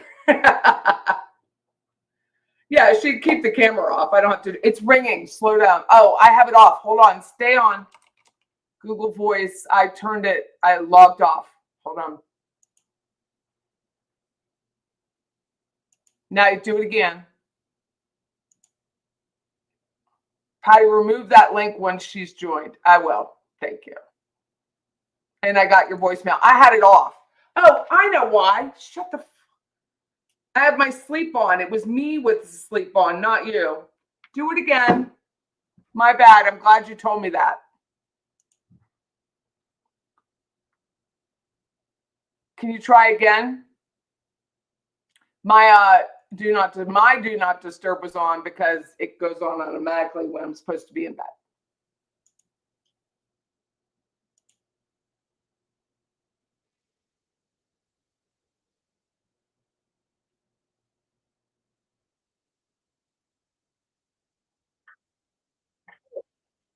Yes, let me see if they can hear. Yeah, when you called me and you said it went to voicemail, I knew what my side was. I'm asking them if they can hear. Stand by. Boop, boop, boop. You can hear me. Can you speak, Max? They still cannot hear you. Hold on. What did I do that was different? No, that would be worse. Unless it was a share thing. Let me see. Let me see if that was. Can you talk? Sure. What do you want me to talk about? Nope. Hold on 1 second. Hold on. I'm going to do this. I'm going to move it. Hold on. I'm working it out here. I'm going to share the screen and share the. Okay, now try it. Can you hear? Now you can. That's what it was. I needed to share the tab. That was what it was.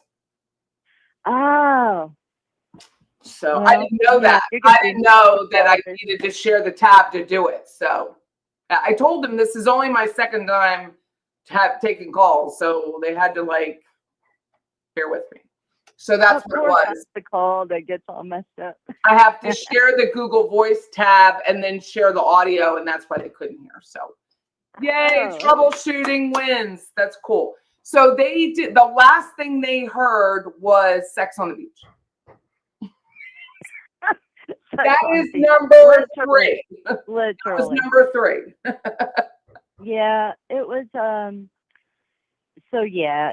It's New Year's on the East Coast. So happy New Year's, everybody. Yay! Yeah, happy New Year's. Oh my gosh. 2025. Thank God. So yeah, both her and Ted had told me, you know, they had sex on the beach.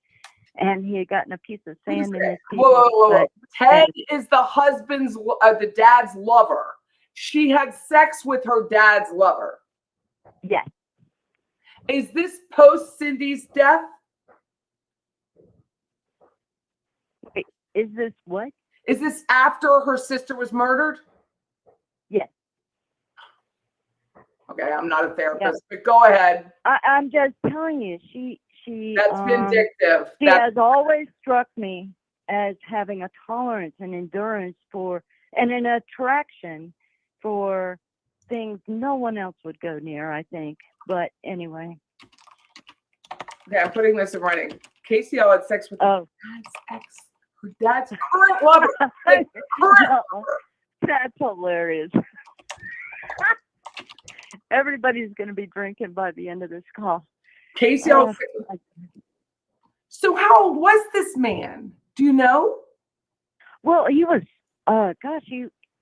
he was not that old. No. He was young. He had a young son. Oh, I think his son and daughter were teenagers. Yeah, so. Damn, girl. Yeah, but it's still gross as hell. Yeah, I agree. It's not gross. And Ted thought, I mean, he was really a skinny guy, skinny short guy, and he thought he was a little rooster around there. That's for sure. Yeah. And why not? You know, he had 2 Monkmans after him, but yeah. Girl, that's... Oh no, she can't hear again. I'm confused and can't hear. It's not her. It's her, not us. That is some serious emotional damage. So I'm just telling you, the same person who likes to name drop and you know, clout chase and all this stuff, that person that wants to be in the public eye is also that person going down these dark alleys with, you know, an attraction to the dangerous and unsavory, you know? It's dangerous. I mean, that is emotional damage. And, you know, I don't know, losing your mom. I mean, she's pissed at her father. She had to be furious with her father to do that. Just furious. No, wait, she's a narcissist. It was truly all about her. I mean, she was just caught up in that moment with Ted, and Ted didn't give a hell. He's just a sex addict, you know, but Kathy was getting attention, you know, and that was going to go somewhere. So anyway, I just do think these unsavory characters that she finds, ferrets out and finds, has to do with that lack of boundaries, that lack of, you know, due north that most of us have. And like I was saying, just you have an entire Reddit thread that is growing daily, that is making fun of your foibles and your lip liner and all that other stuff. And there's no compass, like you just said, to say, maybe I should take a break, like a legit break, not the fake break that she took. Absolutely. Or maybe if this child, because there's a child involved that she posted, which again, my daughter would be like, lady, you can't see these kids. Like, you're nuts. Exactly. And you are risking, even in your own brain, you're saying she's at risk. You're putting them at risk. It's not your child. It's one thing if it's your child and you're showing that photo. It's something else to give her attention. It's a prop. I don't even say the child's name because I'm not going to do that. It's not my child. No, I'm not either. Mm-mm. Yeah. Girl, I am so sorry. But I'm telling you, these two things they run parallel, constant. They're both at hand for her. It's the attention and it's the dark. And they both run parallel throughout her life. Well, it runs in the family. I mean, there's just no way. Oh yeah, absolutely. Absolutely. I mean, it's definitely organic in the family as well as probably the situation. You know, and then when you see someone die and you think they did, let's pretend, I mean, obviously the daughter didn't understand, Cindy likely didn't understand risk measurements either. You're dating a guy and it was just too fast. I'm going out to the desert, which is always a clue. Don't ever go to the desert. That you're like, well, what the hell? Why don't I just do whatever I want because nothing matters anyway? Well, she went out there. The story that Kathy told me was she went out there because he was going to surprise her with some property where he was going to build their dream house. Yeah. But, yeah. So how was the father to you? Like, I have my image of what this old professor was like. What was he like with you? Was he nice? Was he kind, open? He's very much like Kathy in some ways. I mean, and the way he would say her name, Kathy. Oh my God, it was so irritating. But anyway, he just really was like a little boy that needed to be taken care of, and he needed her attention. And she stepped right into the mother role with him. It was a very strange circumstance. This is a guy who did not trim his toenails for an entire year. She did it for him every Christmas. Shut the fuck up. I am not. I'm not kidding. I'm not kidding. But sorry, yeah, but what? Have sex with your dad. I know. I know. Listen, we were in Sedona. We were in Sedona for like 7 days, and when we got back, the guy hadn't flushed the toilet the whole time we were gone. Why? I mean, I don't know. There was, the whole, I don't know. But he's also the guy that would sit at the kitchen table during Christmas or right after Christmas, writing checks all day long for various charities. I mean, he had a list you wouldn't believe, giving so much money away. That's probably where she got her idea recently to give money away to. Well, that's so bipolar. It's so bipolar to just do that without. Somebody else mentioned histrionic, and I believe they're right about that. Well, mania has two sides. Yeah, it sure does. You're right, Patty. So, there's mental illness in everyone's family. Let's face it. But I had a cousin. Never met him. He committed suicide. But his was his was the other side. His was the depression. I mean, they couldn't do anything. Like, the man ended up in a bathtub and slit his wrists. And he was just a young guy. He was like 20 years old. But he never really hit the mania. He would hit it a little bit, but he would just tank. And he just couldn't budge. So I think hers is more the mania, and that's what she's doing right now. Well, and then the brother, he can be so sweet, but he is very dangerous. He attacked me under a carport one time and got me on the ground, and he was about to bite my finger off, I think, but I was shoving my hand in. I'm laying there, leaning back, screaming for Kathy and Jack. That's her dad. And finally, both of them come out there and get John off me. And he had attacked another woman prior to me. He has a problem about that. I don't know. But, yeah. So I said, why isn't he locked up and drive a car? Wait, say that again, Patty? Apparently, which, I don't watch her. I've never watched but more than 30 seconds of that woman's videos. How does she have... I can't. How does she have... I hear you. I feel you. She have a car and an apartment. How is he able to drive? Welcome back, Megan. He is supposed to take medication, but, during Christmas time, to see him come down the stairs talking to his voices, he's not on. He'd go out on the back porch and or back patio and chain smoke and talk to his voices. I mean, and there's the dad, Kathy. The whole scene was like, oh my God. So Kristen H is asking if Dad was a psychiatrist. No, he was a professor of psychology, which is, has its own issues. Behavioral psychology. He was not an MD. He was not an MD. Wait, her dad? Yeah. He was not a psychiatrist. He was a behavioral psychologist. Right. But he liked to try to flip the script on people. Yeah. I would say that the way I always understood it, he was born with a silver spoon. There were attorneys watching over the money. You know, that Kathy and John got stipends in the year, and you know, Was his money inherited? Was the dad's money inherited? Yeah, absolutely. That's Yeah. what I thought. Yep.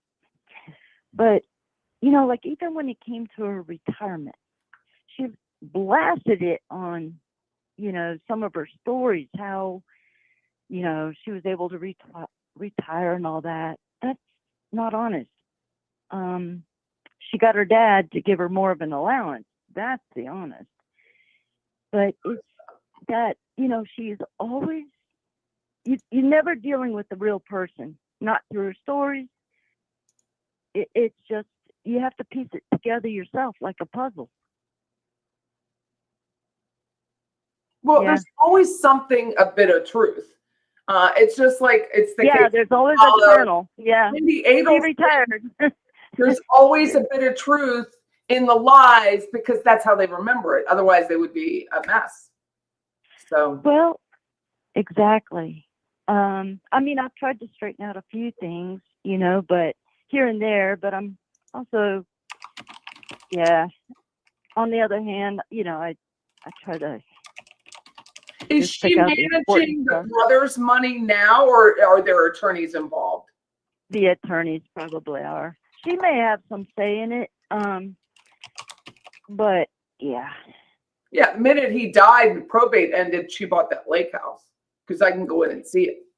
So you went in and saw it. Wait a minute. Not I went in. I could see the documents. I'm a real estate broker and a property. Oh, okay. And I'm a really good researcher. Okay. So I could go in and see the timing of it. I was like, oh, shoot. Because she said, I think she told one of her shows, somebody came back and told me that she built it. I'm like, she built that house. It's older. She didn't build that house. Wait, so is that house in East Mississippi? No. I'm talking about the lake house that she has. All right, then that's another one. Because the lake house I knew about was in East Mississippi, and it was family owned, you know, several people. No, she owns a home right on the New York-Pennsylvania border. And it was right after the old man died, not right after, but shortly after she was able to buy that. And it wasn't much money at the time. It's worth it's a beautiful home. But she was like, I built it. I'm like, you didn't build that house. Like, it's just stupid stuff you're lying about that's so easy to look up. Yeah, prove or disprove. Mm-hmm. Right. Exactly. So, yeah, you know, I would say the message boards began my introduction to her. And during that first time in the early part, once I had met her and everything, I kind of went to many parties with her, you know, various houses. And, you know, Kathy Hughes, the prosecutor from her her sister's, you know, trial. So all that stuff, I was caught up in it. You know, it was I had never seen anything like it. And the trial, the Peterson trial, that shocked me in so many ways. Peterson trial. Betrayals. Yeah. Is that the only trial that you went together and traveled to together? No, we went to the Michael Peterson in North Carolina. Mm-hmm. Oh my God. We were there while they were deliberating or just before. And oh my God, his son storming around, so angry. And that juror, when the one juror stepped down and the female juror became I forget the name, I knew they would pick her. She walked like she owned the building, you know. I mean, I knew they would pick her. And when they came back with the guilty, I was so thrilled. That case was so interesting. The Sarah case, yeah. Did you ever meet Marge? Yeah. Someone is asking. Did you ever meet Marge? Never. No, I think she had passed away before I ever came along. But I heard the Marge story, sure. Did you ever The meet, hairbrush. someone says, tell us about, I don't know who this person is, David Rudolph. David Rudolph. Oh my God. There's a name. Who is that? Um,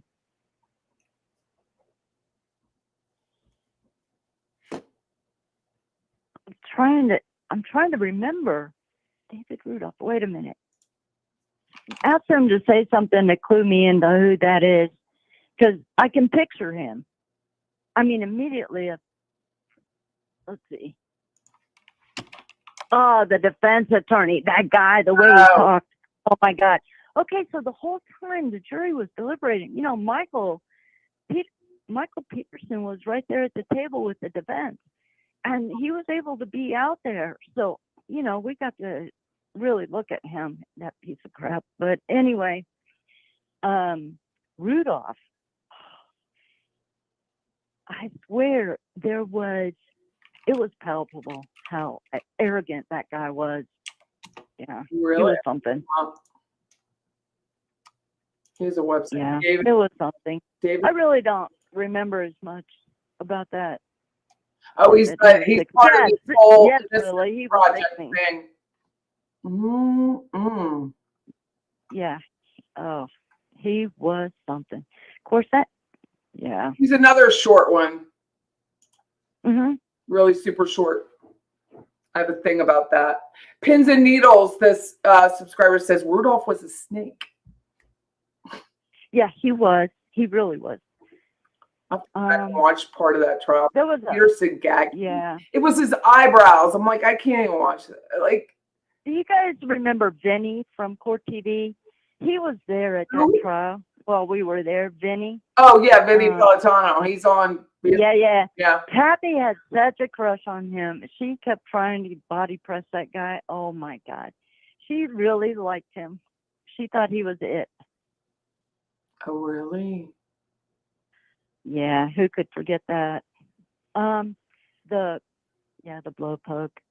Yeah, so there was just Michael Peterson. When you went your own separate ways and you started a new career, which is fabulous, and I have questions about skin now. But when you did this for myself, when you did this, was there like, it was just, we're done, or was there a falling out, or you're like, because I don't think you certainly don't sound like you would be an angry person. You would just be done if you're like me. Yeah, exactly. That's it. You're right. Megan will remember that. Yeah, there was, she's a hard person to quit. I was done. I did walk out. I did say, no matter what call I get from her, I'm not going back. But really? There was always the call, whether it was her drunk going home and I was talking her home, or there was an incident where somebody from the parole board, the victim's advocate, came to her door, and that person was in her house. And here's the thing in me. My mom was mentally ill. It's really hard for me to not help someone when they need help. Right. So when I get that call, it's almost impossible for me to say no. Yeah. Unless, So yeah, right over there. And what month were you born? I'm not a big calendar person. I'm Scorpio. Kathy and I are a year and 4 days apart. I'm a Pisces. I go back and forth on that. Like, screw them. They don't need help. Then I'm like, oh my God, you should do everything you can. It's such a dichotomy to live. It's horrible. But yeah, I'm November 9th, so I'm Scorpio. So my father's alibi, Allison, who was cast aside by what's her face. I don't even like saying her name. She's like, does anyone know the backstory behind a restraining order that she received? Wait, does anyone know the backstory behind a restraining order against KCL? I don't. But I don't blame there for being one. Yeah, I don't know anything about that. Well, she's not So, saying yeah. Norla, which I love the name. A gay guy will never want to sleep with a woman. That's not true. If they're a sex addict, that's absolutely not true. They'll sleep with anything. That's the point. He's not so much gay as he is a sex addict. He's a sex addict first. You know, Ted was that his always comes boyfriend. first. Did the dad ever write books? I know Marge wrote a book, but did the dad ever write a book? No. Marge's book's out But- because I tried to get it. I didn't know about that. You're a good researcher, Patty. I am a You're good very researcher. Like if I'm going to come up against someone and you portrayed yourself as my enemy, I don't even know who you are. Like I really don't know anything about you, but you're coming at me immediately. Then, and to me, that's what she did to my friend Debbie Martin. I gave her a gift. She threw it away on camera, the whack job. So then I'm like, oh, you came at me. Now I need to know everything about you. And so that's what I do. I don't typically do it just for anyone. And I didn't know anything about you. I knew the Scott Peterson case with Lacey because everyone did. But I didn't know the intricacies of it the way CourtTV forum people would know. I only knew that. So I didn't know the story about the cement. I had no recollection of Garagos. I just didn't know. And so when I started researching that, I was like, I'm like, where's Jordy? Where is she? Would she talk about it? Would she tell me anything? Would she warn me? Like, would she warn me? Yeah. Because this is what happened. It wasn't her. She sent some dude who I think is in love with her or had an affair with her or something. Like he had some emotional bond, and his channel was called the Society Page. Well, she basically sent him after me, literally. And so now I have to know him, and I knew him, and I blew his channel up because I was like, you're a felon. Like you're a felon. And I'm going to take care of myself, and I'm going to make sure the world knows who you are. And he deleted his channel. And then she went on some rant. People told me, because I don't watch it, that I could be arrested because I gave his real name. No. What? Yeah, she doesn't know what she's talking about. But I was like, that's not how this works. He openly threatened me. I had to call law enforcement. If I want to say his real name, I'm going to say it. There's nothing. There's not an animal that can stop me. So it just isn't happening. That's how I wasn't happy to do it. Not an animal. Because it's been years, but if you're going to behave in a way that you behaved when you were a felon, then I'm going to take care of myself. And he just deleted everything, so we didn't have to worry. But then they went to another YouTube channel. They didn't go after me. They went after another very innocent woman who's had a channel for 8 years, tripled the size of these losers, and went after her because of me. So, I mean, these people are like, they are not nice. So I wanted to know everything. They're feral. They're Everything. feral is what they are. Yeah. So I'm happy that you got away and excited that you had the nerve to call me. I mean, that's fabulous. But I have questions about skin now. So what was your specialty with skin? Oh, with skin. Actually, when I went through theology.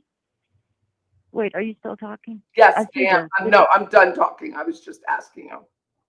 Oh, sorry. Oh, wait. Yes, I knew her in 2009. Yes. Oh, Megan's answering that. Good. Okay, so back to you, Patty. So, it happened that when I went through theology, the last facial we learned was called the tourmaline resurfacing skin. Tourmaline. And our instructor showed how to apply that with a brush. And I was thinking to myself, oh my God, this is the perfect time to use a smooth river stone and actually use one hand to open those fine lines and use the river stone into the mask to clear the lines out. Well, that became my signature facial. And from that, I pretty much took off.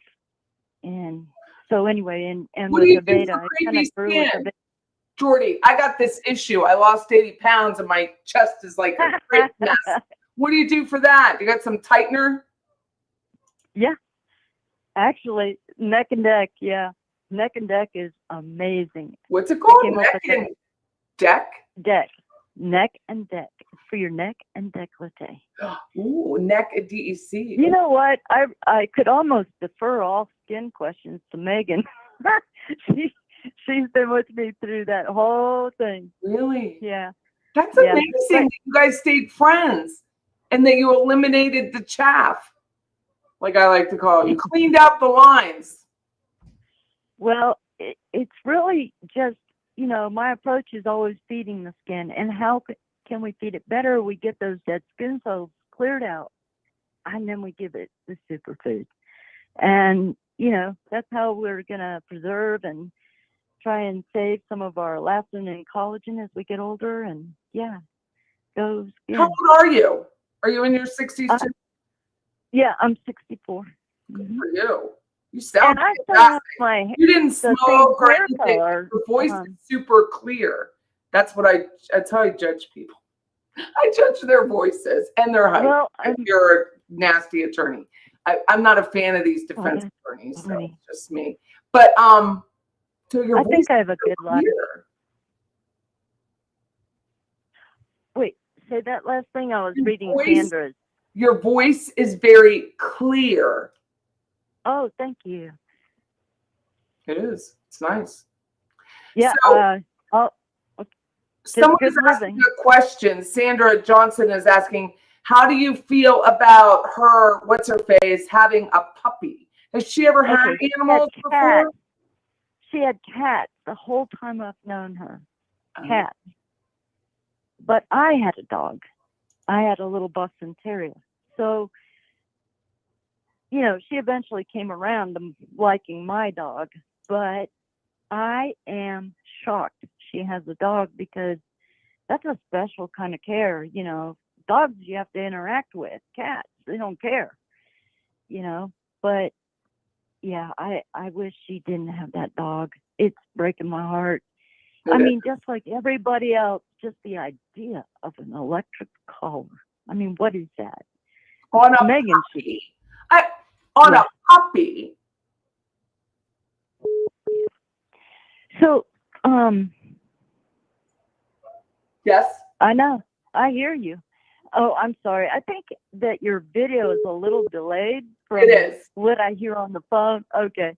Because sometimes I'm watching you talk, so I'll get quiet and let you Yeah, talk. it is. It is. It has to be. There's no way. Because I'm going through, you're calling me through Google, it's coming through my computer, and then it goes out through StreamYard to YouTube. So it's like, so it is. I'm wondering, why don't you use Discord? I'm wondering. I just could have a have. Discord channel. I have a Discord channel, but I'm only because of cybersecurity. I've not done it through here. I've not done it. Yeah. Okay. That'll be the next thing coming. Yeah, I would like to learn. I mean, I just have to teach myself these things. So getting back to Kathy for a second, I would just say that, okay, so I left Arizona, and I was not talking to her at the time I left, but I did shoot her an email that said, you know, it was like a sentence saying, I wish you every happiness and all the best for your life. And then in, I think it was 2014, she contacted me, some things going on in her life. And anyway, she, you know, listen, when you're around a narcissist, if your name is on their Rolodex, you're always going to get a call. It doesn't matter how many years go by, you'll get the call. Unless you really, yeah, that's how they are. It's the Rolodex. But anyway, so I did, after talking with her, and, you know, she was all caught up in her marriage. It seemed so different. And I did let her come spend the week with me out here in Holly Springs, and took her around, took her out on my boat that I had fixed up, a pontoon boat. And we had a great week until the last day. And then it all went back like snap. It can't ever just stay good. Oh, I remember what had happened. That's when she got hit with the grocery cart in the Target parking lot, and she was recovering. She was injured, and she wanted to go somewhere and just relax. And I said, yeah, you can come here. I know. So anyway, now She got hit with a grocery cart, so she had to go on vacation? she was recovering. A man had backed out quickly, an older man, and hit her grocery cart. I believe she documented that whole thing on Two Innocents. Pretty sure I saw pictures of it on there. Of course, the real story, yeah, that's another thing. But anyway, so, I mean, everything on there has a kernel of truth, but everything on there is also got omissions and fabrications. You know, it's just the way it goes. So anyway, everything was great until that last day, and then I was really glad she was gone. But now fast forward to 2016,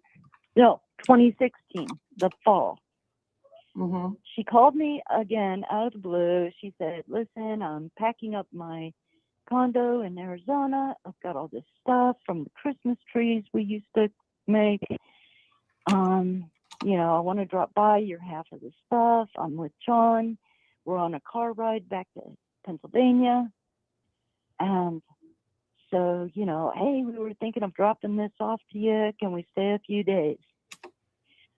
So, you know, again, I tried to be accommodating, and she was bringing me stuff. So I said, yes, you know, and plus I did want to meet her husband, actually. So they arrived, and everything was fine until it wasn't. I mean, it just goes like that.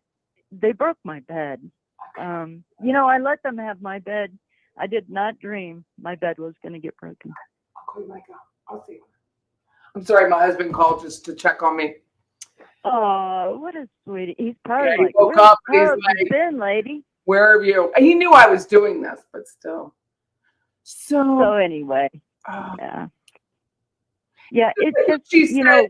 She's like, she was published. You weren't published. Like this Elephant Journal. No one's publishing your articles.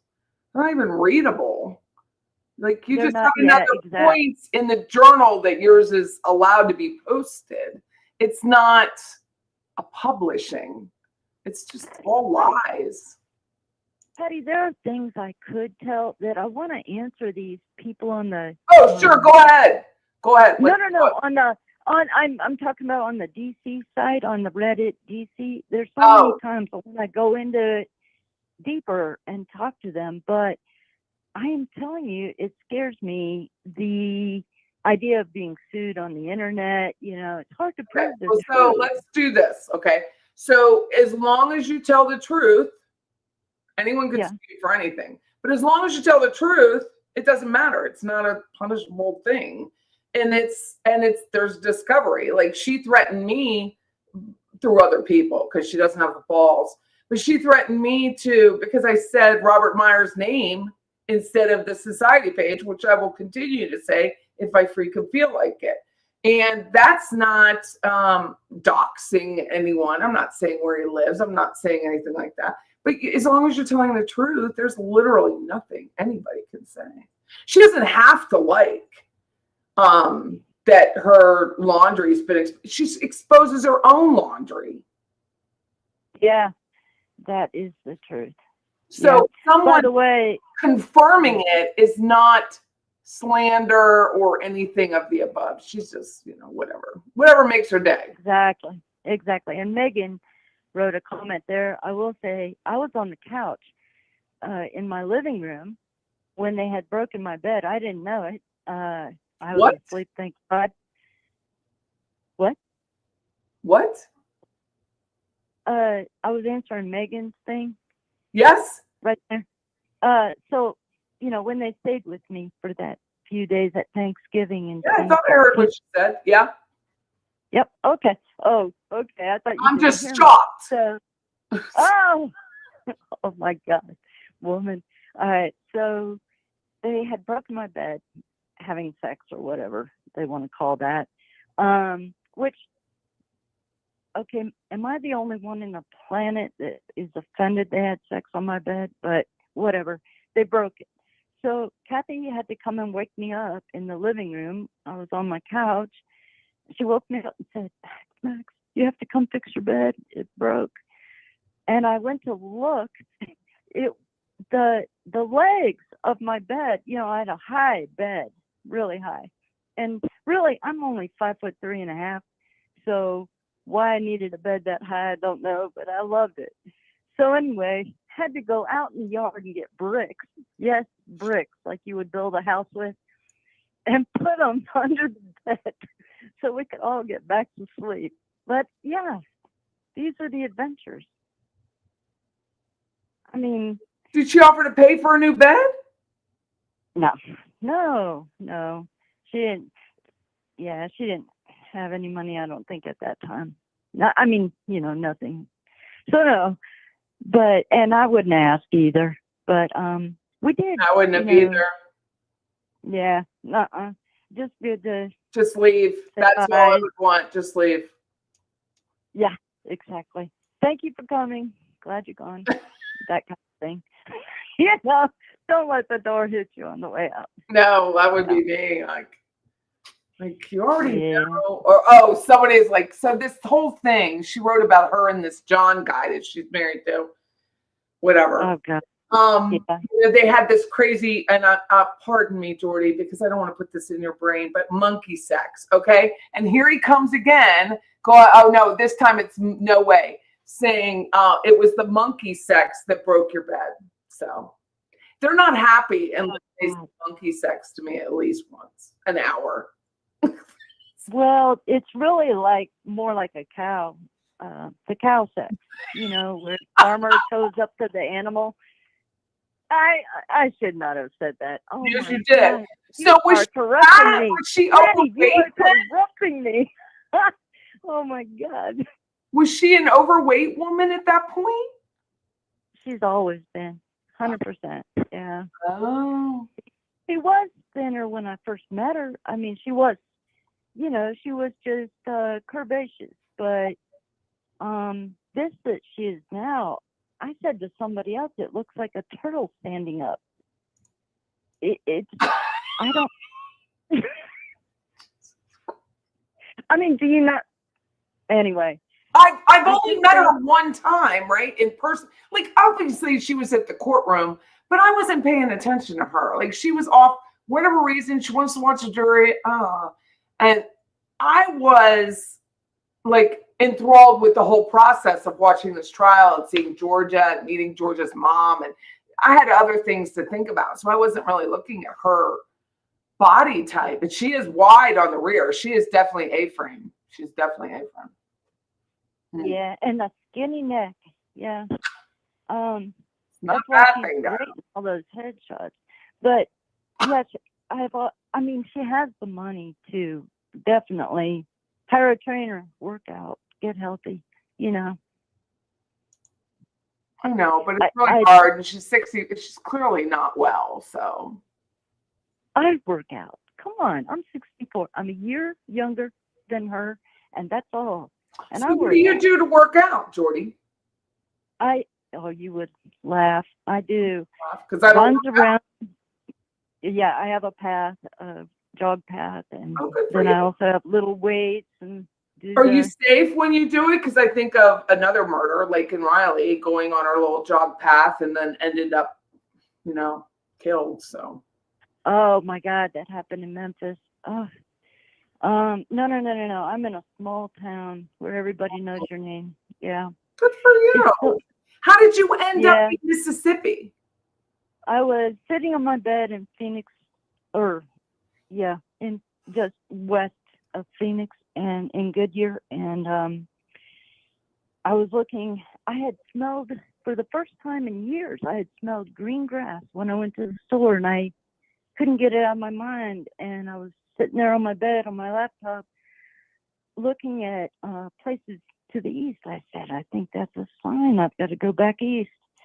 And I just saw this town named Holly Springs. So I went on Facebook and I messaged some people. I looked up Holly Springs and 40-ish looking women. I wrote them and said, do you guys have a spa there? And this one answered me and said, no, you must come. And so I did.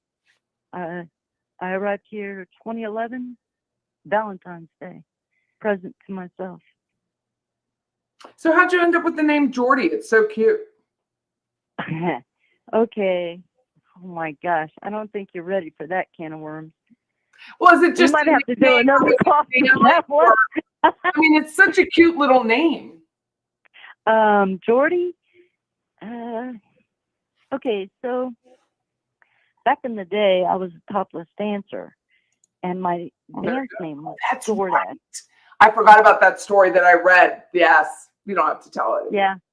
So no, it's okay. So Didn't you have like actually- your own, which is, I don't want to say it on here, but when I was younger, I was like, I want a strip club. I wanted it like Gypsy Rose Lee. You know what I mean? Where it was like risque, but not like complete stripping.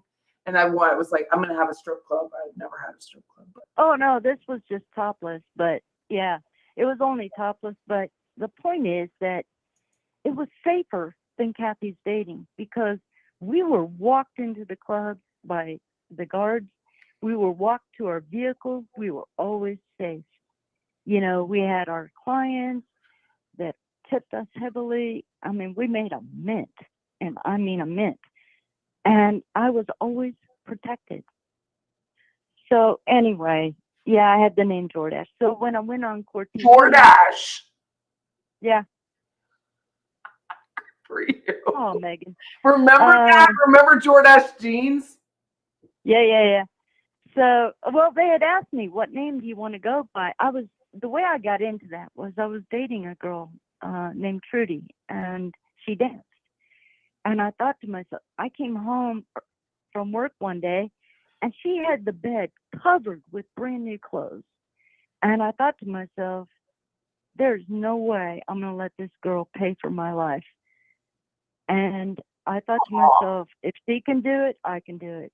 And you were tiny. They like them tiny in strip clubs.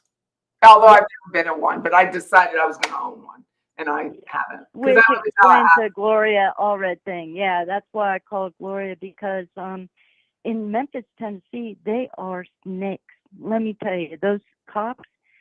I was sitting there next to a client or a customer or whatever, and I had my feet propped on his knee. We got written up for his hands being all over my body. I mean, the way they break that up is such a lie. And I said to them, and they're copying off each other back there in the van. So, I mean, it's all so. And I used to go to appear to, you have to appear in court. I used to go in dressed in a suit. And in fact, hell, half the dancers were coming in in see-through, pajama bottoms and tees. Anyway, but I was there in a suit, and the prosecutor even said, would you mind if I felt your suit? That material looks so soft. Anyway, that's just the way you present. Just be that, And if I was going to be a dancer, I was going to learn how to do it smart. Being authentic is really, if I could give KCO any advice, it was, you don't even know who you are. And it would be to, you're an orphan too, to be authentic. You don't really have to answer to anyone, but being who you are is really a freeing feeling. It really is amazing. So Kathy used to try to say, well, because you were a dancer, you must have done la, la, la, And I said, nope, never. But guess what? I was gay when I started. I was gay when I finished. And guess what? I wasn't working at the girls' club. So there's your answer. You were just making tips. I don't see a problem. Well, I did date dancers, that's for sure. But, on occasion. But here's the real thing. When I quit dancing, the last club I worked at, Centerfold, Dawn Colbreth owned that club, and his wife, Evie, she used to come in and sit down, and she would see me run down, talk to a guy, he hands me a bunch of money, I run back to the locker room to put it up, and then I come back and sit and talk with him. And she said, how are you doing that? I want you to come work with me. Well, it turned out her husband sold cars across the state line, and got in a hell of a lot of trouble with the feds, and he had to go to Millington to go to prison there. Oh. So Evie called me, and said, Jordy, it's time you and I did this our way. 2 women running a strip club. How much better could it get? And we're going to do it right, not like these men do it. And so we did for like a year and a half. But then Evie, who had encountered hepatitis when she was working a nursing home when her little boy was small, she was, wait, Evie's 20 years older than me. So to me, she was like, I don't know, she was a grand dame. So when she got hepatitis, it would have been, gosh, probably back when I was like 10, something like that. But anyway, she'd been dealing with it, and she came out of remission. Her son came to me in the club when I was working, I ran the club, and he came to me and said, Mom collapsed. And she said, yeah, and she died like 3 days later. I was there in the room. It just was heartbreaking. But, to hear Kathy try to take my story and try to turn it into something nefarious and something filthy, when she, in fact, is the one who leads that filthy side of life, that used to really fly all over me. Talk about something that does press your buttons, that did. But whatever. I did what I did. I've lived my life as a free person to,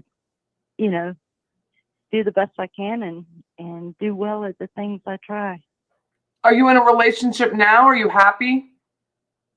I am not. You're not happy, or you're not in a relationship? No. I'm very happy. Oh, you sound it. You sound happy. Yeah. Oh, I have a great life here. I mean, I know it sounds silly to say, everybody wants to leave a small town, but I love it. My neighbor next door, people at the grocery. I know so many people here. Good for you. I just love it. Well, you don't really have a social media trail, because I've looked. So I was like, I'm gonna call her, and it's not easy for me to pick up a phone and call people that I really don't know. It's actually quite hard. I mean, I'm on Facebook, but I rarely post it. If I'm not trying to sell you a house, then it is a big challenge for me, because it's just a role. But thank you so much. I mean, I hope this helped you, to say, you were just being a friend. Yeah. I love you too, Megan. I saw that she wrote that. You really were. You were just being a friend. I would say that, we all have a code within us that we try to stick to. And the code we break, or the code I break, is usually the one where I allow harm to myself, not harm to others. But Kathy's the opposite of that. She will harm others. We follow these murder trials, and we've read about serial killers. What about these serial liars, predators, targeters? And yeah, what about that? We really need to profile this shit. Did you know that? Did you know? You knew she was a nurse, right? Did you know that she'd let her nursing license lapse for some reason, and yet still called herself a psych nurse, which she did here in Tallahassee too? I mean, she did it at the meet and greet not too long ago. But did you know that she was identifying as a nurse when she wasn't, and got in trouble with the state of Arizona? No idea whatsoever. I will say, the Theology Board came after me at one point and made an accusation against me, and I, showed up to face my accusers, like, what the hell are you guys talking about? And nobody appeared before me, so it was almost like a prank. Somebody was setting me up. I don't know, but anyway, they didn't show up, and so the whole thing was dismissed. But I was there ready to say, what are you talking about? Do you think it could have been her? I don't know. Or one You of don't her know. minions. One of her minions, probably. Yeah. One of her minions. There's a lot of people that buy into every word she's saying, but they don't know. I mean, she does come across larger than life, you know. I just didn't see it. I don't. I've seen her on like other channels like Surviving the Survivor, which they're very generous. They're very generous to put other people on. And I'm sure they don't do background checks like I do. Right. But I guarantee you they don't. And they are very generous people. They're very kind people. But I'm like, she's not larger than life. I just don't. I don't see her from your perspective. Oh, I know. It's just, but Patty, you cannot use yourself to judge that by. I know. Well, that's where I have to like stop myself. But that's what because you're not Joe Schmo who's never encountered some of this stuff before. No. Somebody just asked, did I know about her writing her book? You know, she was sending me in 20. I'm going to be right back, but I can hear you. I have to just go in the other room to get a drink. I'll be right back. Keep talking to the. Yeah. Okay, sure.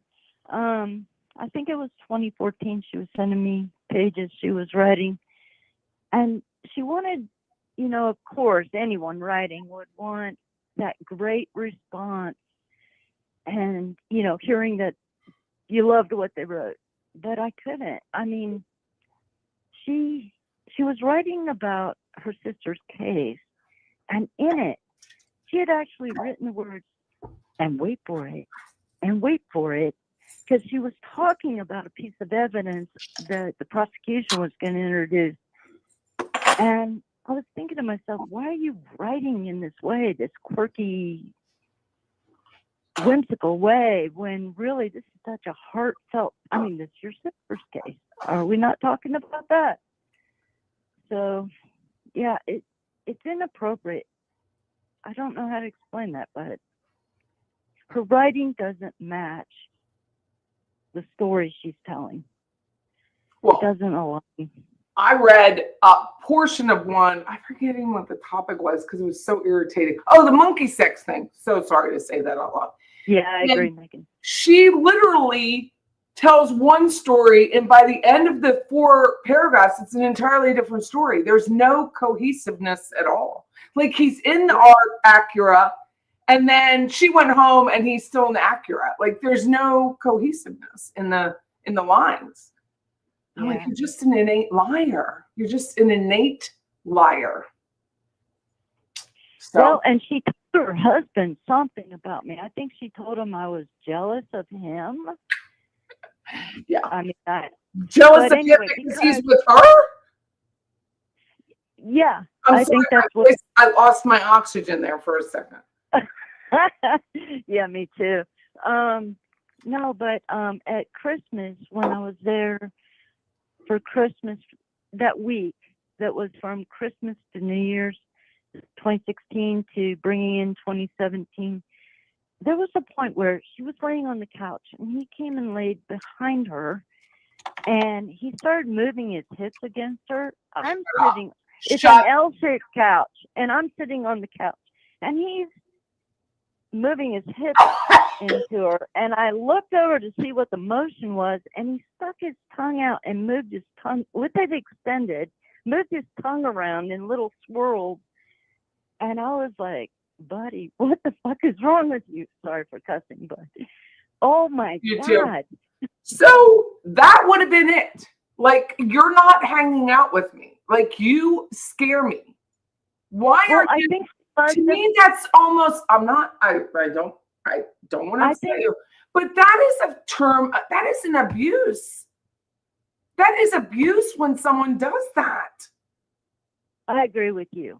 I agree with you. Threshold needs to be sexual a lot abuse quicker. is going and fucking on my bed and busting it. That is abuse. Yeah, I think that, you know, well, now that you link the two right there, yeah, I see it.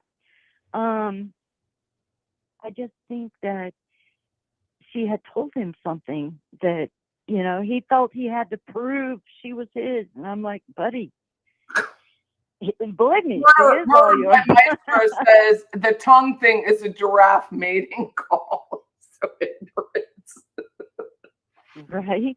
He Oh just my wants to, God. like, make me think of it. But I mean, that is abuse. He's either like cueing you, do you want to join in, which you're disgusting. So no, Oh my I God. would be a lesbian if that was the case. Like, that is not happening. And then the second, and I'm not, like, people look at me and think I am. Look, I'm not. You know why I can't be a lesbian? Is because I don't cuddle. Lesbians cuddle. Gay guys Yeah. cuddle. I'm not cuddling. So, I mean, like, you are literally you are abusing me by doing what you're doing to my friend and disrespecting her body in front of me. Yeah, exactly. I mean, yeah. That's disgusting. I mean, So sorry. okay, so fast forward to Kathy and I had taken, during that week, we had gone up north to do a wine tasting, and we stayed overnight, which she wanted to go to dinner, one of her friends. I met one of her friends. And she was telling these stories, and she told the story of how she wrote this vicious email to Amy Silverman. And, you know, because Amy definitely hurt her feelings about the marriage. Amy has a special AIDS child, and she wasn't able to run and jump when Kathy wanted her to. And Amy did say, can you stop by? You know, Sophie would love to see you. But Kathy was already on her way to the airport. So now here we are in this restaurant. She's telling this story. And then she tells, you know, about this vicious email she wrote to her, tearing her apart. And she says, and can you believe Amy has never answered me? And I'm thinking in my head, who would? Who would? Well, Megan would. Megan would take it line by line and go toe to toe with her for a fact. But then when driving back, well, that, you know, Kathy got drunker. We went back to the room. The next day, we're having breakfast. Get on the road. It's snowing. It's crazy. Yeah, it's snowing like crazy, and she wants to hear this podcast about a murder that had happened. And I'm trying to lighten the mood. Patty, I reached over and did what she did to me a couple of years ago. I pointed my finger into her hand and I said, she was saying, that guy, you know, nobody would get him like a Scorpio. And I reached over and pointed my finger into her into the back of her hand and said, yeah, better than dead. That's what Scorpios do.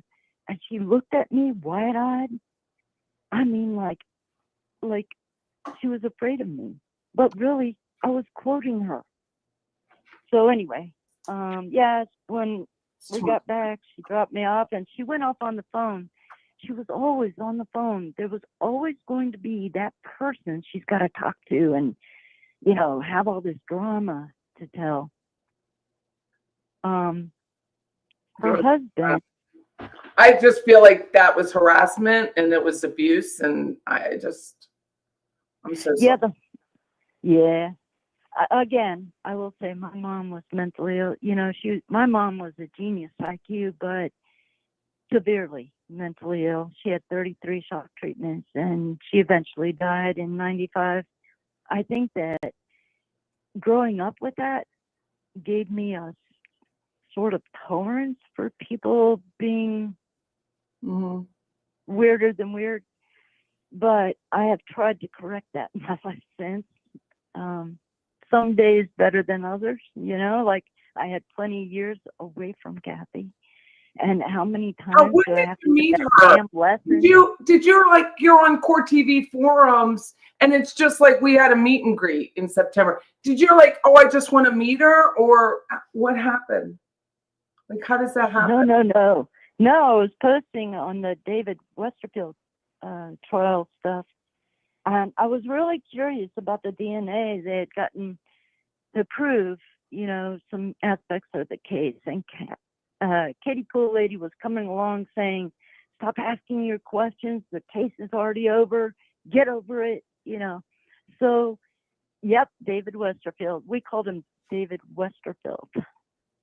So anyway, I took it to messages, private messages, and I said, why are you hounding me? I tried to explain myself, and she gave me her number and said, call me. And so I did. And when we were talking for a while, she said, there's something about your voice. And I was like, nothing like somebody pointing out your voice. Like I just said to you.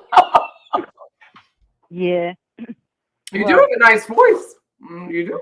Thank you so much, Patty. Thanks. So she said, I think you're meant to be in my life. I think you're someone important in my life. And so, it's that moment when you either hang up or ask why. And I asked why. And she told me all about her sister. Well, that whole conversation led to days and days and days of talking. And finally we met up. And I did go out there to see her and everything. And we went and I did my first myofascial release seminar, the healing seminar. That's open to anyone. You don't have to be a therapist for that. Yeah, I looked it up. Yep. So that's how I met her. Yeah, it was just controversy. She was just hounding me about, why are you asking these questions? Of course, that only pushed me into buying the crime classification manual and looking it up myself. Yeah. Good times. Doing this. John Barnes. Yeah. I did. Yeah. Go ahead. So do you have your own business now? I do. I work from my home because you can do that in Holly Springs. I'm actually in a business district, my home. Oh, good for you. So I have a huge spa room. And I see an esthetician here. I see a girl here. She gives me face. So she uses this diamond thing, which I love because I get to see the skin come out of it, like vacuums out, which I love doing it. Like, how much skin did you get? But she, it's in her house. I sold her the house. It's in the base. It's not the first level is where it is. It's not a basement. But, yeah, there's quite a few. I mean, Tallahassee's, where you are. You have great skin, Patty. A lot of home businesses here. Patty, you have beautiful skin. You don't have to worry about a thing. Thank you. I take care of it. But I was telling them I use a vitamin C and turmeric now. I use a serum that I just get. I forget where. And then I use, don't yell at me. I use Head and Shoulders a couple times a week on my face. Oh, my. But it's it's lush. Like, I want to see you under a mag lamp. Okay. Well, Patty, I've been under one because I went. No. I want to see you under a mag lamp now. I want to know what I can do about age spots on my face. That's okay. So a cell takes about 30 days to reach. Yeah. Are you there? I'm listening. Okay, so you have a cell turnover every 30 days. So for it to reach its maturity, so in order to see a change in skin spots, age spots, you would have to feed your skin about 3 months before you can see it. Because think of 3 layers of skin. That's substantial. There's 5 layers here at the dermis. So, so anyway, you want at least 3 of those layers fed. So whatever nutrients you're going to put on your face, you need to stick to it for 3 months at least before you can start to see change. And that's what you're looking for. Right. So when cells... I just want you to come in and I'll drive to Mississippi and you scrape those age spots off my face. Absolutely. Yeah. You're not that far. I was born and raised in St. Pete, Florida. Shush. Yeah. All roads lead to Florida, Jordy. Don't. Megan. Are you near? I don't know where Florida. That is. Are you near Biloxi? Where are you near? No, I'm up near Memphis. So I'm like 30. You're near Ole Miss. You're not far from Ole Miss. Wait, say that again? You're not far from Ole Miss. Ole Miss. OLE Miss. Oh, you mean Oxford? Yeah, that's an hour away. That's an hour to my east. Good for you. My son James, who's been on, he worked for corrections for a while, so he came on to talk about prisoners. but he was a truck driver, and he believes Mississippi's the most beautiful state. He just loves it. I loved it. Yeah, and out here about 10 minutes from Holly Springs is Snow Lake. Oh my God, that place, I love it. Snow Lake. Snow Lake, yeah.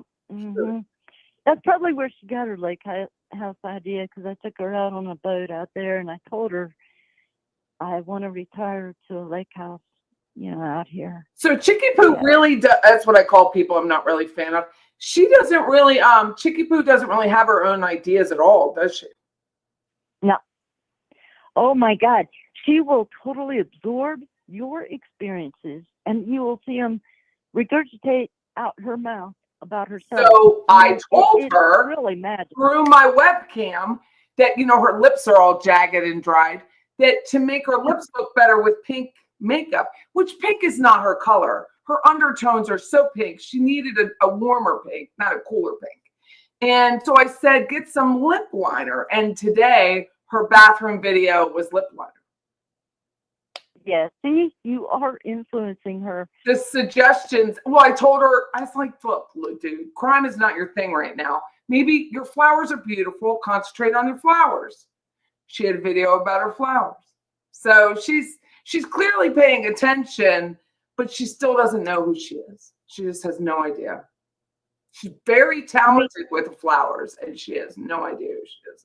Very sad to me to live a whole life, be like 3/4 of a century thereabout and not know who you are is very sad. Okay, but Patty, we are intelligent women and men here.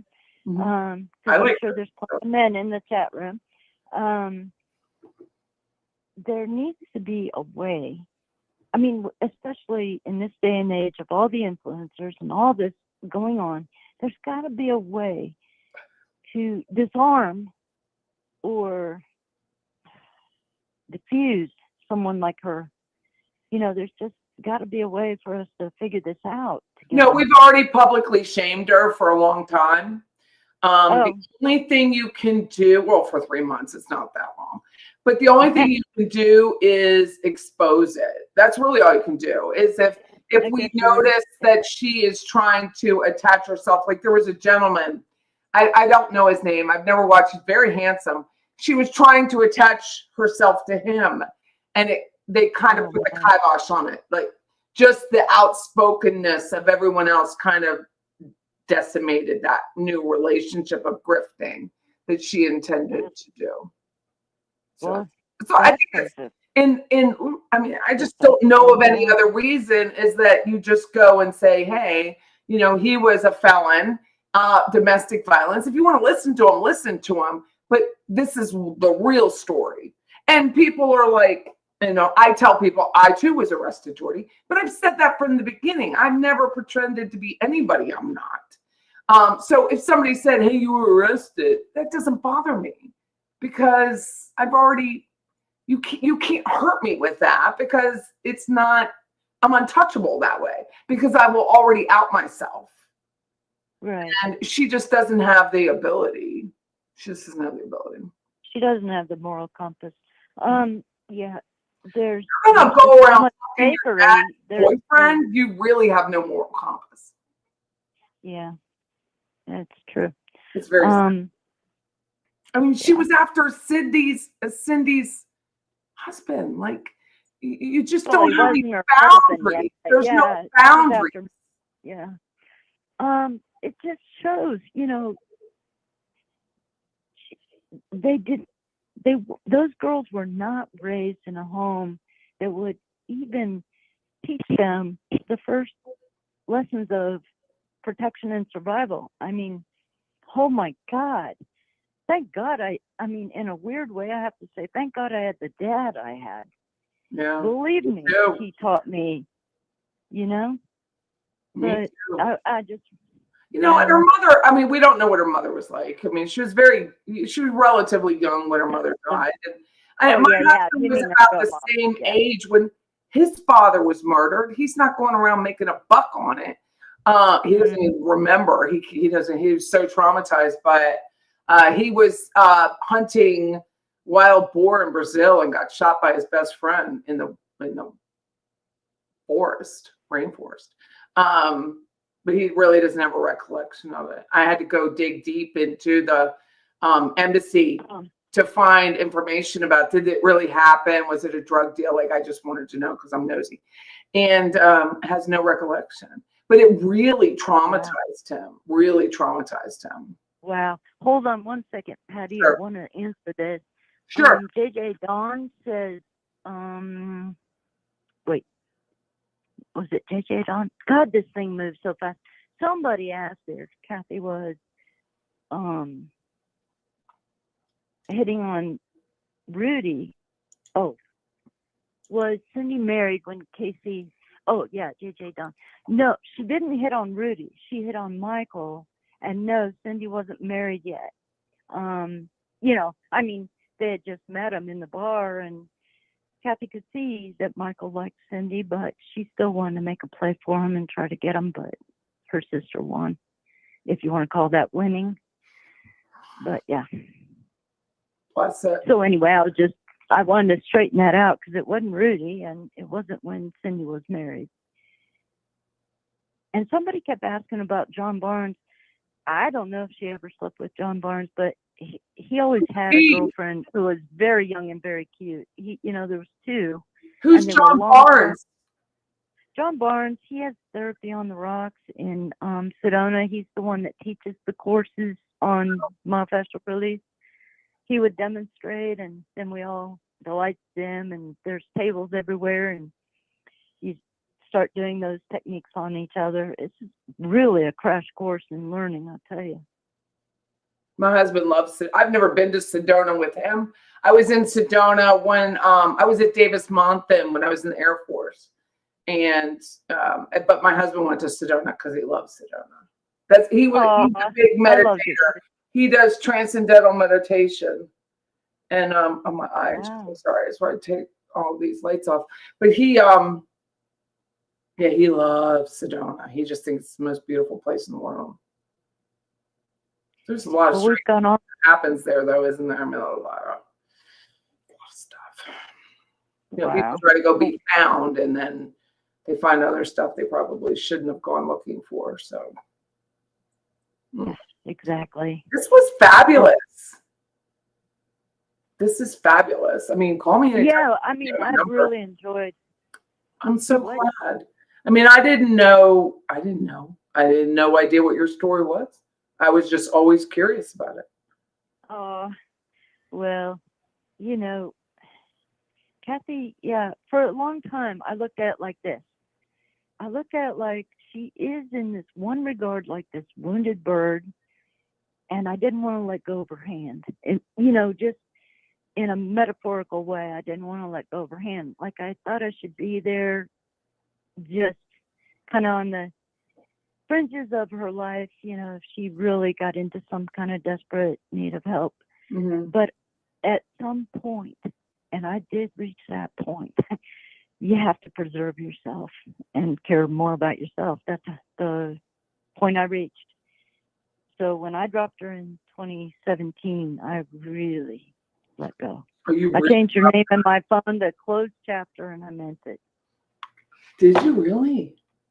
And see, let me tell you how I found you. Well, how I found all this. Hulu, this freaking Hulu, it had this show, True Convictions, come up. It was like one of the new options they had loaded. And so I was watching it. At the very beginning, they showed some of the people that are in all the episodes. And I swore I saw Kathy. So I clicked back out to look at the episode lineup, and sure enough, the very last one was the story about her sister. So I watched it, and I was thinking, oh my God, Kathy Hughes.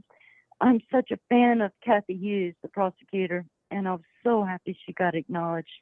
But at the very end, there were some lies in there from Kathy. It just kills me when I see it, Even for why they had her fly back. It was because Kathy was a suspect. I mean, you know, so they had to clear her. What? But why not just Oh, and her say that? sister. Well, that makes sense. Yeah. Yeah, yeah. But anyway, I mean, just simple little things that don't matter. I mean, you know, are understandable.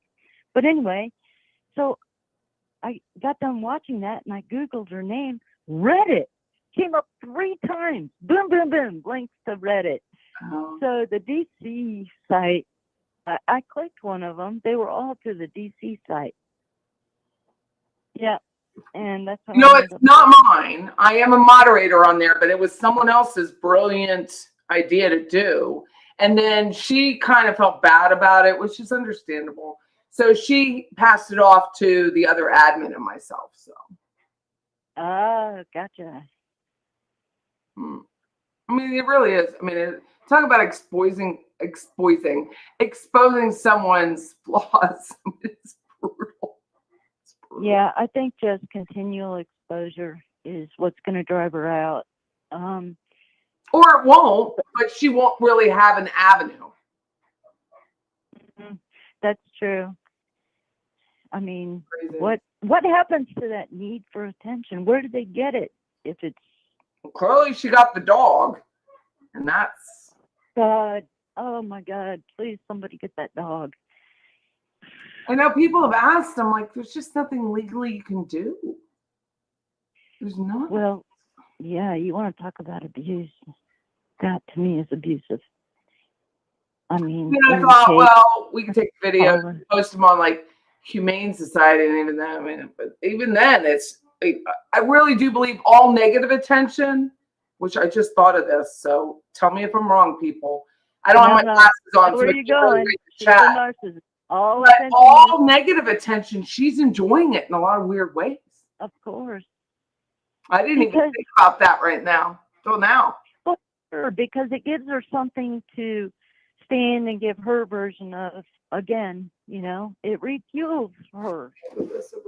You know, it gives her more fodder. Yeah, it's like, oh, I'm that important. Look at them. I'm that. Oh, this might help.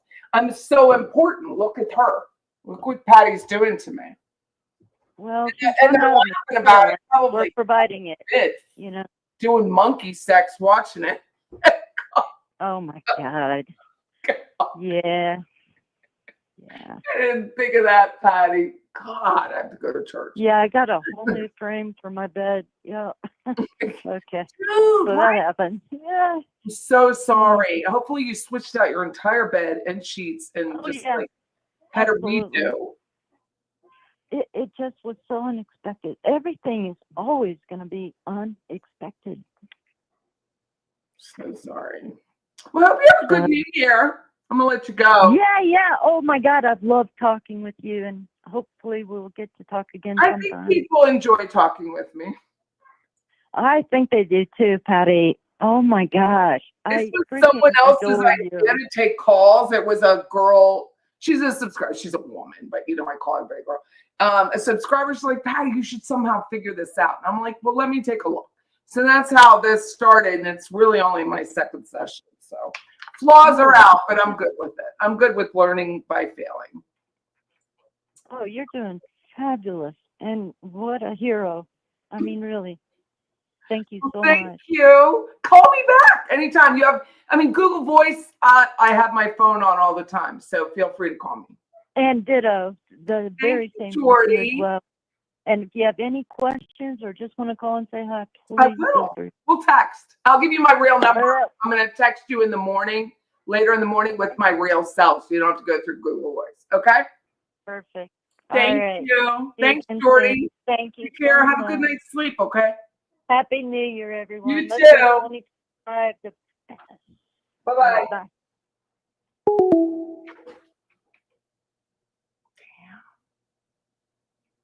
She didn't delete it. It's not deleted. It's not deleted. She has it up. It's called, what does she call herself?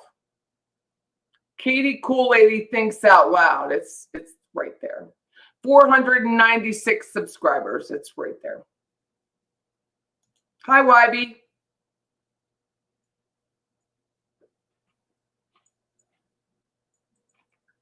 I don't have anything else to say. So I want to go back in the chat. I mean, there was things I wanted to Collier. Thank you so much for saying his name because I couldn't remember it.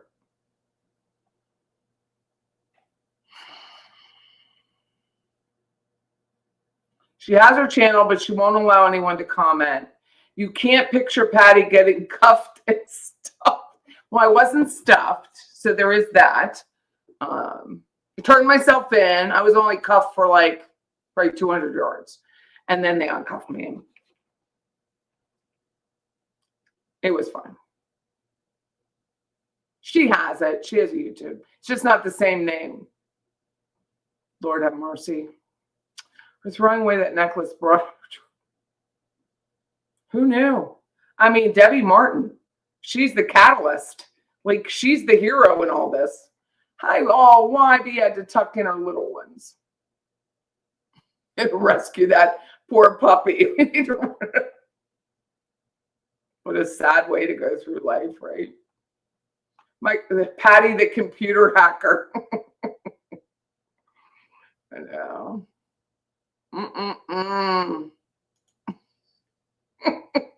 Susan Nix. Oh. I'm a great candidate for contact lenses, except that I would have to put them in. So, be horrible. Debbie Martin, you're the hero. You have saved us all. We are in 2025 together. What a blessing. What a sweet. I saw your name on Reddit, but of course, no one knows who anyone is on Reddit. So,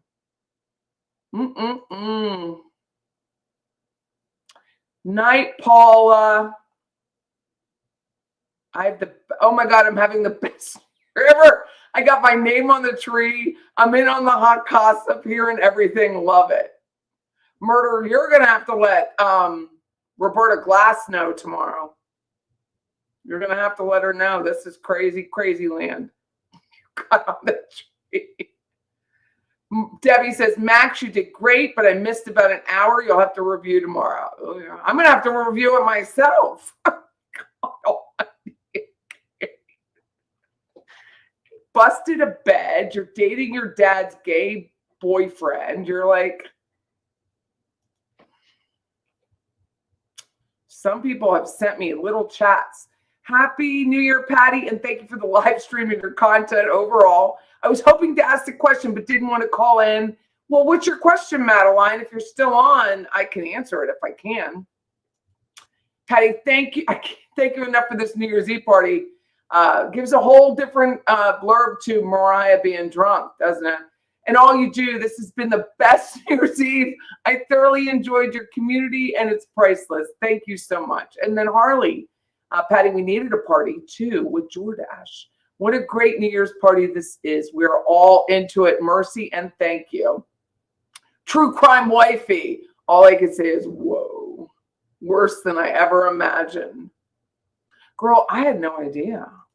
I mean, I went looking for Jordy back in September. I was like, where is she? Is she still alive? Like, you know, people pass away. Like, is she still alive? Would she be interested? She's probably still friends with her. Patty, don't bring up things like that. It's none of your business. Blah, blah, blah. Self-talk. All self-talk. Best New Year's Eve ever. Razzle dazzle.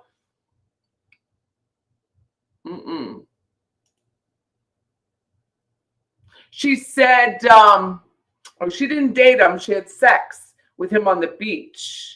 And she said that his name was Ted and he's passed away, and that Ted was a sex addict. So he'll have sex with anything.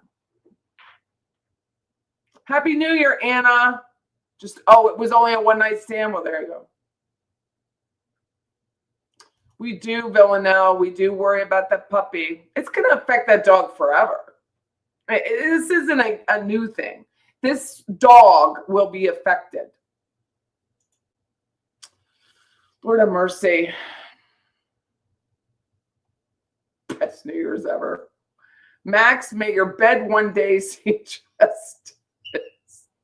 Good night, Max 444MC. Bless your heart. Yeah, the pup is already damaged. That's what I'm saying. It's so bad. Happy New Year, JJ. Lolly, she does not deserve that adorable puppy. It's done. Oh, you will be pointing her day this way for sure. Can you believe this? I'm like,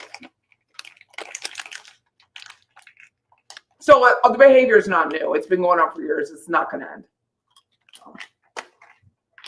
The only thing I have with that Reddit, it's not mine, but it will just feed into her because that's what it does. So it's just constantly having to expose if we see her move into a new dude or a new murder family that she can grift off of. So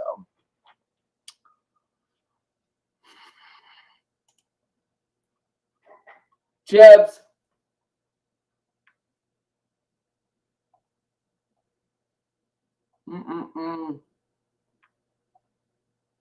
Night, everyone.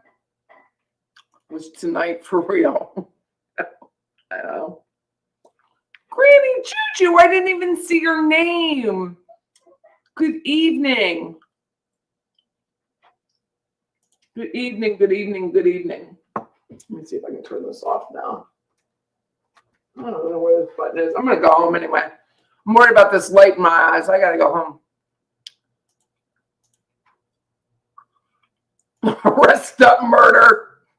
That's what I'm saying, April. It's always been like that. Like, when I first started this and we started talking in the chat, I was like, this is just like an AOL chat room. Crazy land. You're welcome, Lolly. Hi, Lady of the Sun. What a great name. This is crazy crap. I'm sorry I'm chewing gum, but if I don't get some moisture. I've been on 5.5 hours. 5.5 hours. I'm the best at reading chat. Well, thanks, Tippy dog. I think internet crimes are like postal crime. I will watch for the other guy. It doesn't sound so bad out there now, but for a while there, it was like Afghanistan, it sounded like. Susan says, this has been great. I did have a workout, but I did it. No, I thought, am I going to be able to stay up that late? Am I going to be able to talk that long? Am I going to have anything interesting to say? That's what I thought. Will I have anything interesting to say? I'm opening up the phone lines all the time now. Drive careful. I will. Thank you so much. Thank you, YB. Very kind to call in. So is Becki. I mean, that was really cool of you guys. I really do appreciate it because it's one thing to be like, to me, it's like, let's have a party. And I have a party and no one shows up. So when I open up the phone line and no one calls, I'm like,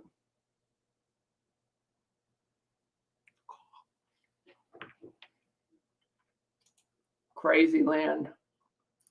You have an hour and a half left. I know. Who knew? Who knew? Hit the like on your way out. That would be really nice. That would be really nice. Is Kathy Hughes the Texas attorney? It must be a Texas prosecutor. Hold on. She said prosecutor. I don't know who it is. Let me hide that. Oh, they're calling me right now.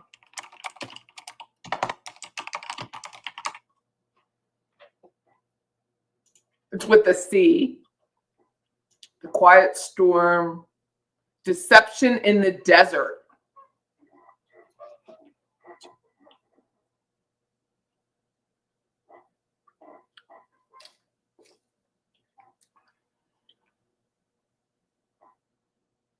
Stop it.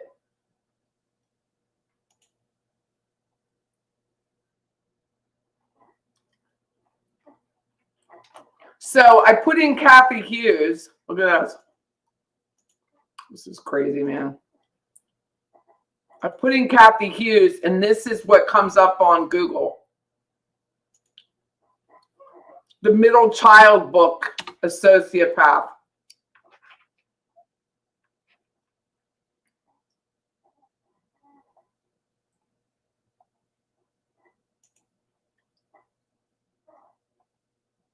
Doesn't she though? No way. For real?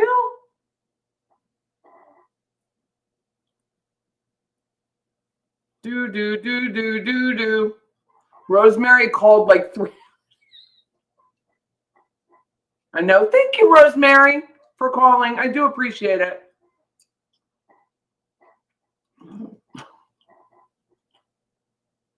I do appreciate it. It was very good to hear from you. Very cool. Oh, my cortisol is so high right now. I'll never go to sleep.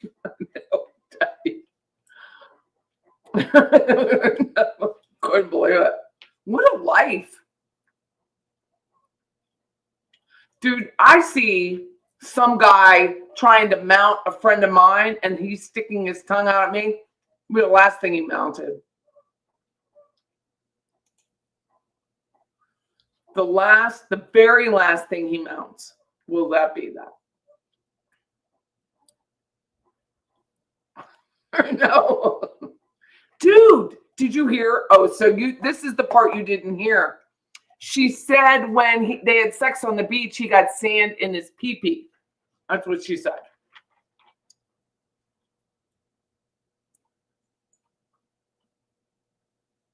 Sand in his pee-pee. Ted. I unsubscribed from Talkie.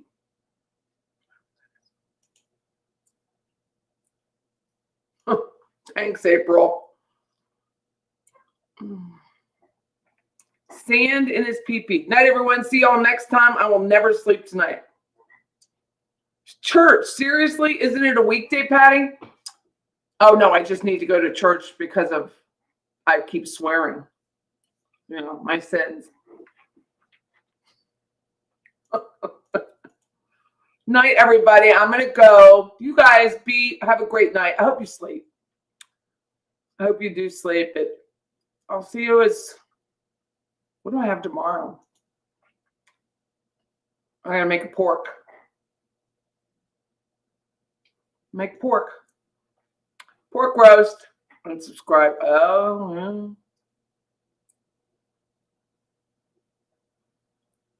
You have my mom watching it. See what I'm saying? I got to go to church.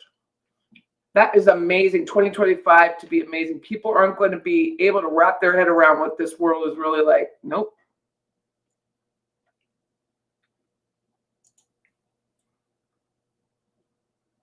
Villanelle's Boots. Happy New Year, everyone. Take care of Jordy. All you can do is laugh at this chat, Betty. Laugh at me all you want.